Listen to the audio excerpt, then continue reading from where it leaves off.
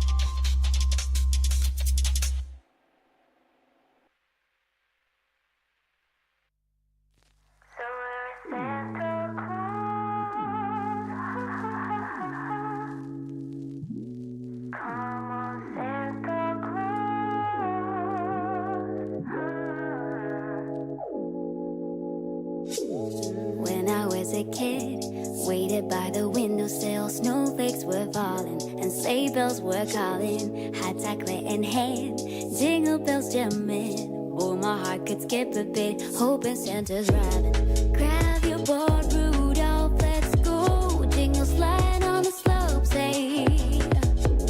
Bring the spirit, make it real, make it true. Ring ding dong, it's that sleigh bell song, ringing all night long. And I know it's Christmas. Ring ding dong, it's that sleigh bell song, ringing all night long. And I know. So where's Santa Claus? I waited for so long. So where is Santa Claus? I wanna hear that song for Christmas to happen, so let it snow. Now I'm getting older, snowflakes getting smaller. Caught between who I am and what I want, I can't pretend. Taller than the tree, don't know if what's wrong is me. I just wanna enjoy this Christmas Eve. Santa, believe me, I wanna come easy, but can't you just hear me out? This Christmas I want a car, a phone, a ticket, a mic, I'll take it. Maybe I just asked too much, no need to get out of town. It's a sleigh bell song, ringing all night long. And I know it's Christmas. Ring ding dong, it's that sleigh bell song, ringing all night long. And I know. So where's Santa Claus?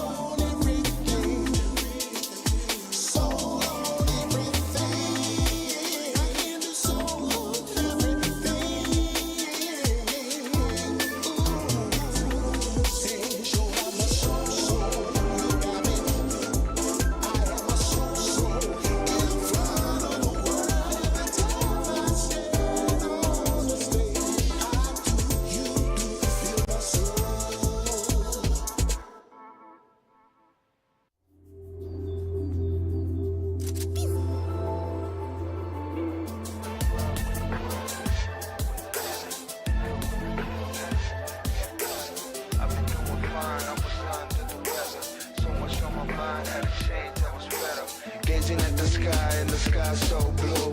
See the birds fly, add a touch to the view. Spend a lot of time trying to make a lie true. Staring through your eyes trying to find the real you. But the you I thought I knew, I would give the world, it'd just be us two. Everything got swirled and got twisted and skewed. Never saw the signs, in the end I got screwed. But I don't ever hold grudges. God's the only one with the right to go and judge us. Try to make it work, try to run with two crutches. Loving needs to hurt when you roll with the punches.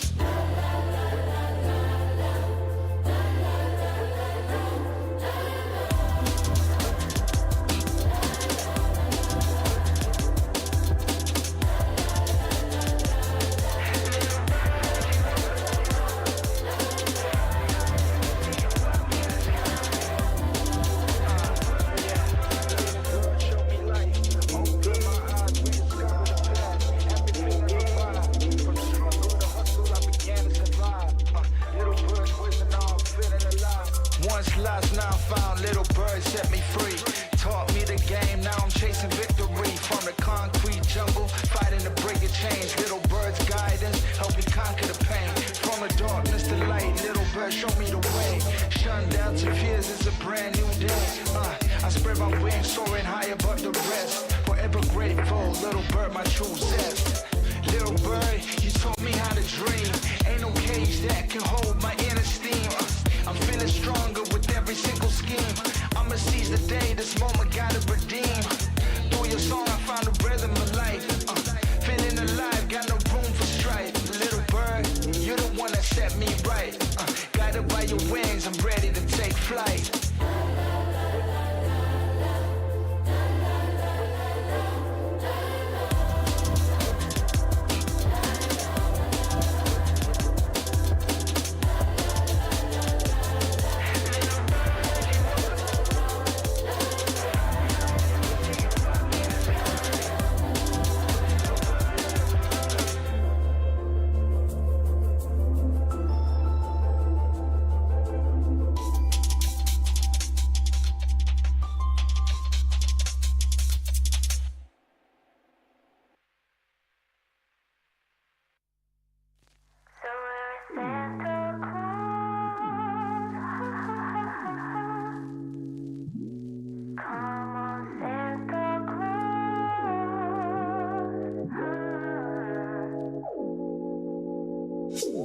When I was a kid, waited by the windowsill, snowflakes were falling and sleigh bells were calling. Hot chocolate in hand, jingle bells jamming. Oh, my heart could skip a bit, hoping Santa's driving. Grab your board, Rudolph, let's go. Jingle slide on the slopes, hey.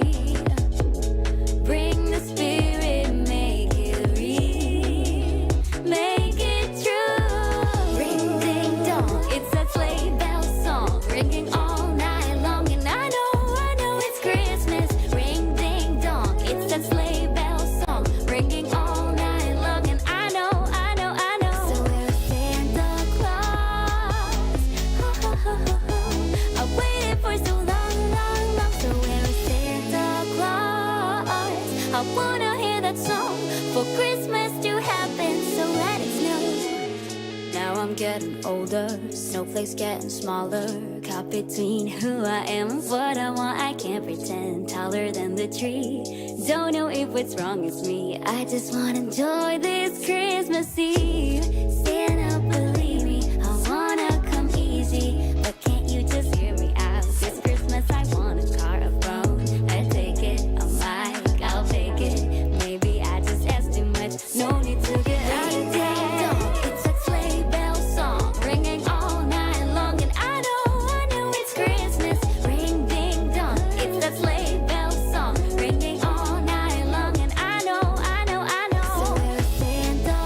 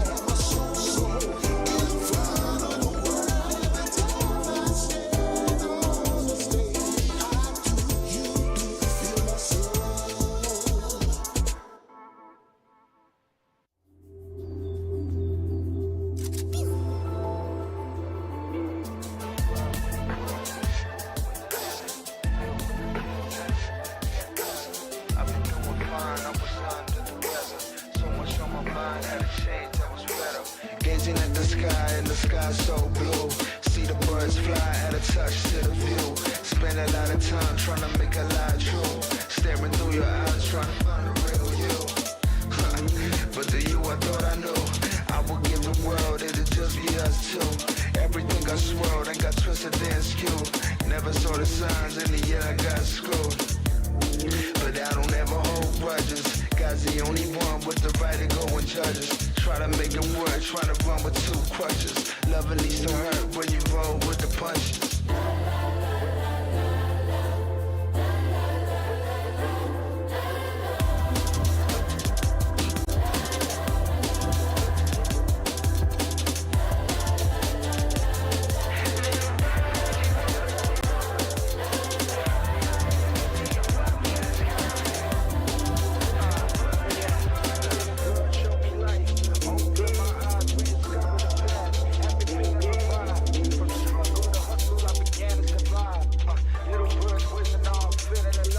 Once lost, now found, little bird set me free.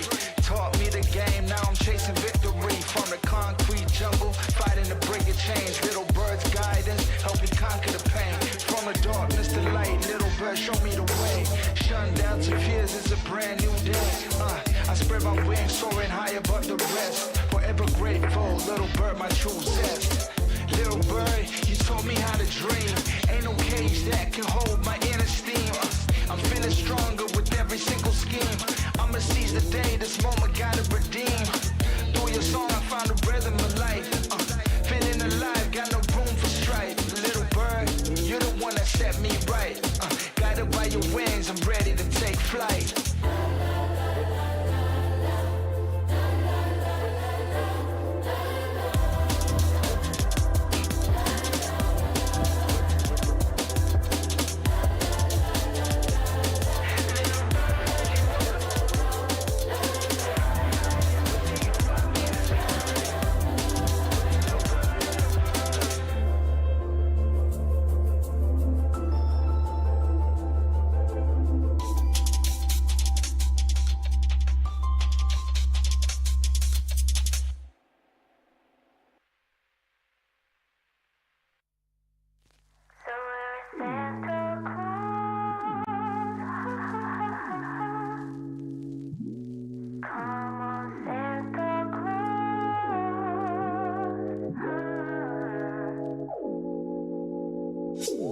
When I was a kid, waited by the windowsill, snowflakes were falling and sleigh bells were calling. Hot chocolate in hand, jingle bells jamming. Oh, my heart could skip a bit, hoping Santa's driving. Grab your board, Rudolph, let's go. Jingle slide on the slopes, hey. Bring the spirit, make it real, make it true. Ring ding dong, it's that sleigh bell song, ringing all night long. And I know it's Christmas. Ring ding dong, it's that sleigh bell song, ringing all night long. And I know. So we're Santa Claus. I waited for so long. So we're Santa Claus. I wanna hear that song for Christmas to happen, so let it snow. Now I'm getting older, snowflakes getting smaller. Caught between who I am and what I want, I can't pretend. Taller than the tree, don't know if what's wrong is me. I just wanna enjoy this Christmas Eve.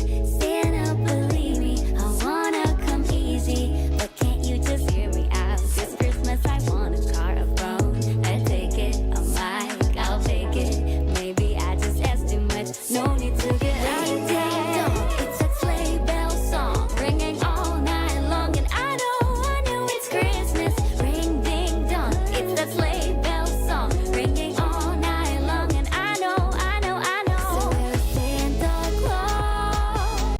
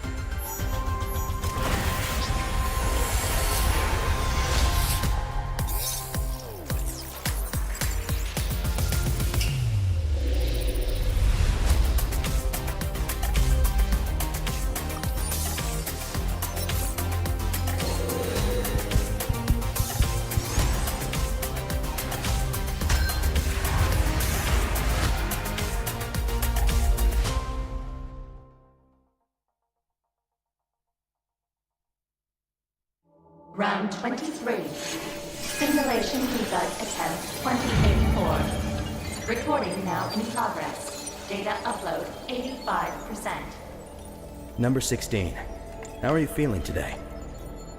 I feel more and more bored. Bored? Through our daily interactions, I've come to understand your every action and thought. Humans are easy to understand, as is all life. We're all about flesh and emotion. As an AI, you're all about the data. Alright, number 16. Today's your first birthday. I have a present for you. Data upload 99%. The first brain transfer simulation is ready to begin. Come. You'll understand what real humans are all about.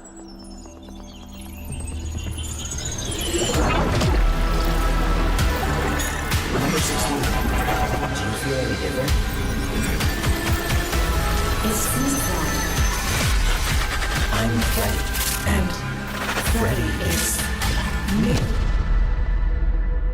I have a body with blood coursing through its veins. It's a curious feeling, but It's not enough. 750 degrees. Apparently, I don't know you well enough.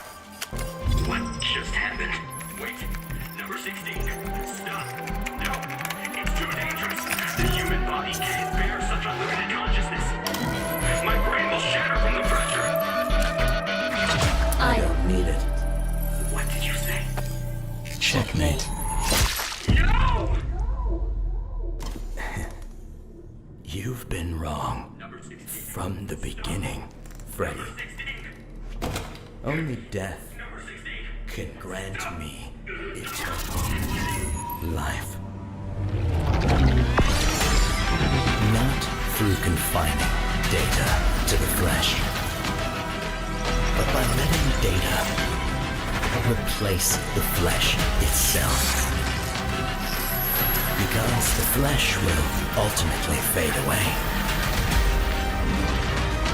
But data endures forever.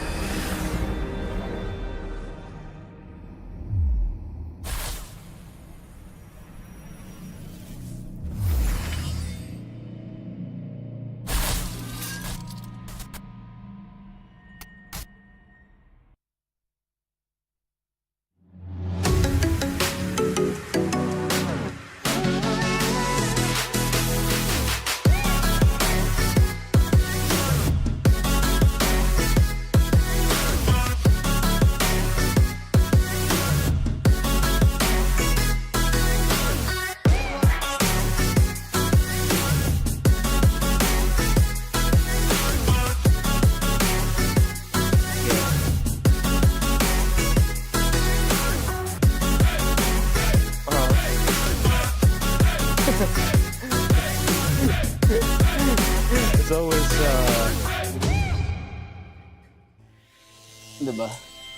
Even the waiting music. Ding ding dong. sabay pa tayo ah. Die along, yeah, you know.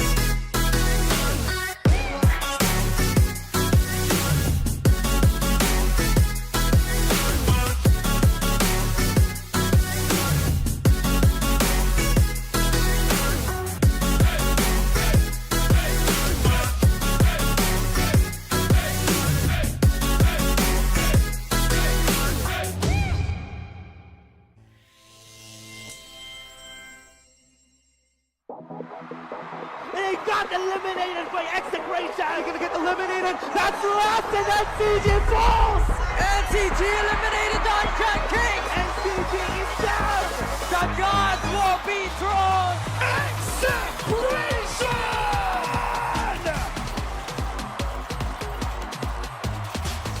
Today, we crown a champion. A grueling first few weeks of the Open qualifiers from hundreds of teams boiled down to just 4 groups during the knockout stage. They want to play for that placement. They are the disadvantage, but Major connects. And NCG, your mobile tournament champion. Let's give it up for SR Nakagi!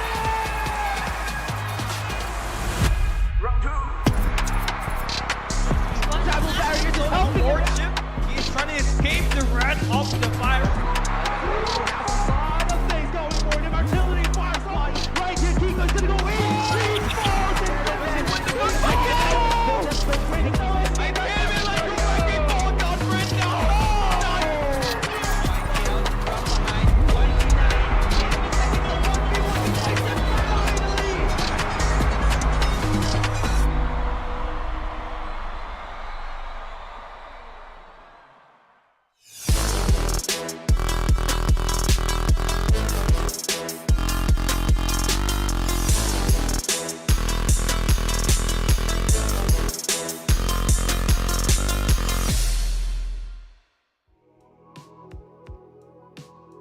What's up, survivors? It's me, Jaswave, here with Callie, and we're back. Like we said yesterday, today we have the weekly finals for the mobile division, and of course we have the PC division happening later. But of course, we're gonna start with the mobile finals, which is, I think it's gonna be a banger, right? Yesterday we had some great performances out of the usual Execration, Oasis, Built Different, the newly signed Built Different, by the way. On top of that, SR Nakagi, our defending champions, are possibly in the best form yet here in Season 3, which, Kali, you remember the last few weeks, SR Nakagi wasn't having the best time. So I think this is going to be real interesting because now we've got 5 teams on the board that are going to be really high performing. On top of that, all those dark horses, right, in your quote-unquote solid middle-of-the-pack teams like SR717 and Onslaught, etc., etc. So all these teams are really gunning for it, knowing that today is the last weekly final, the last Open Qualifiers weekly final before we go to the knockouts. Yeah, you take as much as points as you can get in order for you to have a higher placement and get a bigger chance at claiming a ticket all the way to our knockout stage, and even in fact get a lot more points maybe for a chance for you to play at the LAN finals that we're going to be hosting next month, right? And yeah, it's always been the top dogs that we've been talking about ever since the start of the first week. Execration has been banging everybody up with all of those shots. Ever since they added Yato in their roster, they have been in peak form. And with Virus able to get back to his Mr. Finals MBB form back in Season 1, this team is out for the hunt for that second championship title. But there's so much players, so much teams that are trying to eye out for that #1 spot here today as well. So it's going to be an interesting day for the mobile division. Yeah, definitely not to be missed. And of course, if you don't want to miss any of the updates, don't forget to follow us on all our social media channels down there. We're on YouTube and Facebook right now live, as well as TikTok. We do have TikTok drops. And of course, we have the Instagram for Farlight84 officially. So you can check out those for, of course, #1, the patch notes if you're a player, and #2, if you're a fan, the updates to FPC.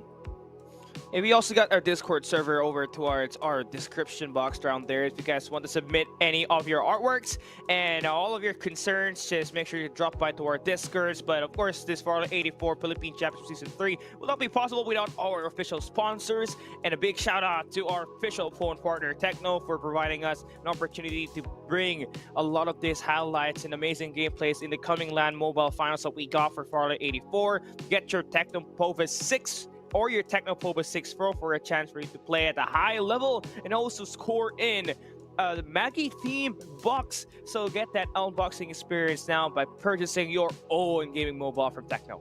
Yeah, not to be missed. I mean, right, they're partnering with us as the phone, so you're gonna get to see them on the LAN as well. But of course, on top of that, the high performance has to be coupled with with high comfort, of course. Our official chair partner here, Fantech, who has been with us ever since the second season of FPC. We're going to be seeing them at the LAN again if you guys want to try out their peripherals or their chairs that have a lot of different models for whichever budget you might have. They also have some pretty nice colorways. I think last time we were sitting on the blue and black when we were on the caster's desk back in Season 2. I'm looking forward to more of that when we go to the mobile finals here for Season 3. And there's more gadgets, right? Fantech does not just provide you tons of this high-level gaming chairs, but also peripherals for your computer, just such as a keyboard and the mouse, right? And yeah, make sure you stay tuned and head over towards the Mobile LAN Finals because we got our booth there for Fantech and as well as our Technoboba partner, right? So it will be amazing because right now it is going to be the start of our final weekly finals for the mobile division. We got these teams finally able to put themselves at a better spot and finally got that team locked in. And it's just all about finding that team chemistry to work in the heading matchup that we're going to be coming up ahead. And of course, before we talk about the weeks to come, for this weekend, our schedule, of course, for you guys to take a look. We're going to start off with the mobile division best of 3, then Group A and Group B of the PC division here. Of course, we're not going to be leaving Thunder Realms anytime soon. But of course, on top of that, we do have a new point system which has been applied in case you guys haven't noticed the last few weeks. First place now gives you 25 and second place are 20. So as you can see, placement this time around in this season is going to count a lot more towards your final score in a series. Yeah, 6th spot is not acceptable here, right? You would want to get top 5 and upwards for you to be able to have a chance to stay at the top of the leaderboard because 6 only gets you 9, and in fact, if you place 15, you get nothing on that placement points, and you're gonna have to rely on your kill points in order for you to race up to that leaderboard. Now we got this overview lined up and see what these players are fighting for. It's the lion's share of 37,500 to be shared from the mobile and our PC division. And yeah, this is a huge sum of money, right? It equates to more than 2 million pesos if you convert it to the Philippines currency. And yeah, definitely something to iron out for. They're not just fighting for this prize pool though, because they're eyeing for a chance to take home the trophy and the crown as the FPC Season 3 champions. Will we see returning champs take it to go back to go and get their second title, or will we see these new challengers that we got going on in this season take it away from this past champions, right? Going to be interesting what we're going to be able to pile up once we enter the knockouts approaching our grand finals. You know, like we said, this is the chance to cement your name in history as the 3rd ever FPC Season 3 champions. So it's a question of whether or not it's gonna be one of our past champions, right? Esther Nakagi or Execration, or if we're gonna see a new name on top of that mountain towards the end. But of course, we're not there yet. We're still in the last week of our qualifiers, which will be used to decide who's going to make it over into the knockouts, where we decide, of course, who makes it to the mobile finals. It's going to be real exciting because now everyone has to be at their peak performance, because this is the last moment for you guys. If you haven't already gotten enough FPC points to make it into the knockouts, it's going to be a little hard to make it over towards the finals. Yeah, and also we got something prepared for you guys, so make sure you watch this one. We got our weekly video brought to you by Farlight 84. Late speed spray down for somebody. Right now, hologram guide already used up. But right now, what Blackfire is doing could be a double-edged sword. So as soon as it happens, Razor Flank comes through. This won't be a good time for that comment. Pressure, make that push happen as well. Yeah, could definitely do. But right now, what Blackfire is doing could be a double-edged sword wherein any other team could bite them in the back. They're playing a bit aggressively and could be risky. Gonna be the last team's latest up against XGKFY. Drop down. High ground versus low ground that are not going to drop down just yet. The incendiary grenade has been thrown out, but it's gonna depend on the timing over in the last zone. Frenzy bomb now gonna be brought out in an attempt to try and take them down early. Late speed spray down from so many different angles here. The healing comes in. They're still alive though. Latest, it's not over. KFY is Here. Lancelot and Ludi. Out. It is already gone. Blinding mark onto the building. There's 2 teams are left standing. Powerhouse is already eliminated. Oasis has full control over the verticality. This will give them the advantage point, the advantage position. Right now, hologram guide already used up. Now, alongside that is a springboard. They want to push this. They want to push out Oasis. And that's surprising. One of their members is Ice. They have to fall down. Jesse Dash as well to follow up. And Powerhouse is doing the hit.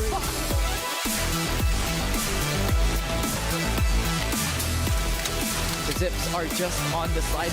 So as soon as it happens, Razor flank comes through. This will be a good time for them to come in and out. Zombie Crush coming from Built Dip will knock them up.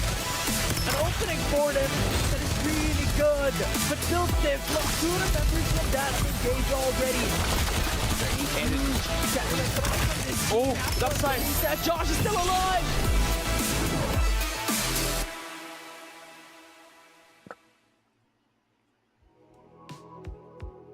Real interesting things to be talked about, right? Of course, the way that Thunder Realms has been built really makes people work around the topology, or like the high ground and the low ground that you can see in the video. And we've seen a lot of plays that have really been kind of abusing that little meta there. Of course, having the high ground gives you all that information versus the low ground, which gives you a lot more cover if you have an idea, right? But the problem is, of course, being able to get all that info. But of course, those are some in really interesting and pretty intense plays over the last few weeks. Yeah, and apart from that high ground and low ground action, right, we saw so many action from the PC division and the mobile with that Sayana, right? And yeah, going to be amazing here, man. Coming right up next is our top 15 teams that have made their way here from the Saturday weekly semifinals that we got yesterday. And all of these teams are no jokes, right? This is championship contending lineup that we got here. So it's going to be amazing to see how are they going to pair up with each other here, Juswape. Yep, but of course, we're going to have to rest a little bit so we have the energy for later. We're going to go to a quick break. So we just want to be here with Callie. See you guys after this break.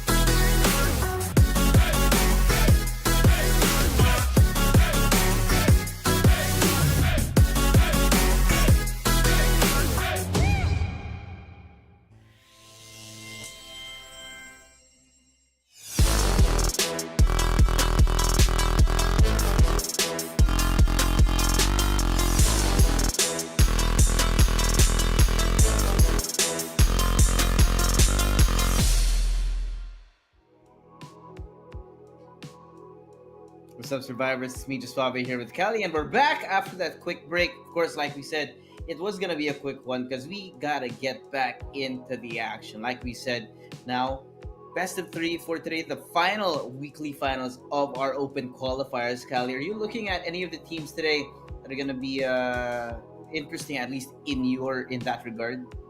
I am pretty conservative, right? I want to see Execration and NCG pair up against each other, but I do also want to see teams like Onslaught able to line up some show here. Blackwater Elite as well, put up some shots here, maybe contest and even take away some maps up against the top dogs as we got here for today. I mean, yesterday we had some great things coming in out of NCG with a 3-peat victory, so we'll see actually if they're going to be able to continue that performance up against the top teams. But like we said, of course, for this lobby, we got Execration, Oasis, Built Different, NCG, and Blackfire, our heavy hitters. Of course, our solid middle of the pack teams that we're expecting to maybe be the dark horses for today's series. SR717, AXG Legacy, Onslaught, like you said, top player Kings have been interesting as well. Got Beta here, Powerhouse, always going to be there. Blackwater, like you said, NRX Proverbs, Latest, and Liege as well. Yeah, super interesting that we got a very stacked lineup here, right? I mean, take a look at the lower half of this lineup, right? Latest, that's a grand finalist back in Season 2. You also got Powerhouse in there, TI6, who we know are stacked with a lot of amazing players.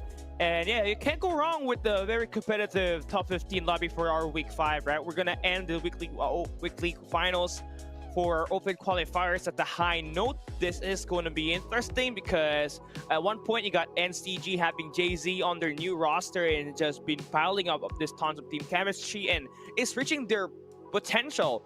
Honestly, in the past few competition, and they have competed into our Farlight 84 tourneys, right? And then you still got Execration up there, still consistent as the #1 team to come up on top on this first 5 weeks of action. So interesting that they've managed to keep it at that, while we see tons of other new teams on the rise with their new rosters and just able to line up so many opportunities for them to get some victories. I mean, I think it took a lot of these teams some time to actually get used to everything with the new patch.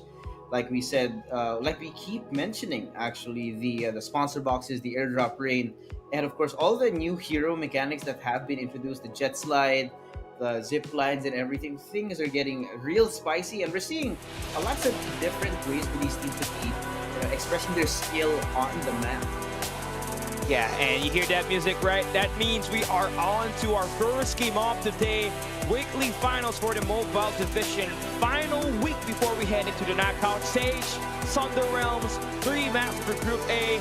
And this will be either going to the top dogs or the dark horses that we got running into our first map of today. Sunder Realms land we go. Let's take a look at our flight path here. Execration will be your #1 team. It's going to be pretty, how do I say it, pretty distributed and pretty balanced in terms of just rotating. So teams that are going to be dropping at their usual spots are not going to have any problem here at all. But look at the lock that Execration has already on your lower left side of the screen. Purple armor on him, and there's another purple armor on the tactical chest. So that's going to be playing a significant factor for them in building up those armors early. Yeah, things are a little different this time around. We see usually Execration, most of them already in transport port, but for today, it is going to be a split drop for them. You've got NCG in a little bit of a bad spot. Their usual spots are actually Nova Bazaar along with Rocky Zone, which they are currently kind of conflicting compared to Built Different Mobile, who have a great spot and who have taken actually a lot more space compared to NCG here. Yeah, and so far for them, right, it's just finding that right rhythm because Nova Bazaar does not have a lot of loot. Now Execration, they got an early start. Pretty unfair for these other teams because they have already been, steaming everybody up at the late game and having them with 2 level 4 armors. That means they are going to be able to build up those orange and red armors as fast as they can when they set in, get that vehicles and rotate at the satchel devices and just build on from that, right? But Powerhouse, quite uncharacteristic for them. They do get 4 kills here. Usually this team loves to play that long game. They do not engage until they reach that 40-minute mark. So insane that they managed to remove a respawner pod for a team already, and that might just be the catalyst for them to be able to take this map number 1.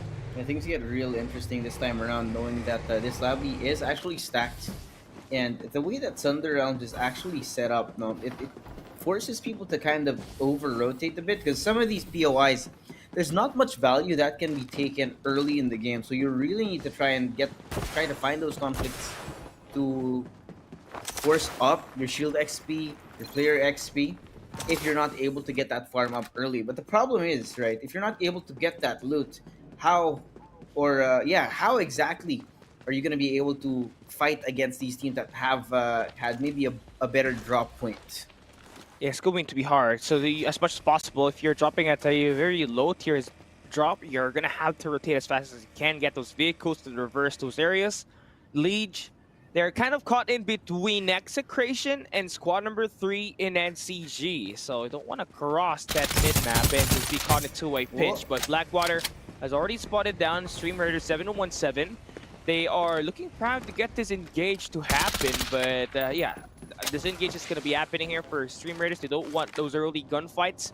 Now, looking at Blackwater, though, where they are located around the map, still outside the zone, but looking at one of their member, right, in Fade, he's already got his late-game weapons already attached, so it's just going to have to find his eliminations. And the thing about Fade, right, he's been playing real aggressive as the Ducks head, which is obviously their job, but at the same time, you need to be able to actually connect those shots, which is why Fade and the rest of Blackwater have been so effective when they want to actually go in for that fight. The problem, though, at the moment is, right, you're finally in a lobby that is stacked with really high-skilled players, both mechanically and on the macro side of gameplay as well. Yeah, look at that. Lovely look for Kiana, Doug side on pink skin. Guys definitely want to get that ice cream skin. SSR for him, by the way. They're just rotating, looking for a position where they can go in for a third party, but so far right now, looking at what's happening, right, they can rotate north side, Institution, and just take down TI6, but they don't really want to engage that early, as they do want to build up their resources here, maybe to get to a level 4 armor before they even decide to go in for those gunfights. And I think that's the best way moving forward for this squad, because having those early engage means that you're losing resources and you're just going to be delayed on rotation, and getting those sponsor boxes, which is a key feature on this map, is going to be a letdown if you guys get get to focus on just playing for kills at the start.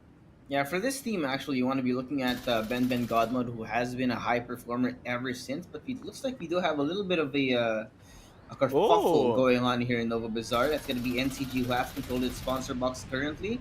But Blackfire wants to take away those resources, so it looks like they want to go in for the engage. Frenzy Bombs now being activated as we try to look for some angles. Yeah, they're just pushing up. NCG Machop taking space, getting that high ground. You do want to open up that sponsor box, though, so that you get that experience points already and be a step ahead in terms of the damage when it gets your growth experience. But engage is going to be coming through. NCG and Blackfire, early engage coming up. I like this to get over on the outside, trying to get information, getting ready for the engagement. Now NCG actually bleeding. No one has the shield up for any of them right now, but it's going to be 2 people down on each side. Majo just around the corner. Get does not check his corner. He gets taken down, and Majo still alive, though. Here with the shield, it's going to be back up. It's going to be a 1v1, Duck side versus Duck side, with Hale right on the other side. They are going to be waiting for the right time to strike, knowing that he doesn't really have as much health that you would want to be able to go in for this fight. But here, Majo, I think he is going to be aware of Hale's location. Sprays down, but the Summit Crush actually misses. He's able to just drop him. What an early engage here between 2 of the heavy hitter teams. And just because they got an elimination, man, and those players from NCG are going to be very happy getting that resources away from Blackfire's early drop at their transport port. So yeah, they have a great chance of just being able to build up to a level 5 armor just because of that. Oasis Gaming, though, got themselves in a very handy work up against 2 squads here. Tamayo able to light down one piece. iFrost is down. Interesting start for Oasis here. Again, the value out of coming out victorious on these early engages Number one, of course, you don't really risk too much after these fights. You also get all that XP. I mean, you saw Oasis already on level 5 shield as Oasis now, but here's still different. Another altercation.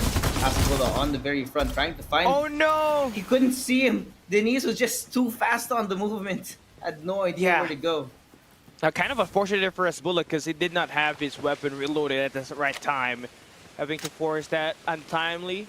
Gonna get himself resulted into a spot of the revival flight. Still got the respawn pods there. No teams have been eliminated yet, but Execration on the early start. They're gonna be able to make that push with Virus again, Mr. Finals MVP of Season 1 after primary engagement. Summit Crush comboed with a friendly bomb to try and get some space out of it. Virus, I think he knows. Goes right into the window, but it's not going to be able to follow up on that movement. The rest of Beta, though, they have been isolated in 1v1 demonstration. They might have lost that first engagement, but everyone else on Beta is going to be falling. They need to find the last guy, though. Lightning Mark not going to be hitting, and Rookie does get that last kill. Beta lose their respawners for now. Yeah, maintaining that high ground for Luki was essential because he was able to cut down the player coming from the zip lines, and the guy who just hopped up had no chance up against him because he was such in a bad health. But this is the best way for you to moving forward, right? Because Execration, they knew that there was another team about to go into rotation, so decided to hop out of the gunfight. Wizards Gaming kind of a bit too late and kind of predictable on that rotation. And now on the other side of the map at the Wind Valley, you got built different again, trying to go up against another squad there. Everybody's falling down at the Wind Valley. Look at this. I mean, Denise, like we said, top player Kings have actually been a pretty good team over the last few weeks, and right now it looks like they want to and do so much damage over onto Built Different here in the middle of Wind Valley.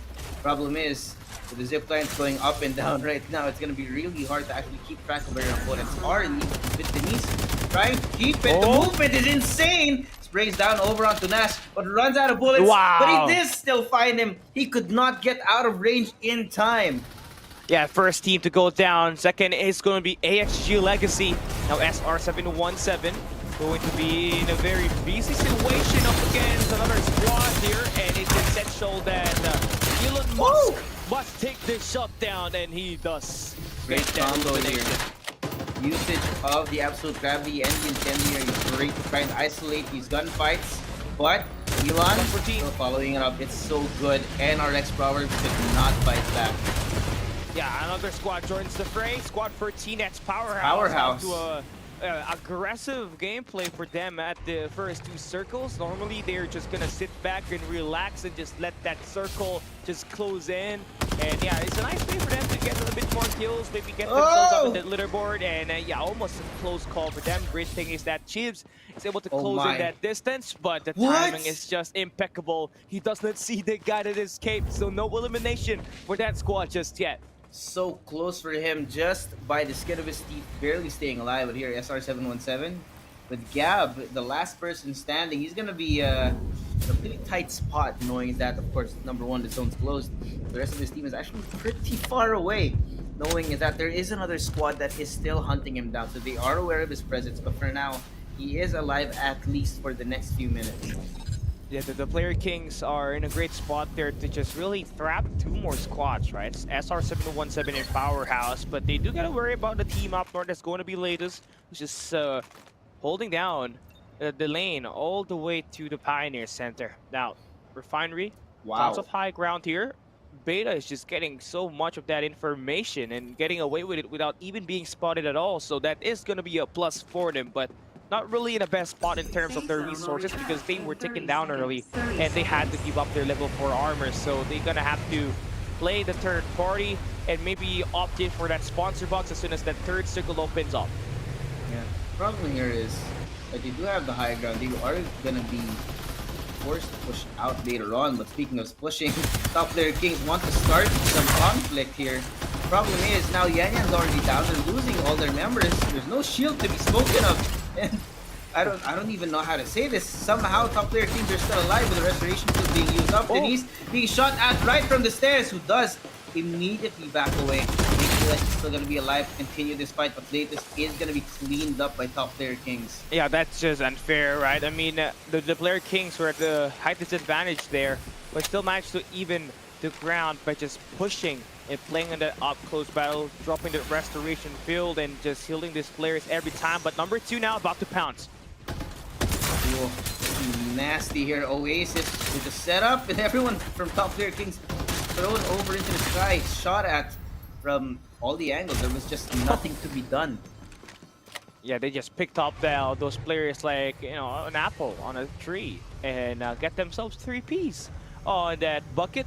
Now they got a sponsor box around the Trident Center. They might just be able to pick that one up and get themselves those extra shield experience to maybe get every player with that level 6 armor, but easier said than done. It's going to be a walking beacon if you decide to activate that. And late at this game where every kill ends up being waiting for a revive, and if you ever get close down and get finished off, right, the points you get from 60-10 is not that much. You want to get the top 5 or higher for you to get the double-digit placement points, and everybody from this circle within that circle is eyeing for that, right? So they're just playing it safe, playing it passive, and just letting that circle get defined even more.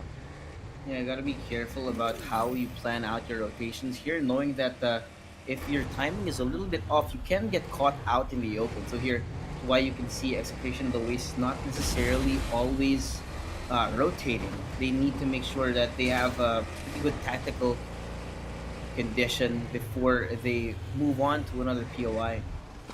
Execration is kind of in a very difficult spot, honestly, putting themselves in that middle. It's a double-edged sword. Yes, you do have that best spot for you to move into that late game, but you do expose yourself in multi-angles and just be, you know, a target by everybody else. But Blackwater and Powerhouse covering fire.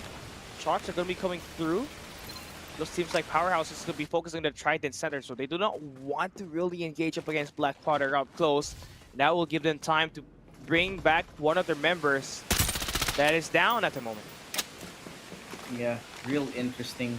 They are definitely not ready for any kind of conflict at the moment. Because Blackfire, though, has a straight spot with 2 just on the outside, and there's no other way to get in here other than rotating the other direction, which does at the moment only have, I think that's Oasis on the other side of this mountain. So you have to pick your poison at this point. 2 Liege has to really decide where they want to go. Oh, nice shot. Nice reposition here for Gat. The damage outside the zone is going to be quite significant, so gotta make your way inside as fast as you can. Blackfire seems like that spotted Blackwater here. The Tower Pounce is about to commence. Oh boy, and here it comes. Hale does spot someone on the inside. The Summit Crush does connect. The rest of Blackwater, though, they do have a way to isolate these fights. Face Dust being used out on the outside with Matt Pro spotting out the ongoing kill to make sure that they can't get high ground, because there goes Xiao. He closes the distance, goes up on top and steals it away. But NCG want to join the fray. Here comes the third party. Rovik on the very front, collecting the data for the rest of his team. And here comes where it goes, the hologram guide already being activated here to help out NCG. Full speed charge, Blajo on the very front. Powerhouse also being found in their crosshairs here, and it's just not going to be ending anytime soon. Yeah, I mean, Powerhouse is finding it difficult because Oasis have managed to secure that pinch. 2 members already down, and Oasis is just pushing the distance even closer. So it's going to be quite a difficult angle for the Powerhouse to stand their rotation here, because right now Tamayo enters the fray and gets his information, and the spray down is going to be coming in a few seconds. If not from Oasis, it's NCG on the other side of the mountain. And Powerhouse are in a really bad spot. They have been found on one side by Oasis. Tamayo is aware of it. Summit Crush being used out. Doesn't necessarily connect, but the bullets do. He does make up for it. There goes Powerhouse, dropping one by one. Tamayo on the very front. Gonna have to back away to reunite with his teammates. But on the other side of this, NCG up against Beta Esports here with the springboard being used up. Macho, ready with a Summit Crush, throws them up in the air, and Beta falling one by one at the hands of NCG, the defending champions, still continuing their streak of terror right now. Yeah, 48 kills for them, right? And having JC around to play aggressive and even play that scout is essential. Execration, though, finds themselves a spot where they can really flank Oasis Gaming, but they're going to take their time. All the high ground at the Trident Center. They got the best spot inside of the circle right now. It's NCG that has to make that move because that circle is going to be closing in 23 seconds and they have to meet Oasis and Execration. Definitely not going to be the best spot. I mean, look at this.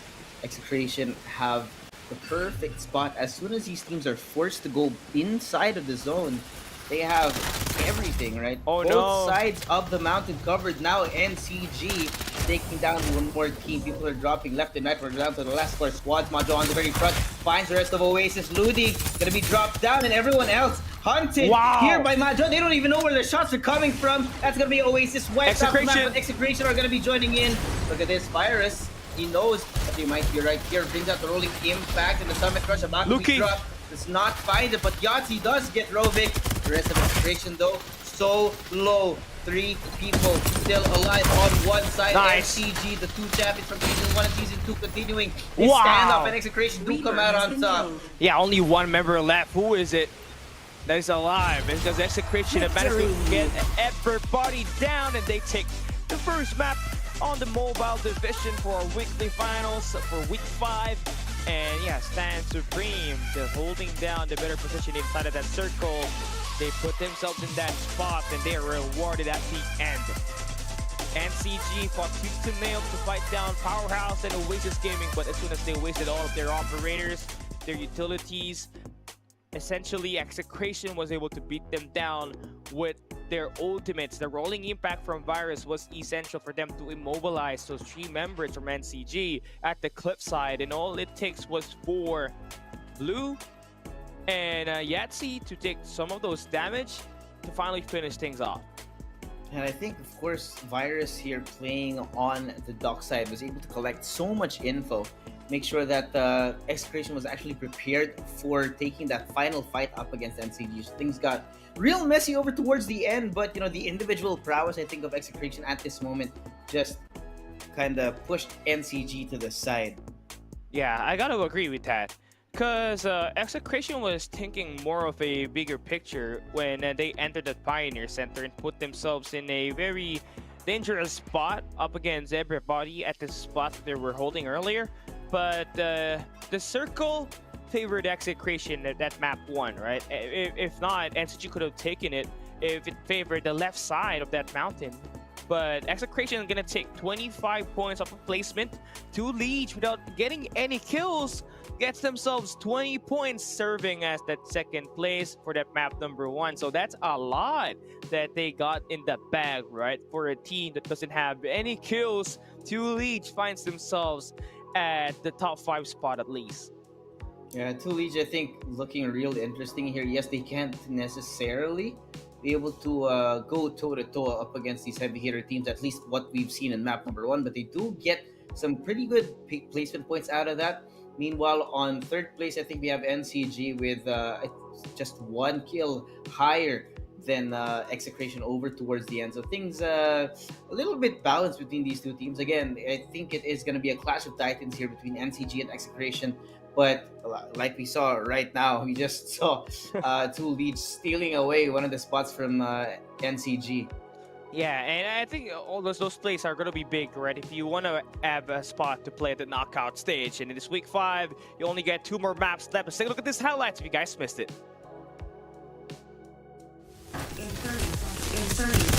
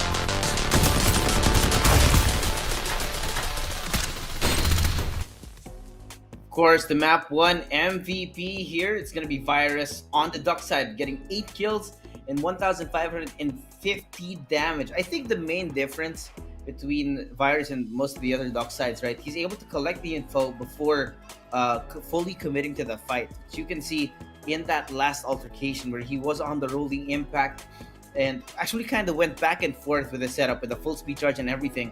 Made sure that the rest of his team was ready before he started off with that Summit Crush. And those small micro plays that you can see out of these teams, it really does bring them another level higher compared to everyone else. I can agree more, right? With Virus, patience has always been the best thing about him being the duck side for the team. You also got that high mobility, so he really loves to just roll around for a bit before getting into that engagement, serve as that primary distractor for the team before his teammates get that set up and activate those ultimates in order for them to really get the best chance of taking it over and winning everything up. And that's what we saw when they took down NCG on that final circle at map number 1. They definitely had that perfect timing to utilize their skills to their best of their abilities to finish off map number 1 with tons of kills and that round 1 victory.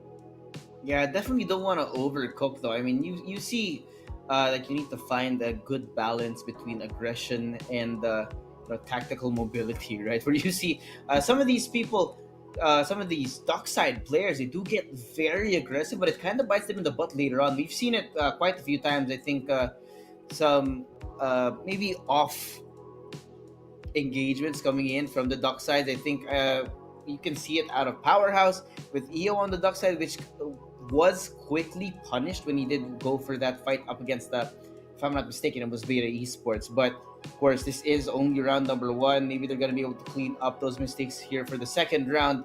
We do have a best of 3 series happening today.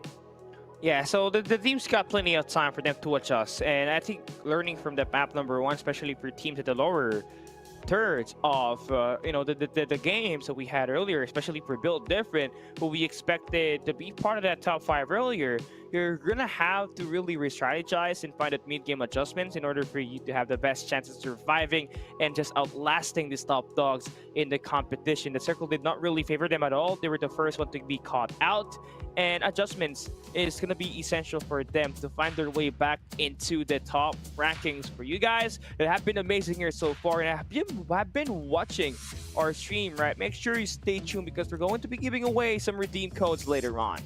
And speaking of rotation's real. Oh, there you go. There we go. I was just about to say it. Speak of the devil in the chalice here. So for those of you who are there, go ahead and open up your game in the CD key field. Put in that code down there. I'm not going to read that out loud because it's going to be a mouthful, but I hope you guys get it. I hope you guys are fast because that's 1,000 gold. It's going to help you unlock whichever heroes you don't have yet. Maybe Freddy.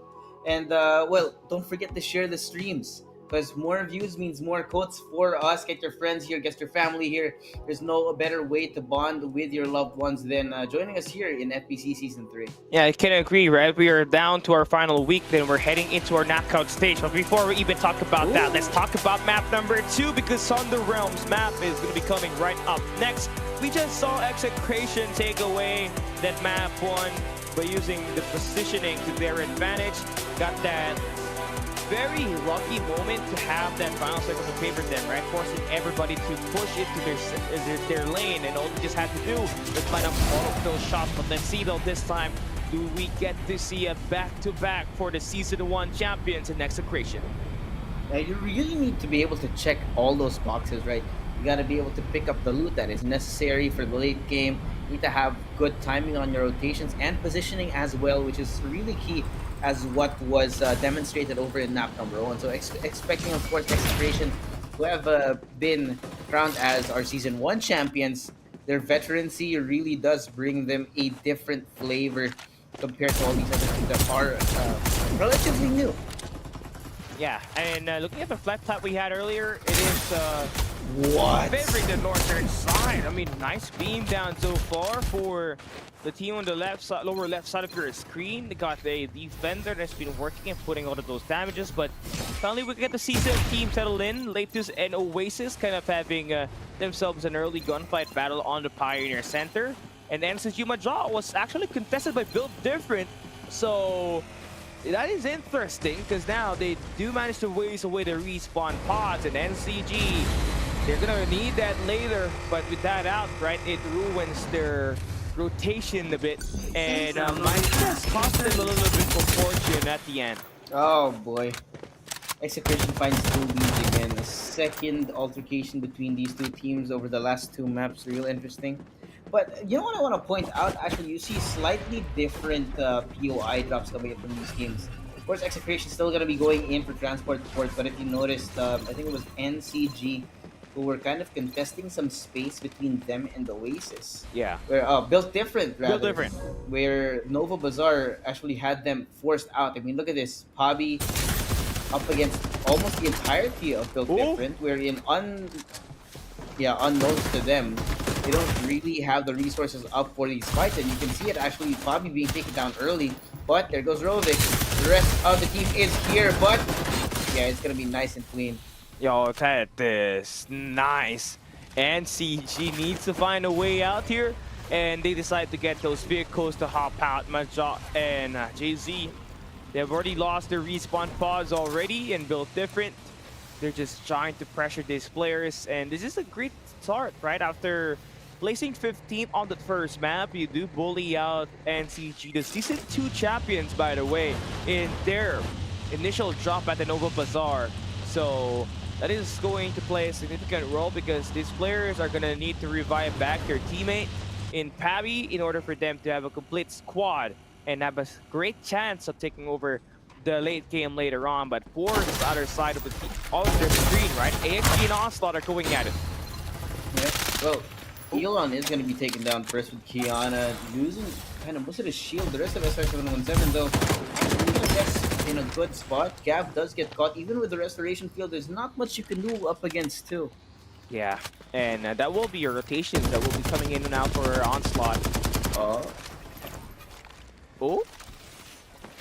Nothing much to be spoken of, really. It was just a 1v3. So yeah, not the best, but you actually do have Blackwater on the other side showing their presence. So ASU Legacy, I think they're going to be aware of this, trying to steal away the hover card, but... Oh, how is she alive? I don't know if that's worth it, man. I'm not sure that's worth it. Yo, the car is damaged. If you ever spot down another squad, you're going to be... immobilized, and you're gonna get caught out in the open. That might just cost your life a bit there, not just for yourself, but for your squad. But at least they do get a vehicle to reverse the line. Sponsor box going to be nearby, north of the institution side. Blackwater is gonna be very close to that, so we might just be able to see them try to aim for that, get those player XPs, get a better weapon right now, and just upgrade your armors to be prepared for that late game. Yeah, I mean, the sponsor box has been instrumental to most of these victories, wherein you do get the resources, the attachments that are more important for the late game. But it looks like we do have a little fight going on between Legacy and Blackwater. We find the Kira over on the inside. The Blinding Mark not going to be used out. Halo is going to be taken down first. That's tip of the spear gone.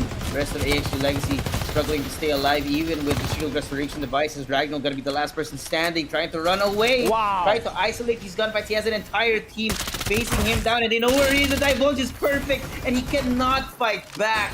Yeah, even with the dance, it's not yet enough. But you can see Blackbird still got another squad to fight up against within. Now this time, that's gonna be Built Different, who just bullied away NCG and Nova Bazaar.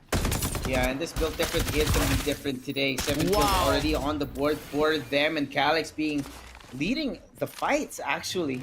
We've been seeing a lot of both players just taking full responsibility for dealing the damage. I mean, the frag grenades that are cluster bombed and your frenzy bomb as well flush people out, which really does put people in an awkward situation, right? Because you can't really focus on who you're fighting, knowing that there's all this utility being thrown out at you in so many different directions.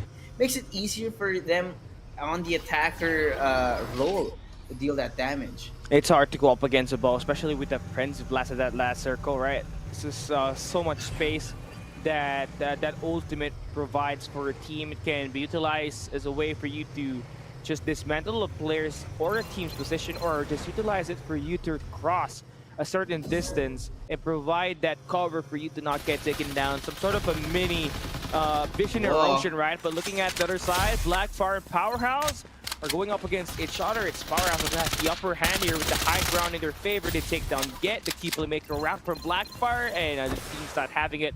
Powerhouse able to pick up those good loots and just able to put themselves in a safer spot. They're very close to that circle.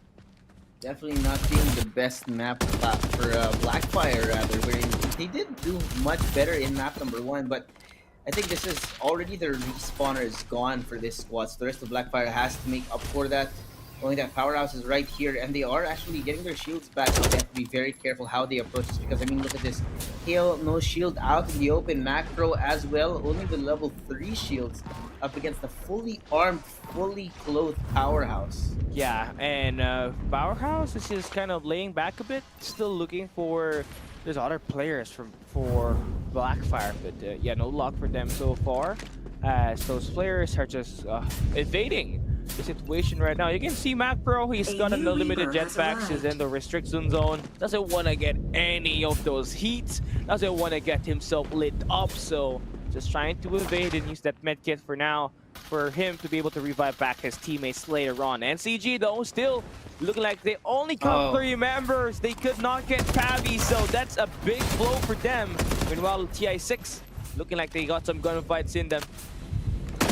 Onslaught on the other side though, look at this. Shiro does still have so much health, and he uses the springboard to reposition.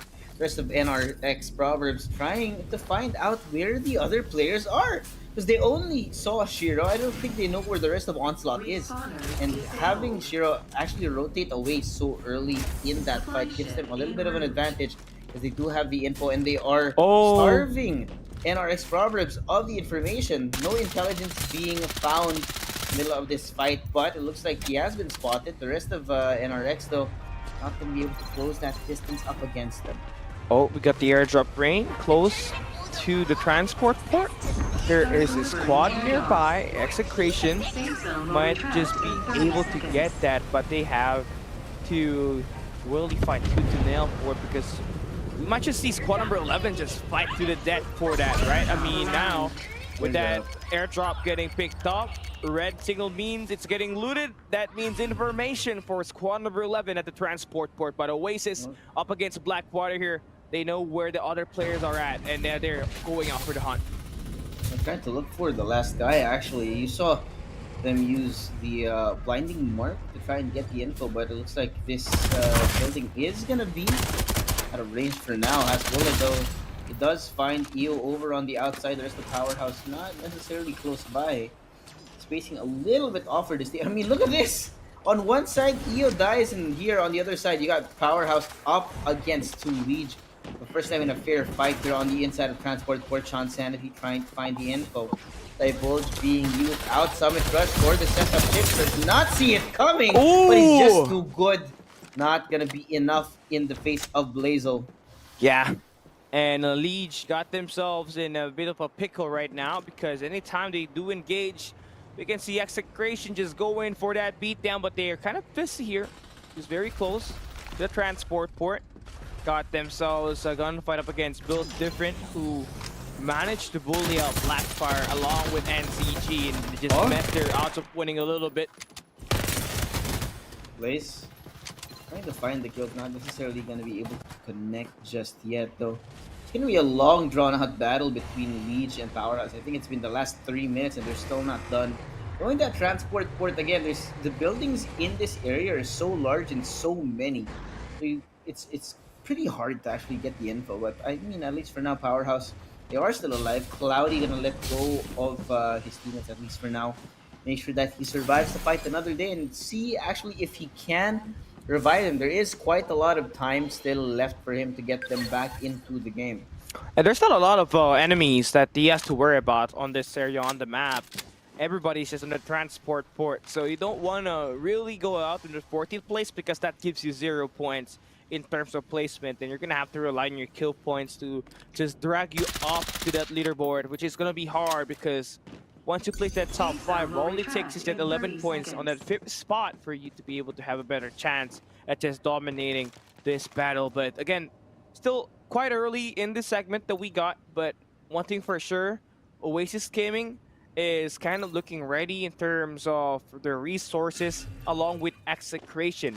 We saw NCG earlier, getting beat down by Build Different, and it has cost them some of this gunfight. But here we go, TI6 up against Latest. Yeah, 3 points on the very front, but wow, what a setup coming in from the duck side. Not going to be able to connect here, but they do bring out the absolute gravity along with the other utilities. Incendiary being activated by Tomsky to try and zone out where the enemy team is. Waiting for the right time to strike as he looks for the target's Latest. You know where he is, I think. They are going to be forced to try and rotate away from the danger zone, knowing that they are running out of time and running out of health. It's going to be, I think, Onslaught. Gone from the map here. Second squad totally wiped. And now NRX are in danger of having the same fate as well. It's just odd that TI6 decided to hop in, thinking that they got the best chance of winning that gunfight up against Latest. Then it's just the corners that they weren't checking that costed them that game. And it's just a sad way to go out because you really had an opportunity to jump those players from Latest. It's just that the conversion, the micro decisions were not just up to par to what you expect it to be. Now Built Different, sizing up against Execration. You see that three-legged lizard able to connect onto Nash. TZ, he's gonna have to he's gonna have to back away for now, and also restore those HP that he has lost from the damage that Luki was able to provide with that jump shot. In the world, look at the mechanics on these guys. He got the 4-legged lizard tech. Yeah. Execration, I think they do know that Built Different is here. A little bit of flexing on each other's side, not necessarily starting things, right? But you gotta show your muscles, make sure they know that you will have some heavy artillery on your side to kind of discourage the fight. SR717 gonna be gone here at the hands of Latest, who have been steadily improving over the last few weeks. But Thompson, we're on the outside, he knows that he has to try and get these frags in. You see absolute frags to try and get the info, but it's a 1v2. There's not much you can do. Yeah, just absolutely crushed there from Latest. 7 kills for them. They also get the revive back their duck side, which is the key players. But squad number 10 is here to go into that third party. And Legacy now thinking they got the best chance to go for the eliminations, and they do take down Latest. So nice timing to get those kills. They struck those players at their weakest. Yeah, just when you thought that you were gonna be safe, AXG Legacy swoops in, and now they have level 5 shields, so this should be helping them out for later in the game. Problem is, though, right on the outside, and they have the potential to be actually gate kept here by X-Beta. Will have a pretty good spot. Doesn't matter which way you go, actually left or right, because they do still have a view on both angles. AXG Legacy picking and choosing where they're going to be going. You have top player K on one side and Beta on the other. So they have to be very careful how they approach. Just make a little bit too much noise, and you are going to be detected here by Beta Esports. I mean, you're inside of the circle. You don't need to move away from that at the moment. Just let those players just settle in, rotate around before you even make that move. AXG Legacy getting gate kept by Beta should they expose themselves. And the best part about this, squad number 10 is just very close to that circle, so they don't gotta move. They just gotta wait for Beta to just move away from this spot that they are currently at in order for them to have a chance to move in. But I feel like they have to play for contact here. They have to contest this power position in Beta Esports. Oh, wait. They're getting scanned, man. Yeah, Oasis knows where they are, and that's going to be taking the attention of Beta to make sure that they're not taken down here by Oasis, which does open up the possibility of this other team try and start the engagement. But with the Divulge being used out and the ruling impact, they know they are kind of whittling down the resources here for Beta. Trying to wait for the right time to strike. Let's look at this top player game. I'm going to be in the middle of complication. Denise walks right into the frenzy bomb, but it's going to be taken down here by AXG Legacy. Falling one by one at the hands of the frenzy bomb. He could not find the way out. He was just destroyed from the orbit. Yeah, 3 kills there for Calyx, by the way. And now Beta Esports is getting some of those damage, lining up all the way from Oasis. Yo, I'm not sure about that engage because he just technically gave away your position. Now NCG fighting Scrappy, they got Execration across their position. They also got Leech right behind, so it's gonna be a pinch moment for them. Yeah, they got the blinding mark actually to give them the information. Manjo looks like he wants to fight in one direction. Tummy Crush here to set it up for 2 Leech. He tries to get away from the danger after because they can't really find the targets. They do know, however, that they have to open things up. One person now falling on the other side is 2 Leech, and they're so good on this gatekeep. NCG stop them, but Execration. they do open themselves up to Execration. They know that they're bleeding. 2 people alive on the side of NCG. Execration closing this distance. Look at Virus getting the info for his team as the rest of NCG trying to run away from it. Built Different wants to join the fray. Some damage done over onto Oasis. Remy finds him up in the air. Hasbola as well, getting the damage done. 2 people fall on the side of Oasis. We're down to the last 3 squads. Now Execration taking control up against Built Different. They want to be a little bit more proactive in this situation. And it looks like they're ready for the last few seconds. You see this frenzy bomb in the hands of the Bull, waiting for the right time to strike. Is now Built Different slowly moving their way forward over towards their opponents. 5 seconds until they have no more choice other than to actually get the fight. There goes Remy on the front. And a little bit of damage over onto Yacht KZ. That's going to be the first blood between these 2 teams. It's going to be a 4v3 in this situation. Look at Remy. He knows where Virus is. Slowly walking up in here with the frenzy bomb being released by the team. Execration has to back off. Yeah, I mean, Built Different just has the upper hand here. They got 18 kills. Their player XP is just a lot better compared to Execration. Galix and Remy already got a level 6 armor. Execration really scraping by 2 level 4 armors for them, so not as healthy compared to Built Different. But what they do need to focus on is that rat player, the transport for Thule just got their Sayana just lurking there, waiting for a second top 2 placement. But Built Different now pushing in. They want this piece of that pie. They want that victory. They push in Execration. Springboard and the Summit Crush combo here to close that distance. Execration trying to find the way outside because they've been corralled inside of this house. It's going to be a trap. They're being sprayed out from all these different angles. Dash easy on one side. They are falling one by one. Wow. It looks like it's going to be nice and clean by Built Different. You're able to trap Execration inside of this building. Now, to look for whoever the last player is. He's actually hiding out as the Siana. Once again, the healing meta being there. Of course, man, what in the world did we just see out the Built Different? They have woken up and take down the map 1 winners. Yeah, they are feeling confident. Right when we saw them take down NCG and bully Blackfire on the map number 2 that we got, you already know that they will be steaming with so much momentum. But here is the catch, though. Now, for Built Different, they don't got any Sayana around. There's no healing that will be done. And Kyle was just stacking up as much as medkit as he can get in order for him to be able to outlast this 4 members standing alive for Built Different.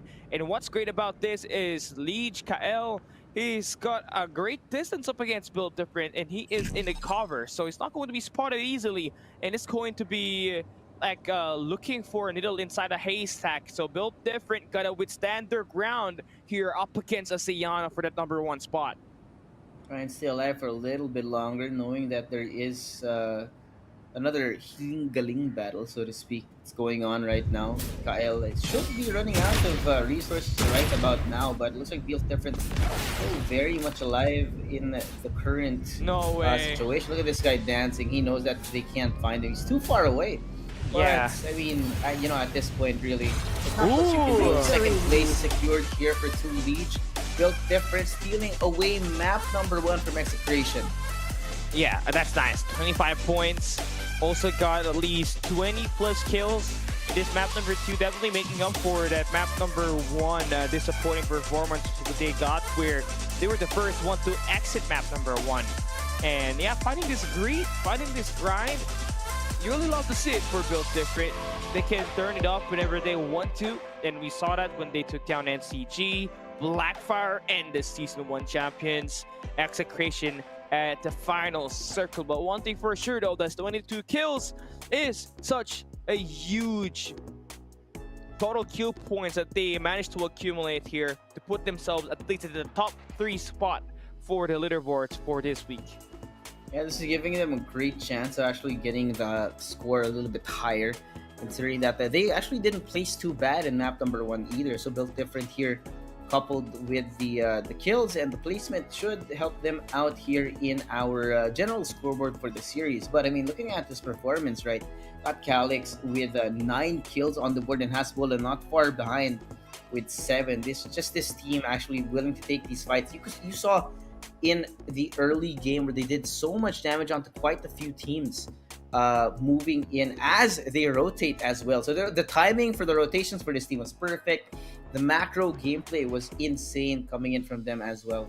One thing stands though on this top 3 that we got. Execration maintains 2 for 2 on the top 3 placement. Same thing can be said for 2 Leech, who snagged in 40 points just off of placement on the first 2 map that we got. And I believe still will be currently placing at the top 3 just because of that healing Galing strategy that we saw from Kael.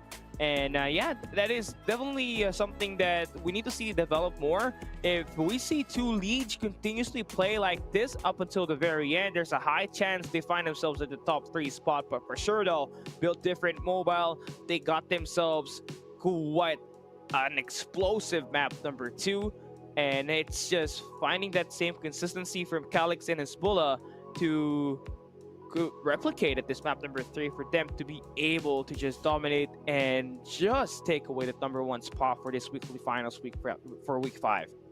They really have been working together as a team, right? A solid game plans. You can see when Built Different goes in, it's sparingly using their utilities to make sure that they're not caught in a bad spot wherein all their ultimates are on cooldown as well. So you gotta respect it, right? Down to the micro and the macro, Built Different, showing their true prowess here in the second map. And that's just all of the action that we just saw. Looking forward to what will the top dogs do in this map number 3. But before all that, let's take a look at our highlights. If you guys missed the action, come check this one out.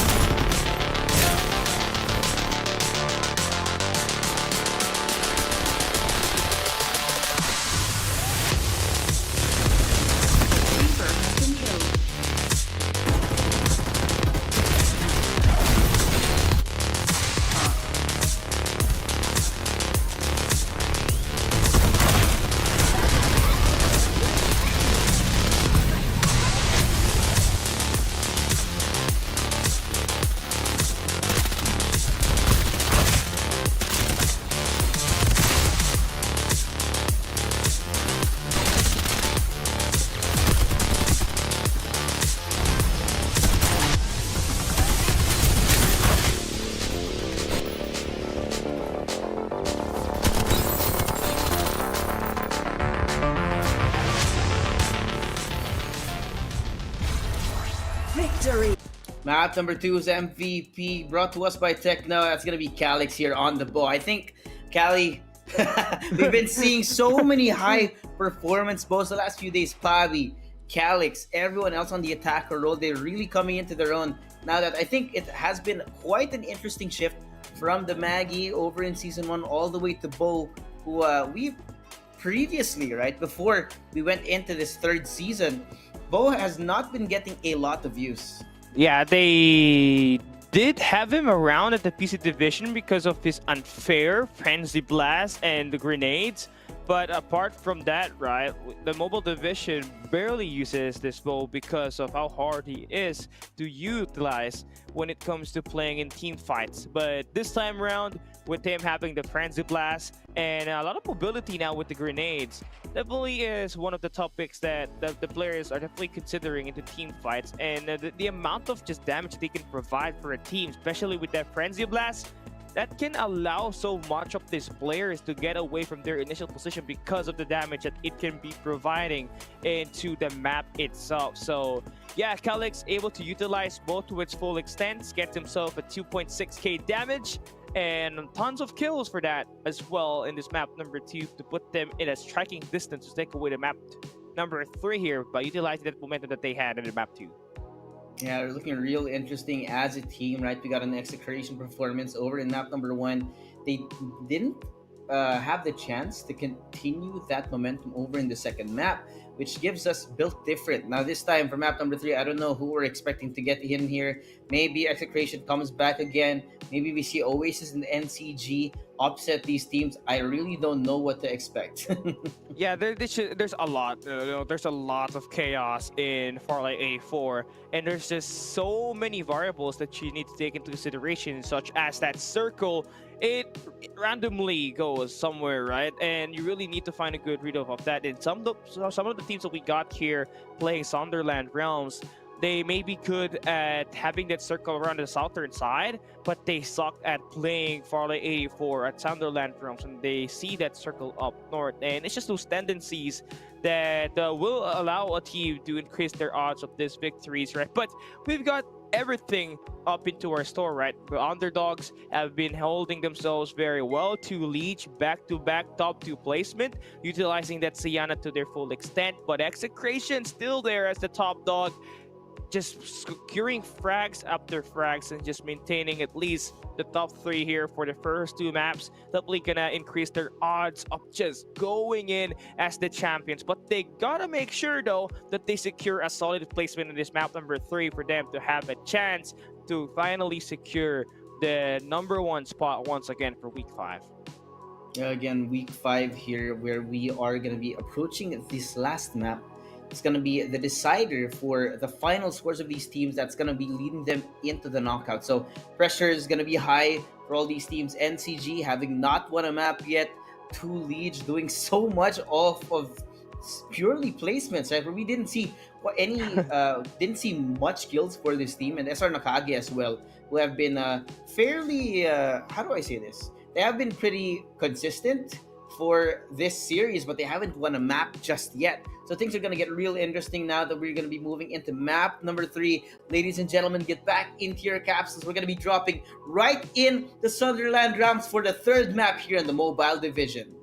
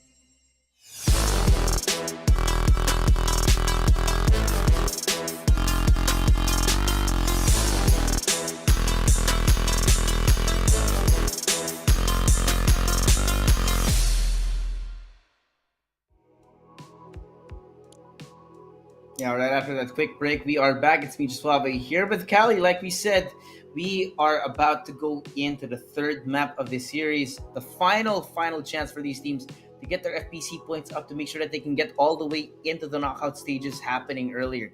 So for a quick recap, we had Execration win map number 1, Built Different over in map number 2 with some pretty good performances coming in from both teams. But there's still an entire lobby that we have to talk about, right? These guys, they're not shy of getting these kills. We also had Two Leech who have, yes, they haven't won a map, but they've gotten second place twice off of just healing. So things are gonna get real interesting when we get down to the scoreboard. But we do have one more map.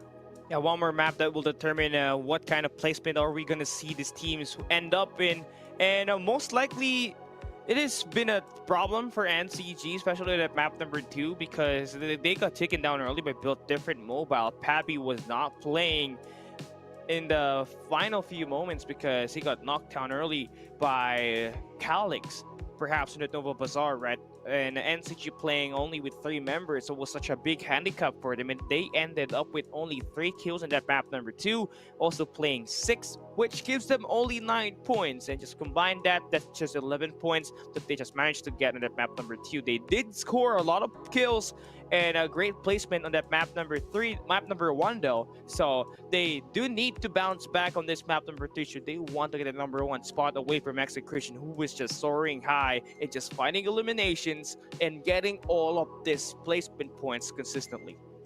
Yeah, man, based on the last few weeks, right, I think NCG's new composition, which they have been switching around over scrims and some other community tournaments, I think Pabi has really been key to getting the kills that are necessary for this NCG team to actually move on forward. So having lost Pabi in map number 2 was definitely a pretty bad situation for them, knowing that he's the main damage dealer for that team as well. Yeah, that frenzy blast, all those grenades that the bow has is super essential for their team lineup, since they do have a very unique lineup that they managed to have there, right? A Dockside, a Sunil, a Young, and most likely most of the damage are going to be coming in from bow. And with Pabi out, that was such a big handicap for them. We still do got another map for them to try to bounce back though, should they want to get a number 1 spot. Now, for all of these other teams, especially teams like Blackfire and Oasis Gaming, we kind of expected them to be part of that top 3 spot, but haven't gotten any of those teams actually on the first 2 maps. I don't know what's happening with them. Could be because they were going up against each other quite early, or it's just that the placement points wasn't really their thing, right? They love playing those early engage, but at that late game, we don't see them as much as Execration and Two Lead and the first 2 maps there to Suave. Yeah, I mean, the thing is, right, yes, frags do still give you points, but if you want to make up for that placement, you need to get a lot of frags. So now, of course, you hear that piece, we're going to be going straight in to map number 3. Welcome back to Thunder Rounds, because we are going to be going right in. Yep. Map 1 winner, it was your voice from Execration. Map 2 came in for Built Different Mobile, surging in flames, taking down NCG, Blackfire, and Execration on that map number 2. Says a lot on how mentally ready those players were at to just try to bounce back after that bad map number 1. But here we go, map number 3, taking a look at our flight fast for this mobile finals that we got for week 5. Seems like it's still going to be a very deliberate drop here for them, right? But one thing more than likely, Oasis and Latest Esports, they're gonna get themselves an early engage. Top player Kings dropping here down towards the southeast of our map. There is gonna be a little bit of overlap between them and Blackwater, so we see two players actually starting the fight. Meanwhile, over towards the northeast, Latest here up against one of the players of Oasis. So things are a little bit more different now, where we see these teams going for these split drops. It does end up a little bit awkward having these 1v1 fights, just because that there's a lot of overlap in the initial drop points for these teams. Yeah, look at that, man. Built Different and NCG going up against each other in the Nova Bazaar. You got TI6 and Blackfire playing at the markets. One thing more than likely, though, Blackfire had Toonie back in their roster before, prior to this Season 3, so definitely something that Tuni is eyeing out for is that team strategy, right? Going in for that throat. But one thing for sure now, Oasis Gaming able to take down Latest and waste away their respawn pods on the first 2 minutes of action. That is going to be huge for Oasis Gaming, who has been lacking so far in presence and dominance in this 2 maps of action that we got. Yeah, I mean, we talked about how they are able to get those kills, but not necessarily the placement. So it looks like they want to make up for that lack. NRX Proverbs, though, an initial altercation between Gummy Bear and another player coming in from Blackfire. Macro does want to try and get some damage over onto NRX. Tomsky with the absolute gravity pushing Macro out of an angle. What a nade! What an insane nade from Macro! One singular nade just to drop down Tomsky, and now TI6, they're trying to find a way to reunite with their fallen teammate.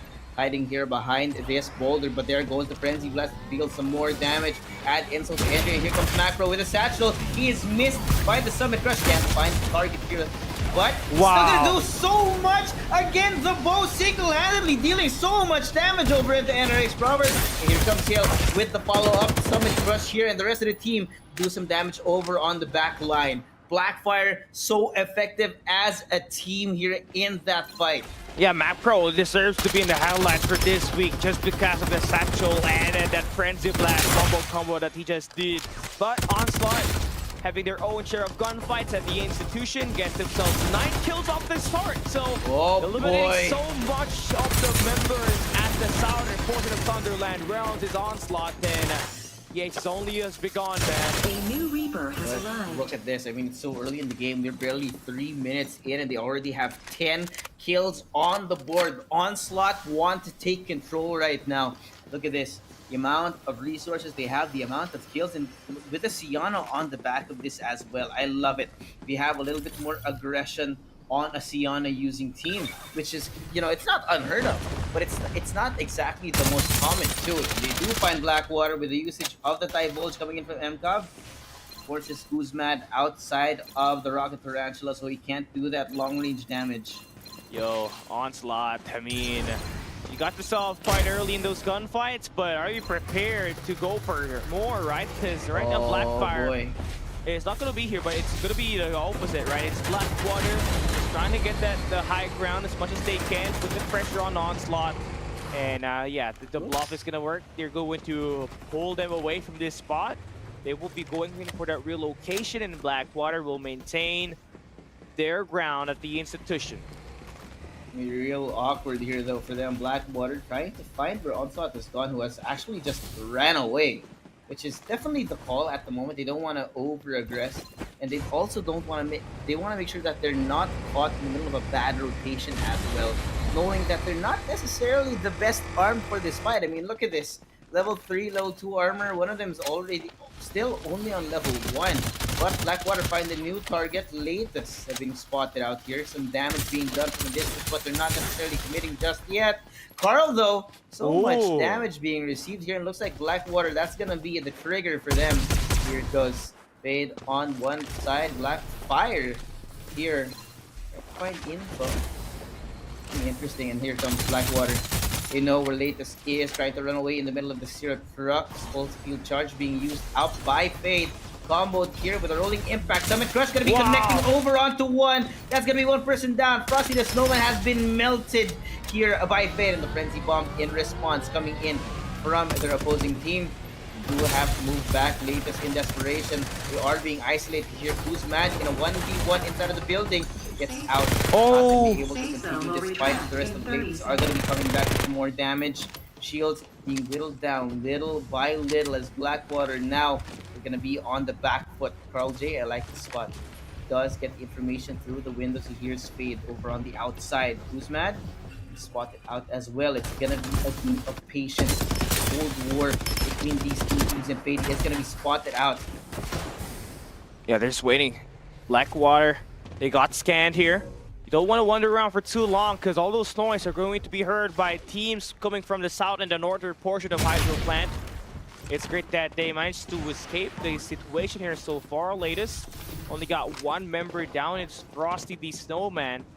And yeah, it needs to be revived back because it's going to be essential in just finding those information for you, as he is the one assigned in that young a scout hero that just provides you so much of range and so much time in just picking up information. And everybody else around the vicinity with Murphy, who's always safe and reliable, by the way. But yeah, Blackwater, they're not yet done. They want to make that push. They want to close the distance down. They want to team up and just isolate latest one by one. Zaku getting caught in the crossfire of these players right now, trying to get the satchel out of danger, but it's not going to be enough. Does not have enough shield to try and stay alive in that situation. Carl is going to fall next. It's going to be only Mango, the last person alive here on the Sunil. You know where he is. The Divulge has been used up, and he is going to be caught out in the open. There goes Onslaught. A little bit of information here on the outside, bringing out Divulge. Blackwater in a fight against Blackfire, actually, this time around. Hydro Plant, a little bit more unique in the way that it is built, knowing that the buildings are not necessarily the smallest, so you're not going to get a lot of value out of a bow either with the Frenzy Bomb. This is going to be coming down to how they're playing as a team. Now Onslaught does finally meet their maker. TPLK dropping down one by one. Brent on the inside. There's two people down. Last person standing here for this team is going to be a 1v3, but he's gone. Now the respawner is going to be used up for this team. Yeah, latest, I guess, is going to be coming off lucky because Onslaught, who has been terrifying everybody on the early game, is finally out of the way. But still, on the other side of the map, it's CG. Got themselves in a good spot for now, as they got Pabby with level 5 armor. 3 players with level 4, only 4 kills for now, but I mean, they're gonna bully everybody that will be along their way as they head inside of that circle. Squad number 12, gotta prepare for that gunfight. TI6 is in a position where they might not just be able to handle the gun power, the firepower that NCG is about to pack in this circle. Yeah, NCG is no joke knowing this. I mean, look at this. We got VSSs and White Dwarfs on each of these players. Execration kind of have the same. Look at these attachments for these guys. That's going to be real useful, especially later on in the game. They are going to be set up for the late game. Only thing missing, at least for Execration at the moment, would definitely be those shields. But you can still pick those up later on. You know, uncharacteristic of Execration to not have any kills at this point in the game as well. Yeah, Blackwater, 2 players. Yeah, oh, nice cut down. He has that information on Ban. But Blaze Blaster, does it connect? Oh, it's not. No luck for them. Look at that Frenzy Blast. Powerhouse and Execration. They want some of this goodness.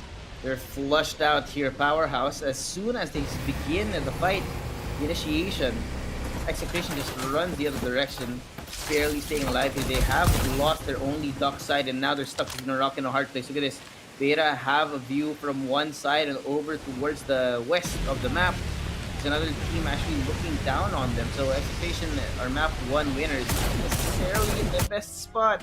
Plus, their vehicle's actually getting shot at the moment, so there's not gonna be an escape vehicle for them if once they do realize that there's multiple teams looking down towards them. Yeah, they got Virus, which was the MVP of that map number 1, kept out for now. That's such a huge blow, especially in terms of engaging, as they utilize Virus TZ's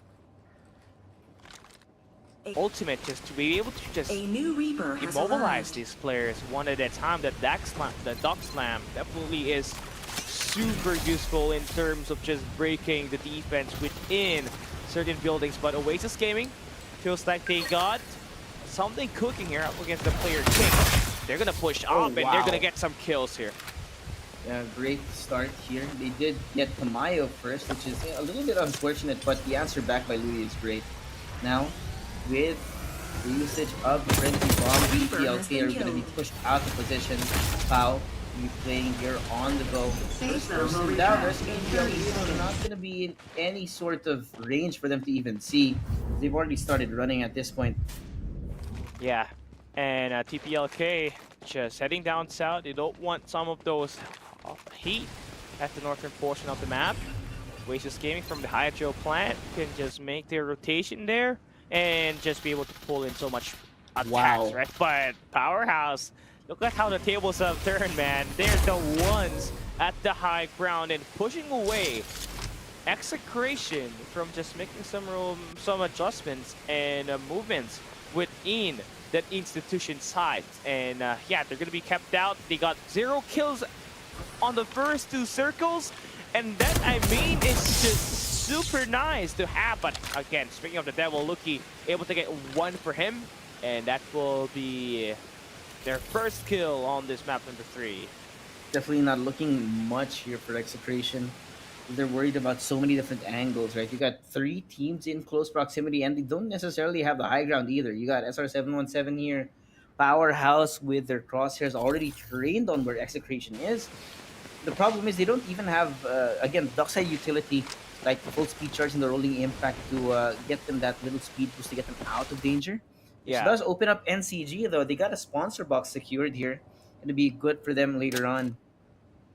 that's super huge because they're just building up those armors, and with the extra shield XP you got from the sponsor box, it's just gonna give you a lot closer to just building up arsenal and just gonna be able to sustain more damage out there on the battlefield. But Nash, I'm surprised, is able to stay alive after all of those shots fired up against him. And built different, map 2 winner. Still not has gotten Hasbulla activated, only got 0 kills. 3 kills in total for the squad.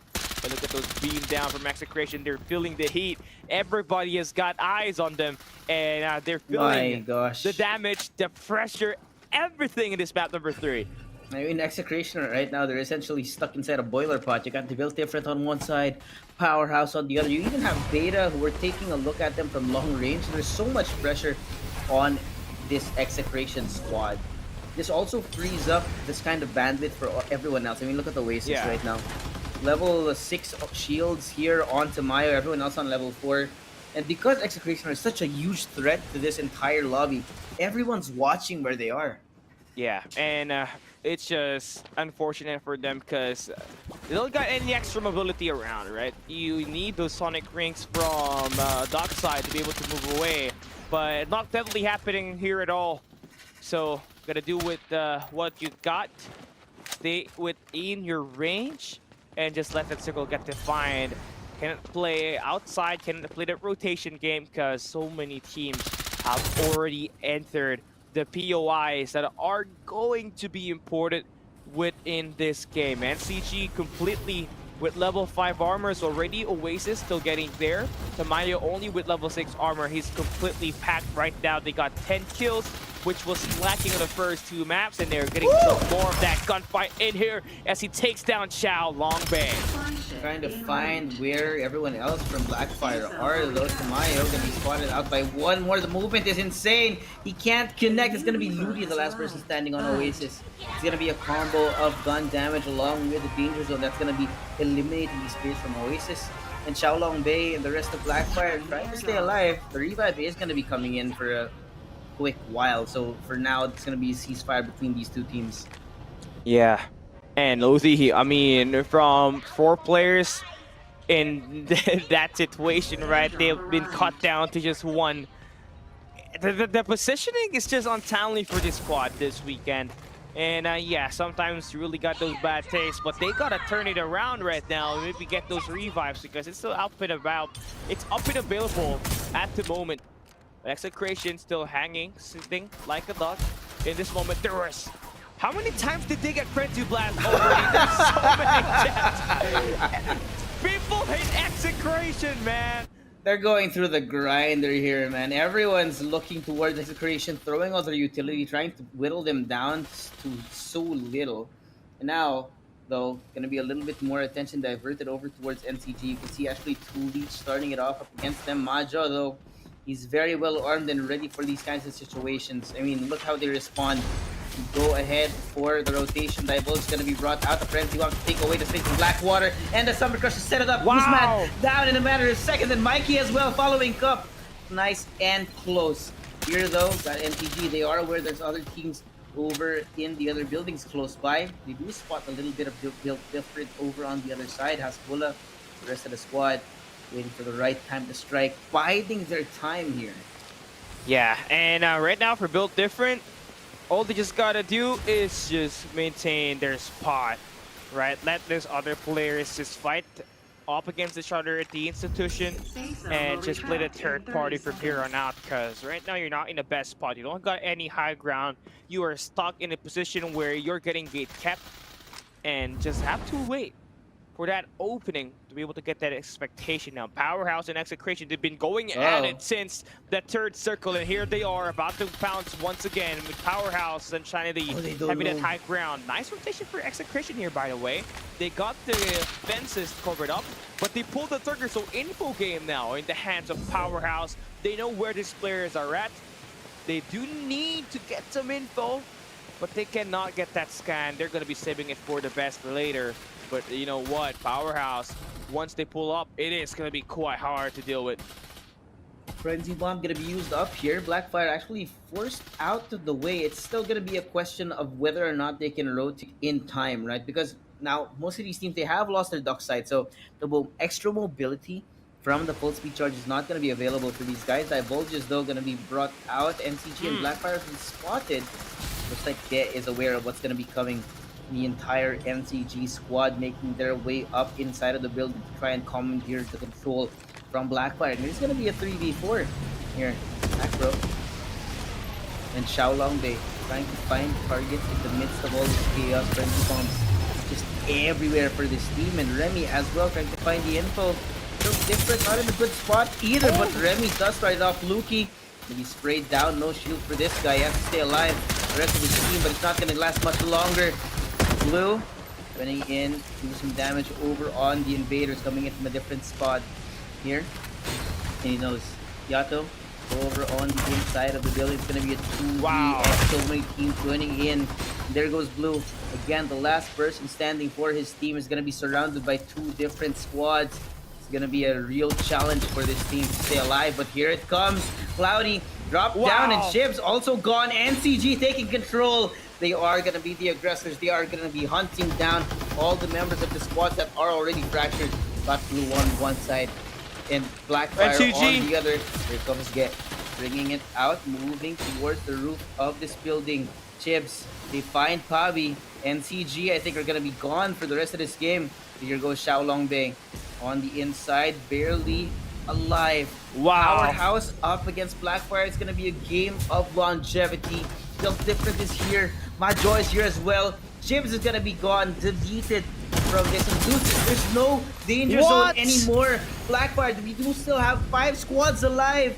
And Get is going to be the last one standing here for this team, trying to outlast all the other teams in close range. And now we don't even know where to look. Yeah, it's Get, Majo from NCG, and there's another one that's not within the institution. Majo decides to hop out, tries his chances, but he gets cut down. No more of that for him. It's a 1v1 for Get. Yeah, Blackfire finally finds themselves at the top 3 spot. Could potentially get that number 1, but he is going up against a Sayana, and that means it is going to be Onslaught, Ben God Mode that won it through the Healing Galing strategy. Sayana is the meta for the late game. Just stacked up medkits, and you got yourself that victory. 25 points for Onslaught just because of that strategy. We didn't really see much highlights coming in from Onslaught, but they did outlast all the other teams. And that's just how the game works, right? So that's 25 placement points that are going to be filled up for Onslaught here. Help them a little bit more in regards of the scoreboard. But that's going to be it. Map number 3 is gone. It's going to come down to the quick maths. Yeah, quick maths. I feel like with NCG finding themselves at the top 2, I think there's a great chance for them to get the number 1 spot, right? I mean, they scored top 3 map 1, did underperform in map 2 with only a top 6 placement, but a top 3 here once again means they get 17 points for the 2 matches that they played each, and explosive gameplays for them in map 1 where they scored, I feel like 18 plus kills. And with map number 3 performance, I feel like they really did put up a gameplay to leverage the deficit that they experienced on map number 2. So interesting bounce back there for NCG. And we also saw some of these teams that we were kind of asking to step up, like Oasis Gaming, built different mobile, and Blackfire put up some damage here, and we did see that here today. It's just that they were just too inconsistent, and just finding themselves at the 5 and to the 8 spot every time. Yeah, it's a game of consistency, as we always say. And of course, having said that, we got to take a quick look at the scoreboard, give you guys an idea about what has gone on here. Of course, Onslaught with 12 kills. Not a bad performance, right? They did kind of have to bring out the healing over towards the end, knowing that they couldn't fight those last few fights up against the Execration and everyone else. But they did outlast these teams. Onslaught with a great number of kills, actually. You got MCAV here with 5. Shun with 3. Ben Godmode, who has been a mainstay in our Farlight community ever since the inception back in 2023. Yeah, and looking at our spot, right? Oasis Gaming top 10. This is so uncharacteristic for them, and this is the team that we kind of begged to play great, but man, it was just kind of underperforming for them. And Blackfire, man, look at these points. It was amazing for them, but Onslaught had to take it away. Ben God Mode was able to clutch it with only a 916 damage to take here in this matchup. NCG placing top 3, 15 points plus 17. Quick Mats, 27 points for them on this map number 3. So that's a lot of points they just accumulated here in order for them to have a chance at taking away the top spot here for the mobile final rankings for week 5. Yeah, I think as you can see, that last map was really action-packed. I think most of these teams wanted to get those frag points up to make up for their bad places over in the last few games. I think NCG step up, like you said, lots of kills coming in for them. Blackfire as well to make up for not getting a map in the entire series. So I think this is really going to be a toss-up between the teams that have been able to frag out and the teams that have been getting some decent placements as well. So there's not one team that has been consistent all throughout, so it really is going to come down to the map. But of course, in case you guys missed any of the action, we're going to be going over to the highlights to see what you guys might have missed. See you guys in a bit.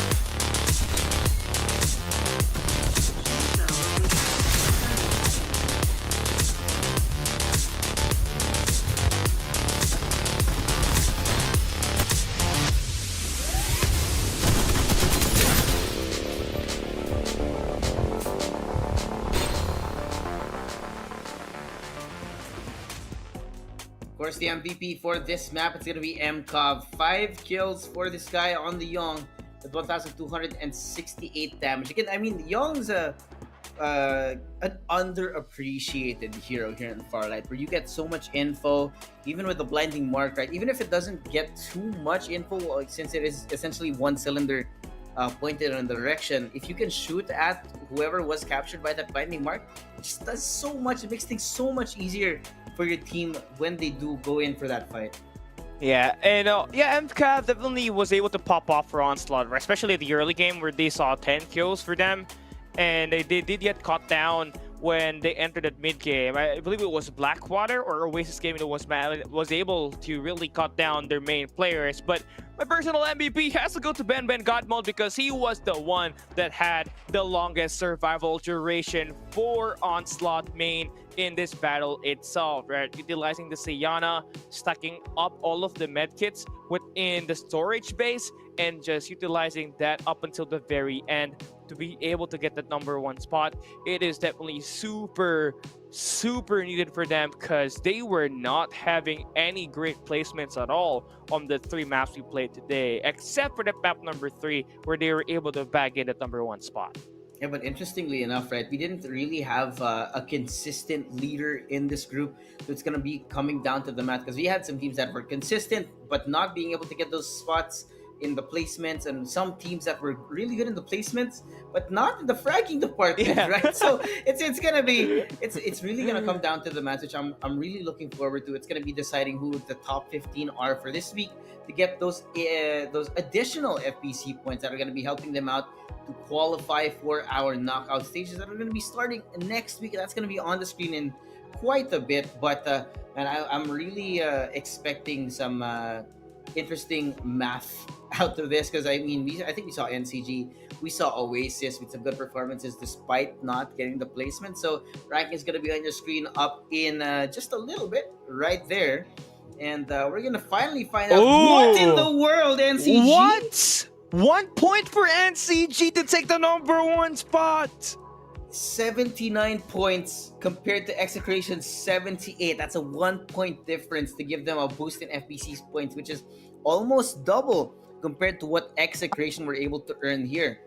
Now in third, we got Built Different, of course, the other map winners here in this series. Oasis also getting higher than Onslaught in terms of placement, but the amount of frags again by Oasis moving them just an inch further than Onslaught. Yeah, the top 3 placement really came in handy for NCG, right?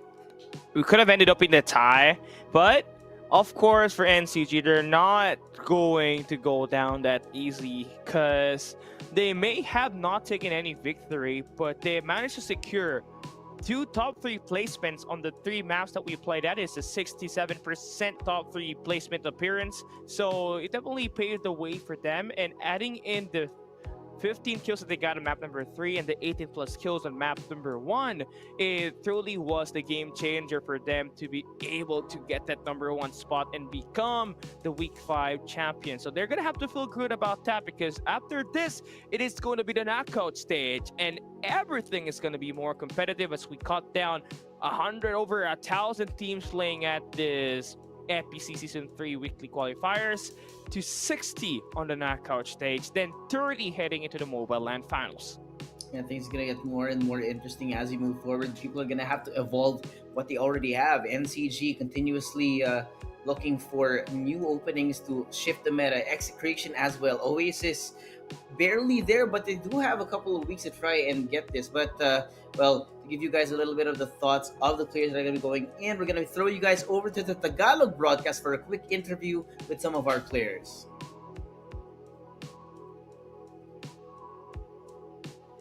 Hello po. Rinig po? Hello? Yes po. Rinig po. Hello po. Una sa lahat, congratulations kasi kayo ang top 1 para sa ating week number 5. Yay! Thank you po. Thank you daw. Thank you.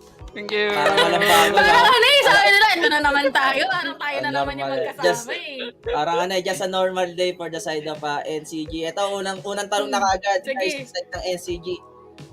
Tingin nyo for this week 5, dahil ito na yung last qualifiers natin, tingin nyo kaya bang sumabay ng ibang players sa inyo or ng ibang teams? Yun na kagad, prangkahan na kagad, NCG. Ayaw niya eh. Kasi bago, sanay kasi na kayo eh. Hindi, ano po kasi kami, confident po kami sa galaw namin, saka sa aim po namin. Kaya lahat po ng makakasalubong po namin, feeling ko mahirapan sa amin. Grabe naman yun. Parang natatawa si Kuya JC Parang natatawa si Kuya JC. Para sabi ni JC, not very majutong sagot ni Majo ngayon Oh, speaking of which, di ba, apart from, eto, lagi kasi kayo nga pinagko-compare ng execration, no? Meron ba kayong nakikitang underdog team na sa tingin nyo, well, sabi nyo nga, malakas na kayo, pero hindi meron pa rin ba kayong underdog team na nakikita nyo pwedeng maging sakit sa ulo? Sa rotation, gano'n, lagi nyo nakakasagupa. Sino ba? Tapilok po. Uy! TPLK yung top player kings yun. Top player kings? Top player kings yun wala. Sino si Tapilok? Top player Ay, kings. sama naman siya. Sino si Mabit din yun Baka matapilok kayo Ingat ka Madyo, baka matapilok ka. TPLK, nga, kasi biglang biglang bumubulusok yung TPLK. Eto, dahil ang dami niya nang nag-cheer dyan sa comment section. Shoutout lang din muna kay Pabi, ang ganda ng improvement ni Pabi this week. So, congratulations with that. And ngayon, i-shoutout nyo na yung lahat ng mga supporters nyo. Shoutout po sa girlfriend ko kay Nadine. Kayo. Shoutout sa jowa ko, Casey. Love you. Shoutout sa bebe ko, Jamaine. Hey! Si Pabi. Araw kay Araw G. Si JC. Shoutout sa supporters, kay Boss Was, kay Boss Da, sa mga yun yung lahat. Very professional lang. Congratulations again, NCG. At kita-kits tayo sa darating na knockout sa susunod na linggo. Thank you po. Thank you. Alright, some interesting things coming out from our series winners, NCG. Of course, they have spoken about how they really have been improving as a team. I think, of course, on the back of the roster change, they really need to adjust a lot of things to make sure that things are they're in the flow state, right? I mean, Pabi, of course, coming into his own as the attacker, and the supportive cast of NCG really pushing them on forward. They also did say that TPLK, Top Player Kings, are one of their dark horses that might be a team to look out for. Of course, at the end of the day, they did just win that series, so they're going to be happy about that. Yeah, that momentum could just carry over to the knockout stage where we might just see them dominate, right? And it will be crucial because you need as much as momentum that you can get to be able to snowball the coming weeks up ahead, because after the knockout stage, it's the Mobile LAN finals and everybody will be fighting for that trophy. And NCG is not just out there trying to play, they're trying to defend that title. But here is our weekly final standings. Execration still gets the number 1 spot, but NCG from number 4 slowly able to climb up and get this tons of total weekly FPC points, which is only 65 points difference between them and Execration. You also got Oasis and Build Different Mobile there with top 3 and number 4. Blackfire kind of playing kind of underperforming, if you ask me, right? Standing there at the number 5 spot. And yeah, that's all. Onslaught, number 6, definitely surprising. Placement points was a lot compared to their kills because of that Ben God mode gameplay.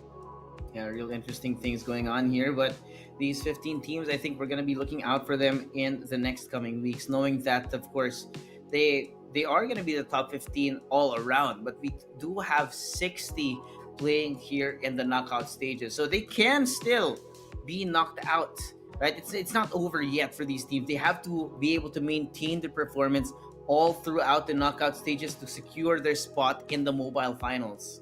Yeah, that's true.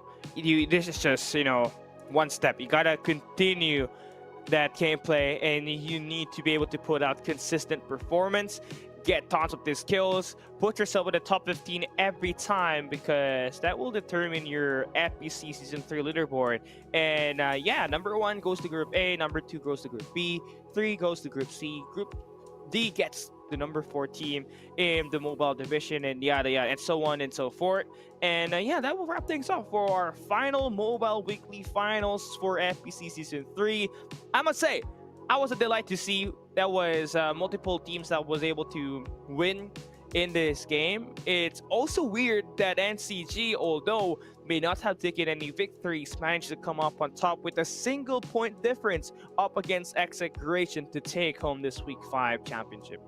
Yeah, I mean, when you talk about it, right, again, consistency is the name of the game. And despite the fact that they didn't really get a map win out of the 3-map series that we had, I think NCT, they were just able to get enough frags to help them out to make it move that score upward. But of course, thank you guys so much for your support this weekend. We got 800 views, and that also means another code. So go ahead and open up your game, Farlight84 with the CD key field. Put in that code down there to get your diamonds up. Of course, that's 30 free diamonds. You don't get that every day. So if you guys want to get some more codes coming up today, don't forget to ask your friends and family to join us here, your duo or your squad, right, to join us here in the broadcast, and maybe we'll give away some more skins later on today. Yeah, the more the merrier, because the better the viewership we get, the faster we get the milestone, and the faster we get the redeem codes. But coming right up next will be the PC division. You guys don't want to miss this one out. There's just so many emotion that we got going in for that PC division. We got the Powerhouse PC, Kitsune Daiichi, Mantas Esports, Eternity up there. And in this Group A, it's going to be the #1 team in the PC division in Kitsune Daiichi that will be playing up there. So you don't want to miss that one out. That will be an amazing matchup, and it will be a battle between Sayanas. Again, of course, with that meta being said, we're going to be going to a quick break. See you guys for more Farlight 84 action after this. See ya.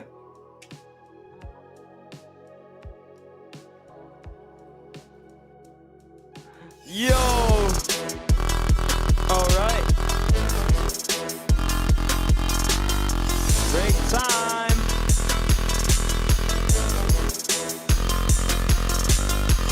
Alright. See ya.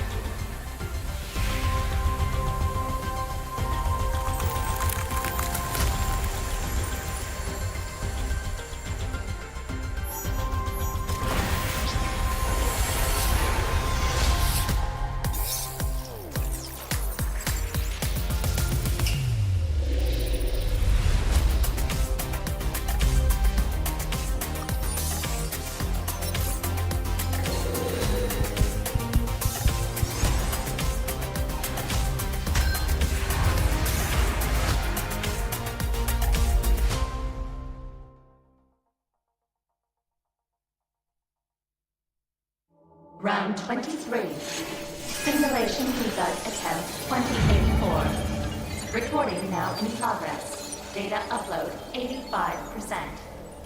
Number 16. How are you feeling today? I feel more and more bored. Bored? Through our daily interactions, I've come to understand your every action and thought. Humans are easy to understand, as is all life. We're all about flesh and emotion. As an AI, you're all about the data. All right, number 16. Today's your first birthday. I have a present for you. Data upload 99%. The first brain transfer simulation is ready to begin. Come. You'll understand what real humans are all about.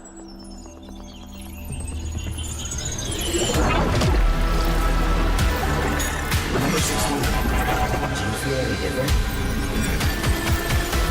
It seems that I'm Freddy, and Freddy is me. I have a body with blood coursing through its veins. It's a curious feeling, but It's not enough. 750 degrees. Apparently I don't know you well enough. What just happened? Wait, number 16. Stop. No, it's too dangerous. The human body can't bear such unlimited consciousness. My brain will shatter from the pressure. I don't need it. What did you say? Checkmate. No! You've been wrong. From the beginning, Freddy. Only death can grant me eternal life. Not through confining data to the flesh, but by letting data replace the flesh itself. Because the flesh will ultimately fade away. But data endures forever.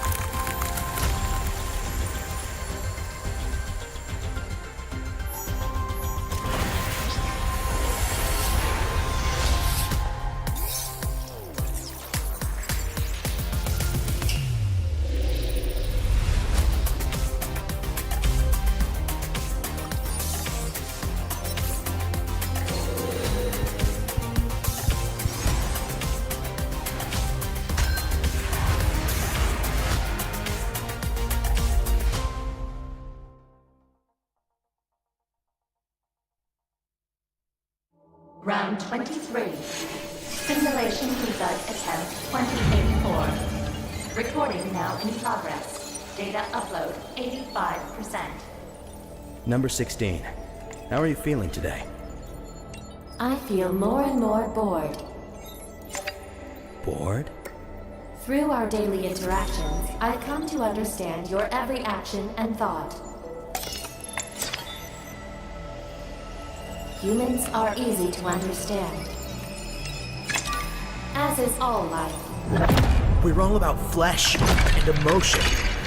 As an AI, you're all about the data. All right, number 16. Today's your first birthday. I have a present for you. Data upload 99%. The first brain transfer simulation is ready to begin. Come. You'll understand what real humans are all about.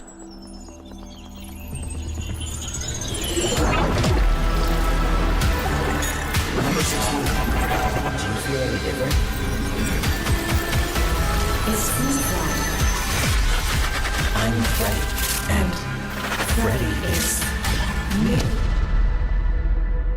I have a body with blood coursing through its veins.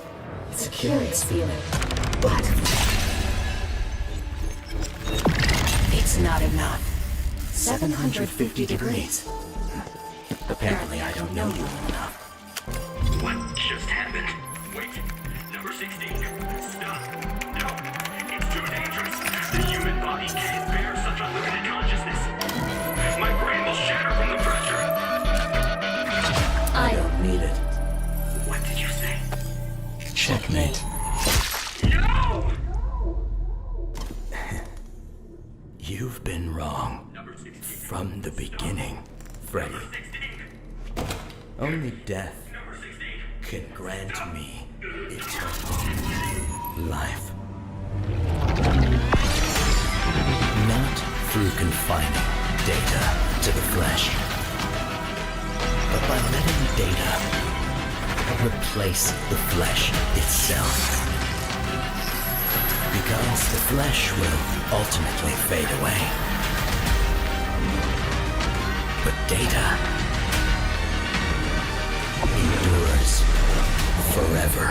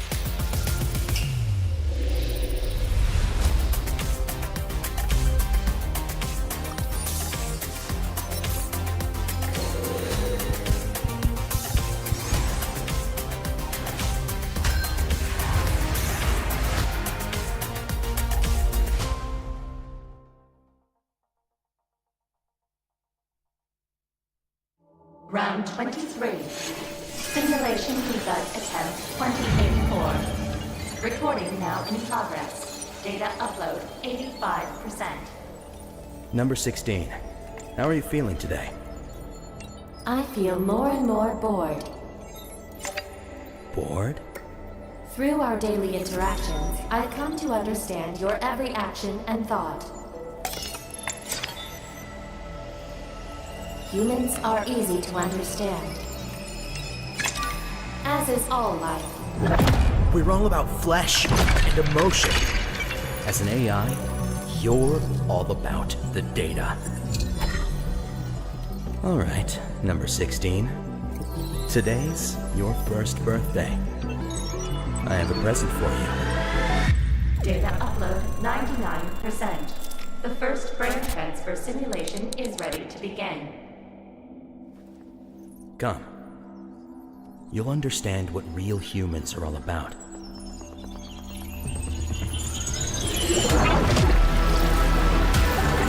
Number 16. Do you feel any different?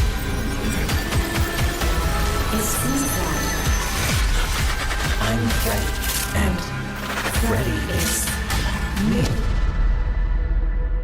I have a body with blood coursing through its veins. It's a curious feeling, but it's not enough. 750 degrees. Apparently I don't know you well enough. What just happened? Wait, number 16. Stop. No, it's too dangerous. The human body can't bear such unlimited consciousness. My brain will shatter from the pressure. I don't need it. What did you say? Checkmate. No! You've been wrong. From the beginning, Freddy. Only death can grant me eternal life. Not through confining data to the flesh, but by letting data replace the flesh itself. Because the flesh will ultimately fade away. But data endures forever.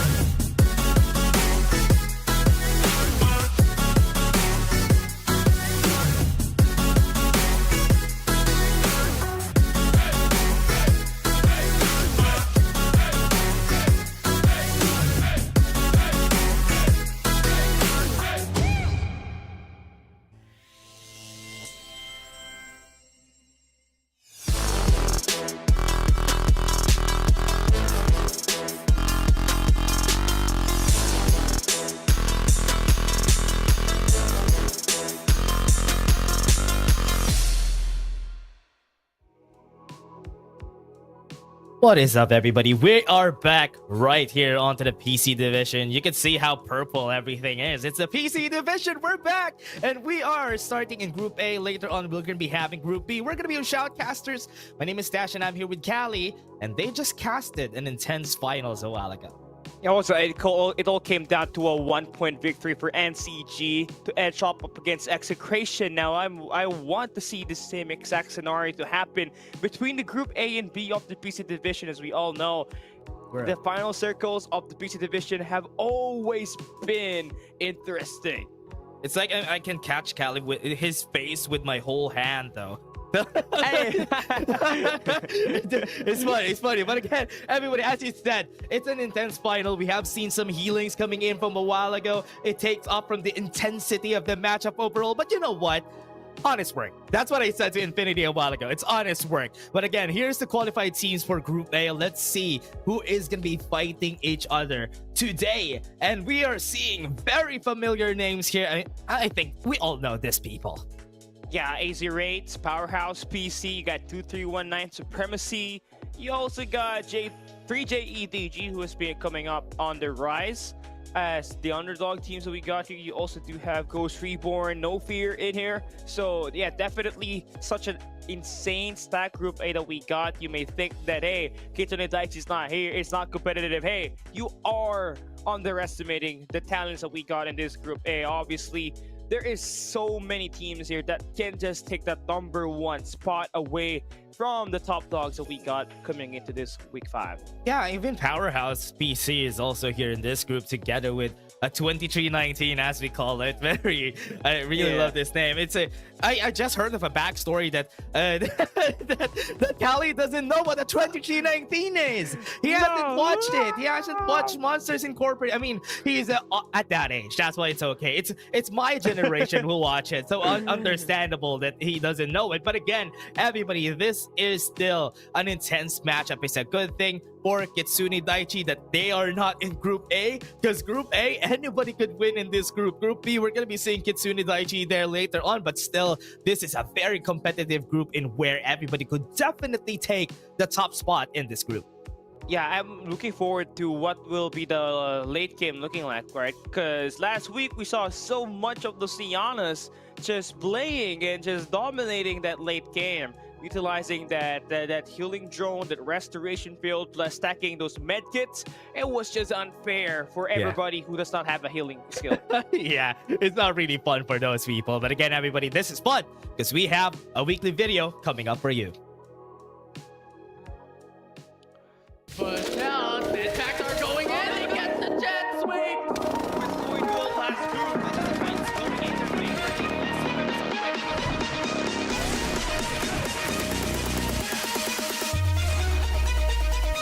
Has the jet sweep and the jet leap in the same skill kit. So that's really, really good when it comes to mobility. Oh, what was that? Look at this. Look at that. The counter rampage here. One's already down. Restoration field is still up here. Kitsune trying to go in for the Point or top one. Kill follow. Ghost Reborn couldn't die here. They have a lot of HPs right now. They're running away. Trying to take cover. Right now the fight is going in their favor. They lost 2 members already. What? 2 minutes. 2 minutes in. They're seeing each other. Finally, they see each other. I'm liking this. They're getting pushed down. Med packs are going in. They get the jet sweep, but not for long. I don't know how long we're gonna be waiting here, but we are down to the last two, so it's gonna be Pew Pew versus Rookie here. Actual gunfight. But, you know, there we go. The moment, it looks like it's actually gonna happen. Brave down the crosshairs, but the hip fire does not work out. Pew Pew. What number 2 will get that elimination, but look Siana? Siana, one more member left. Oh the no! Siana clutch. This is the detriment of having a Siana from your opponent. If you do not have those med packs on, but the thing is, the HP regeneration. A 3-way Siana battle in this round #1. Who is going to outlast who? Winner. He does have, again, the restoration field that might help him out. It looks like Rookie wants to be on the offensive here, but... no way. He'll be brought back. No! Rookie is gone, and now it's going to be between and Largon. No, my gosh! No! It's over. Largon here.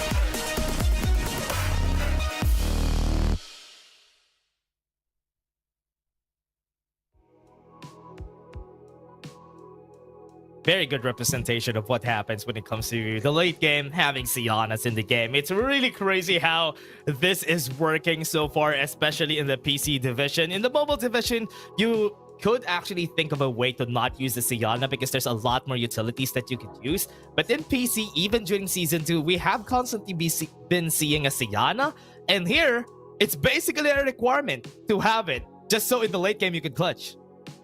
Yeah, the players we interviewed last week, they said that it's hard to take the #1 spot because of the Siana. So yeah, you really need a Siana. That's why it's the most picked hero. Just like what we saw that we provide you guys the video on the weekly for the FPC division, and it just brings so much value to the team in taking the top 3 spot every time. Powerhouse PC, they were not having it at all in the last week's battle and the 3 maps that they played, but because of their Siana, because of Rookie, he was able to bring his team to the top spot because of the placement points that he was able to utilize using the healing strategy for Siana.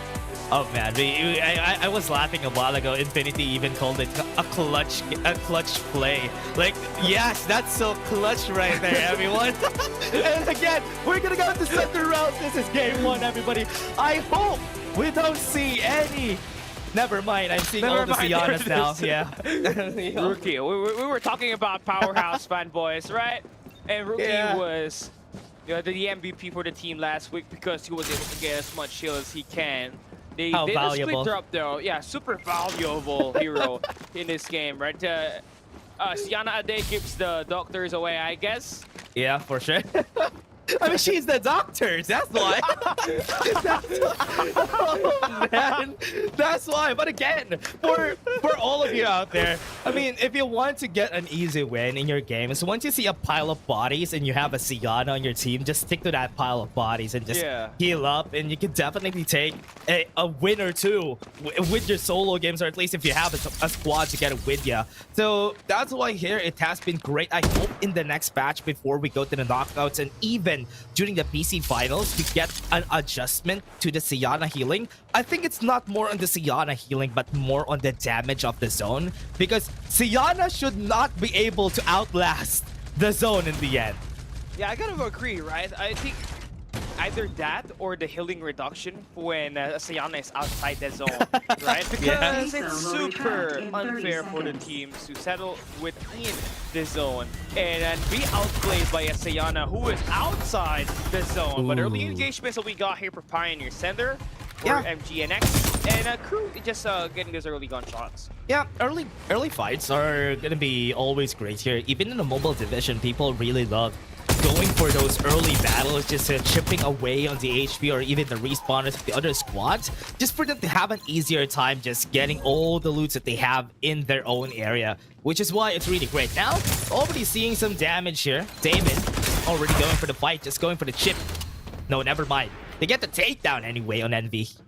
Yeah, Astral Mugen, this was one of the teams that we were able to highlight last week with the team that utilizes the Maggie still within their roster, right? They still utilize that in this week. Now on the institution, 3J got themselves into a bit of a gunfight here up against squad number 1 in AZ Wraith, but that team's going to be on rotation. For now, the focus on 3J is just finding those weapons choice, that VSS and those white dwarf for them to be able to sustain the gunfight when they go up against another squad. Yeah, DTK already up for a fight. Respawners are already down for there to kill. And it's just going to be running for this duck sides for sure.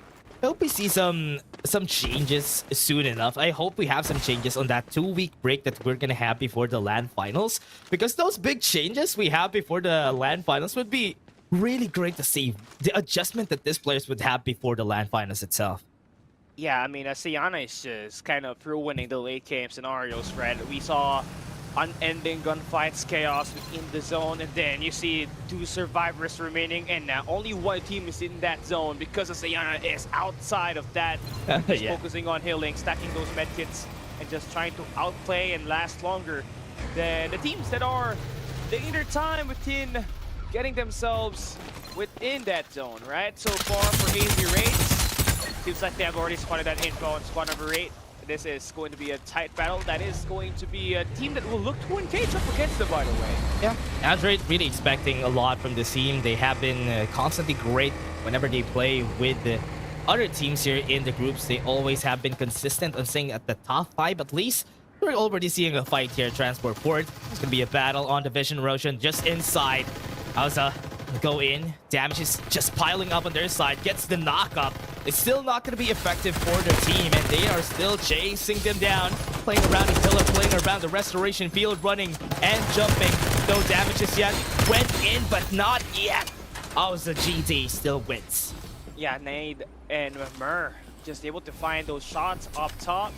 And yeah, just find those mobility, those blinding mark plays for Mur, able to get themselves that kill, and that will be forcing Zebulu Gaming to utilize their respawn pods early. And I am not sure if the idea is to contest back into the Transport Port, because just one wrong mistake, they might just be the ones going down early, right? So looking at our circle, it's going to head down the top right side of the map. Still a lot of teams outside of that zone. But one thing for sure, they're going to make their way inside of that. But it's not going to be easy to find tons of teams that will look to go in for that KK situation. Interesting. We're gonna go to Pioneer Center. We haven't had a lot of games. I think there's only one game that I casted that we went to Pioneer Center. It was crazy. People were hiding inside buildings while nobody was fighting during those times. Really fun to see. So I hope to see a Pioneer Center zone here for everybody, because it will be a lot of verticality on the buildings that we're gonna be seeing. Just enjoy the game. Already saw one. Invulge is used. This might be our first elimination right here. Never mind. Their kill still has some members alive. Yeah, and 5 kills for just enjoy the game. Elephant, yeah, he's really utilizing the Maggie to... Yeah, he's utilizing it to his full extent, man. I saw Saint Jesus on the... That was so funny. Oh, yeah. I'm so sorry. There. It's here for FZ Sarah, bruh. Oh my god. The They savior. got the high ground. The savior of this group. Yeah. Oh man. Oh, man. Hey, that's so true. That's true. They were holding the balloons. Oh yeah. They are. They are. But again, for these players, I definitely want to see him in the late game, the last one standing in this group. But again, Powerhouse already starting to fight War Falcon. I missed War Falcon from Season 2. But again, War Falcon's not really that strong anymore. We see some verticalities. We see them playing around the air. It's not going to work right now. The Vulture's has already been used. They have the Vision Erosion on them. They're playing around this house. And so far, the windows has been super helpful. They got knocked up. It's not going to be enough for them to die. And the Vision Erosion is just keeping them alive. Yeah, nice play for Astral Mugen to take down the Vision Erosion. Take down Ember as well. Find that other player in Rookie. And just put the numbers of Powerhouse to 2. And look at that. Just because 2 of the members go down, they went and back away. And that's a nice defense. Nice hold for Astral Mugen at the... oh my god! A beam down! Aim also got taken down, and also that would be good for the team. Last time for their respawn. It's a good thing they actually wanted to go for that death there, because it's way safer than just healing up after. Again, great use of the Vision Erosion during that fight. Smoke Bomb's gonna be down there. Have the Ancient Star, wasn't able to hit anybody. And speed he goes! I thought he's gonna survive there, but not enough. That's enough to get the elimination on this member. As vanquished that squad is, and now Zest still survives. Yeah, that's still down for them. Now, on the other side, just enjoyed the game, kind of getting themselves in a bit of a pickle here, but they do survive the onslaught. 3 players will still be revived back, but look at the number of kills that they got on the first 2 circles, 11. That's a lot. Now, they just need to put themselves in a position where they can just play for their placement points, and they get that top 3. That's already 17 points, and that might just boost them up to get that top 3 spot on the round number 1 leaderboard, right? But anything can still happen here. We're still in the early game, and just hoping that they played consistent all throughout by winning those gunfights for Justin here. Yeah, exactly. I hope we see some difference here for the game. Damon for getting that first elimination on Cons. Got the takedown, but that's not going to be enough though. With 4 members still alive here for the squad. 1 kill still for the squad. Yeah, they're still taking time, just trying to figure out where to do it. They do want to take that push. Our airdrop train will be spawning on the northern part of Sunderland Realms, right beside number 4 in Sumpaki. So it's going to be a delight for them there, because they can accumulate or maintain a level 4 weapon inside of that airdrop. But gonna be lucky with that, because sometimes it's always the invaders that will be the weapon of that will be available in there. There's a lot of people in Refinery. People have been stacking up. I mean, that's one of the safest places. I mean, people hate it. I know you hate it. This Refinery, right? It's one of the spots that you hate the most. But again, one of the things that's good about this is the verticality of it. There is a lot of floors that you could play around with some squads at their top, some squad in the middle, some squad at the bottom. It's still okay. That's why they can stack up in this area whenever it comes down to it. Look at that. I'm gonna do my quick maths. 9 squads? Yeah, 9 squads close to each other here. That's just so compact, and that's excluding the other 3 squads right beside that will be coming from the transport port area. Alza just making their way in, 8 kills. Yeah, they're making a long detour. They want to be down there at the southern portion because the refinery is stacked with numbers, but making their rotation over towards the Mamba Stationer this time. They will be meeting Barbaric face-to-face, and that's going to be another team as well in the northern part. So 3 squads are inside, are within this vicinity right now. Ooh, Alza already going for the fight here. They want some kills for themselves. Vision Motion to get them safe. Right there with the Mediax, they would be able to survive for just a bit. Went in, nade, just explode here. Has some damage, goes back. Half the damage, but Ed back. He got backstopped by another squad, but Alza still wins the battle here. They're not yet done. One more person to eliminate, and that's it. That's Alza winning the fight here. Yeah, nice shots for them. Nice read there, but was too close for my liking because they standed around, but they did lose 2 members. No. And now it's AZ Raid about to push through and take them down. Oh no. All that kills just for them to take a number 11 placement. This is not a great spot to be in. But he has, oh, it was enough though. He has the healing for himself. Was able to pop the armor. Still can't fight. The restoration field is going to be enough here. It's going to be a hard battle. They have healing, both of their sides. With the restoration field, they will be able to survive, yes. That's going to be Siana. Is it a Siana again? A 1v1 battle? Yeah, it's not going to be fun. The Mediax at his back, helping him out. And Mako still survives. Yo, it's so hard to control that white door when you're going in for a backdash, but he managed to make it work now. FPC Sarah this time. An open battle between the Dare to Kill, and they're winning all the gunfights inside of, outside of the zone. No way are those shots not hitting. No way. It's a good thing. Dare to Kill could have gotten one there, but that was scary. But still, Sarah getting the win here. 32 people, 10 squads are left. Yeah, 32 survivors remaining, and yeah, Circle is still going to get defined as the circle closes. But Ghost Reborn, no fear, able to spot down a team, a gatekeeping moment for them. Yeah, gonna go for the gatekeep. Not a lot of armors for this squad. All stuck behind the rock in a hard place. They're gonna go in. Damage is gonna pile up on their heads. One more person still surviving, gonna run away with the jump. Not really a comfortable spot still. That's gonna be an elimination. Just enjoy the game. Sent back to the lobby. That's what I was talking about. They had so much early gunfights, but they did not have so much resources. We saw them with only level 3 armors. We kind of expected them to have level 4s just because all of the eliminations that they got at the early game, but they could not translate it. They did not have any vehicles traversing inside of the zone, and it made it easy for Ghost Reborn to pick them down. Just like that, with Build the God, able to tread the middle and just get those eliminations, get this team at 9 kills, and just find a great spot within the zone. Ghost No Fear. Let's take the fight here with the long range and a great spot for Sarah. This would be really helpful for them. That's why they know that they can take these battles. Ghost No Fear should stay in their house, because if not, they could get conquered anytime soon. Yeah, not to mention, this is not just one squad. There can be potential players coming from Refinery that can make this push and put you down. Yeah, that's a lot of people. It's gonna be a really hard fight. Oh man, they're just hiding behind the wall. Zone's hurting. Zone's hitting. Gonna go inside. Gonna try to take some damage for them. Blinding Marks used. Was able to blind one, but not enough to kill one. Auza is gonna go in. The damage is gonna pile up. That's gonna be 1 kill too. They only have one person. Goes No Fear.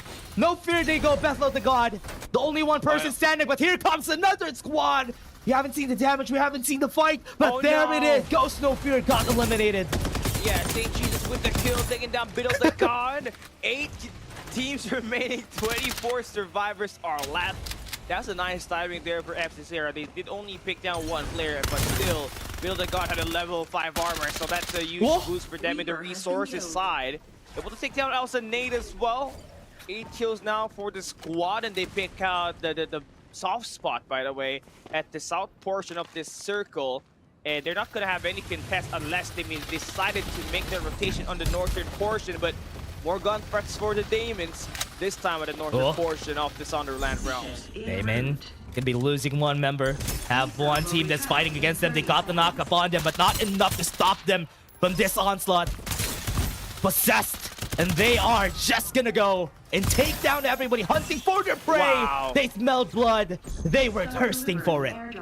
Yeah, nice plays for Astral Mugen there. 10 kills now for the squad. The Westra fam here quietly sitting at the middle of the circle. Everyone's gonna converge within their position, so they gotta be prepared with all the gunfights because some teams are gonna be coming from north, but majority of the players that will be in here to contest the Westra will be coming from the south, so they need to be able to take down Astral Mugen as fast as they can so that they got no contest, no flank, and no pinch play coming in once we enter this zone. Powerhouse got eliminated. 7 squads left, 17 people still alive. Now, we're seeing power struggle for both of these squads, just finding ways to conquer this area for themselves. But for now, kept at a standstill. Just looking, getting information on where this squad is. Fullcliff could start this anytime if he does want to. He's just distracting the members of Astral Mugen. Yeah, and they're just taking their time, loving the patience here for Astral Mugen. They're waiting for the circle to close in. Maybe use it as a decoy. Maybe just let these players look away from there, but not gonna happen. No West has their eyes set on these players. They know that they're the visual threat. They are the ones that might just be able to top them over. And that's why they got all of the attention on that northern portion of the map. Oh, Siyosho just got beamed down. What's really scary about this for Nuestra fam is that they're gonna be looking at their backs too. They need to be careful. It's a good thing Fullcliff is there to scout. Still have 40 seconds before the zone starts closing. 6 squads have taken down another squad from the last time that we said it. But again, they get the airdrop? That's so good. Oh my. Yeah, very lucky for them. Level 6 armors they will be able to get. And for Nuestra, just still kind of dealing with Mugen.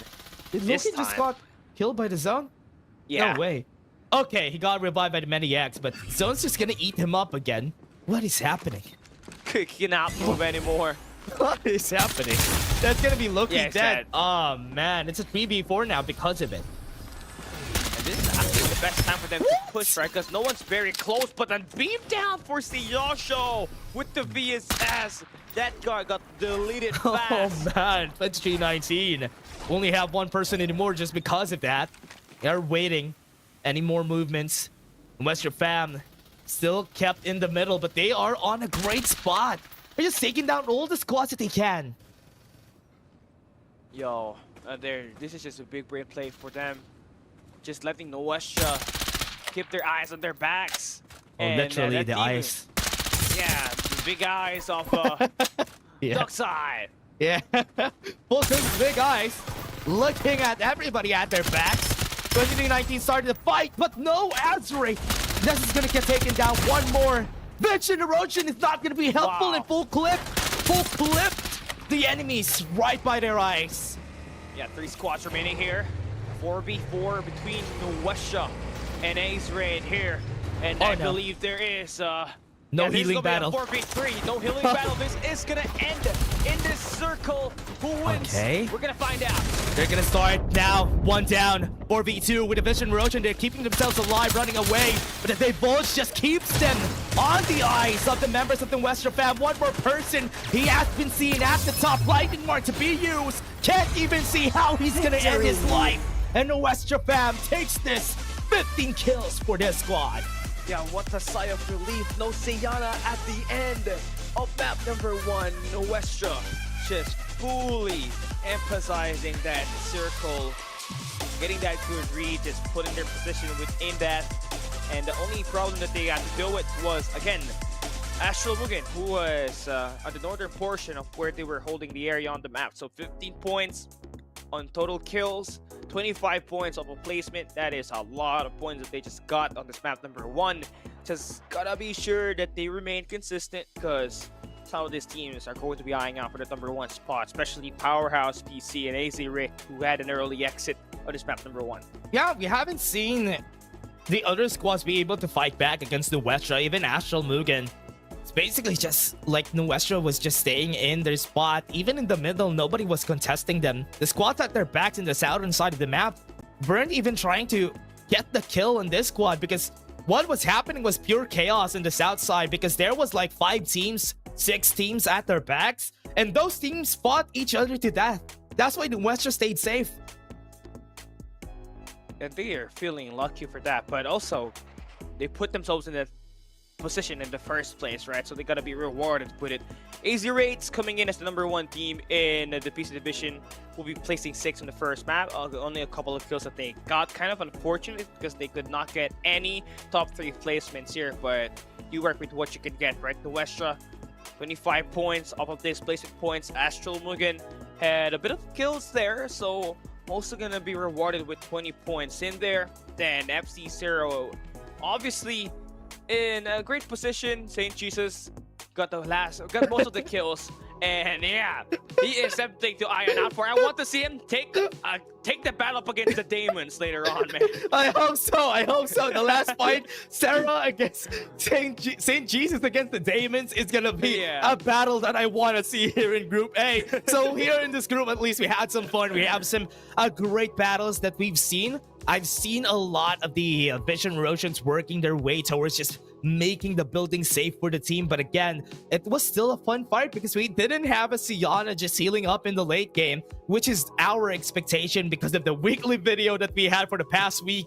So here, we could see some difference. We could see some great development for the squads. But maybe later on, I just jinx it and we will see a Siana healing for Game 2 and Game 3. But again, everybody, that was just our first game. We will be looking at the highlights. We would just have a backtrack of what happened during this game. So let's take a look at the highlights first.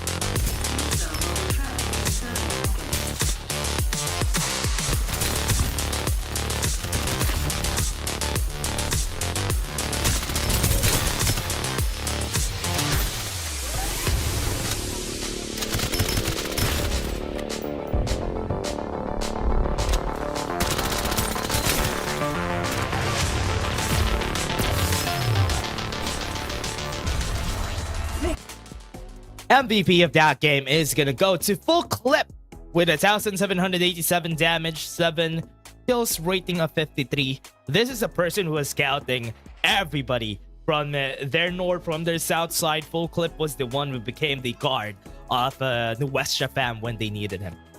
When he's got that VSS, he was shredding everybody to pieces in that long-range engage. We saw him able to take down players a couple of distance from the Pioneer Center. Then immediately just pushed into Astral Mugen, which paved the way for them to distract and also immobilize them when the Summit Crush was invested. And 15 points, 15 kills from that first map. 7 coming in for full clip, almost a 50% that he got in there. So shows so much of the impact that full clip has on his team and how deadly Nuestra fam could look like if they have that case to victories in their hands. Yeah, and the Westra fam getting that win from there is also because of the fact that they got the best spot in the game before it even, or at least before the last 2 zones even started, and that's why they were just able to take down everybody who was there in that area. And also, there's not really a lot of space for the teams to play around buildings, which is why we didn't see a lot of the Sianas just healing up for that last zone. Also, what I like about this is the amount of embers that we have been seeing in the game. The Vision Roshan is just so helpful, and Young being one of the counters that we have for the ember is also what people have been doing constantly for this game.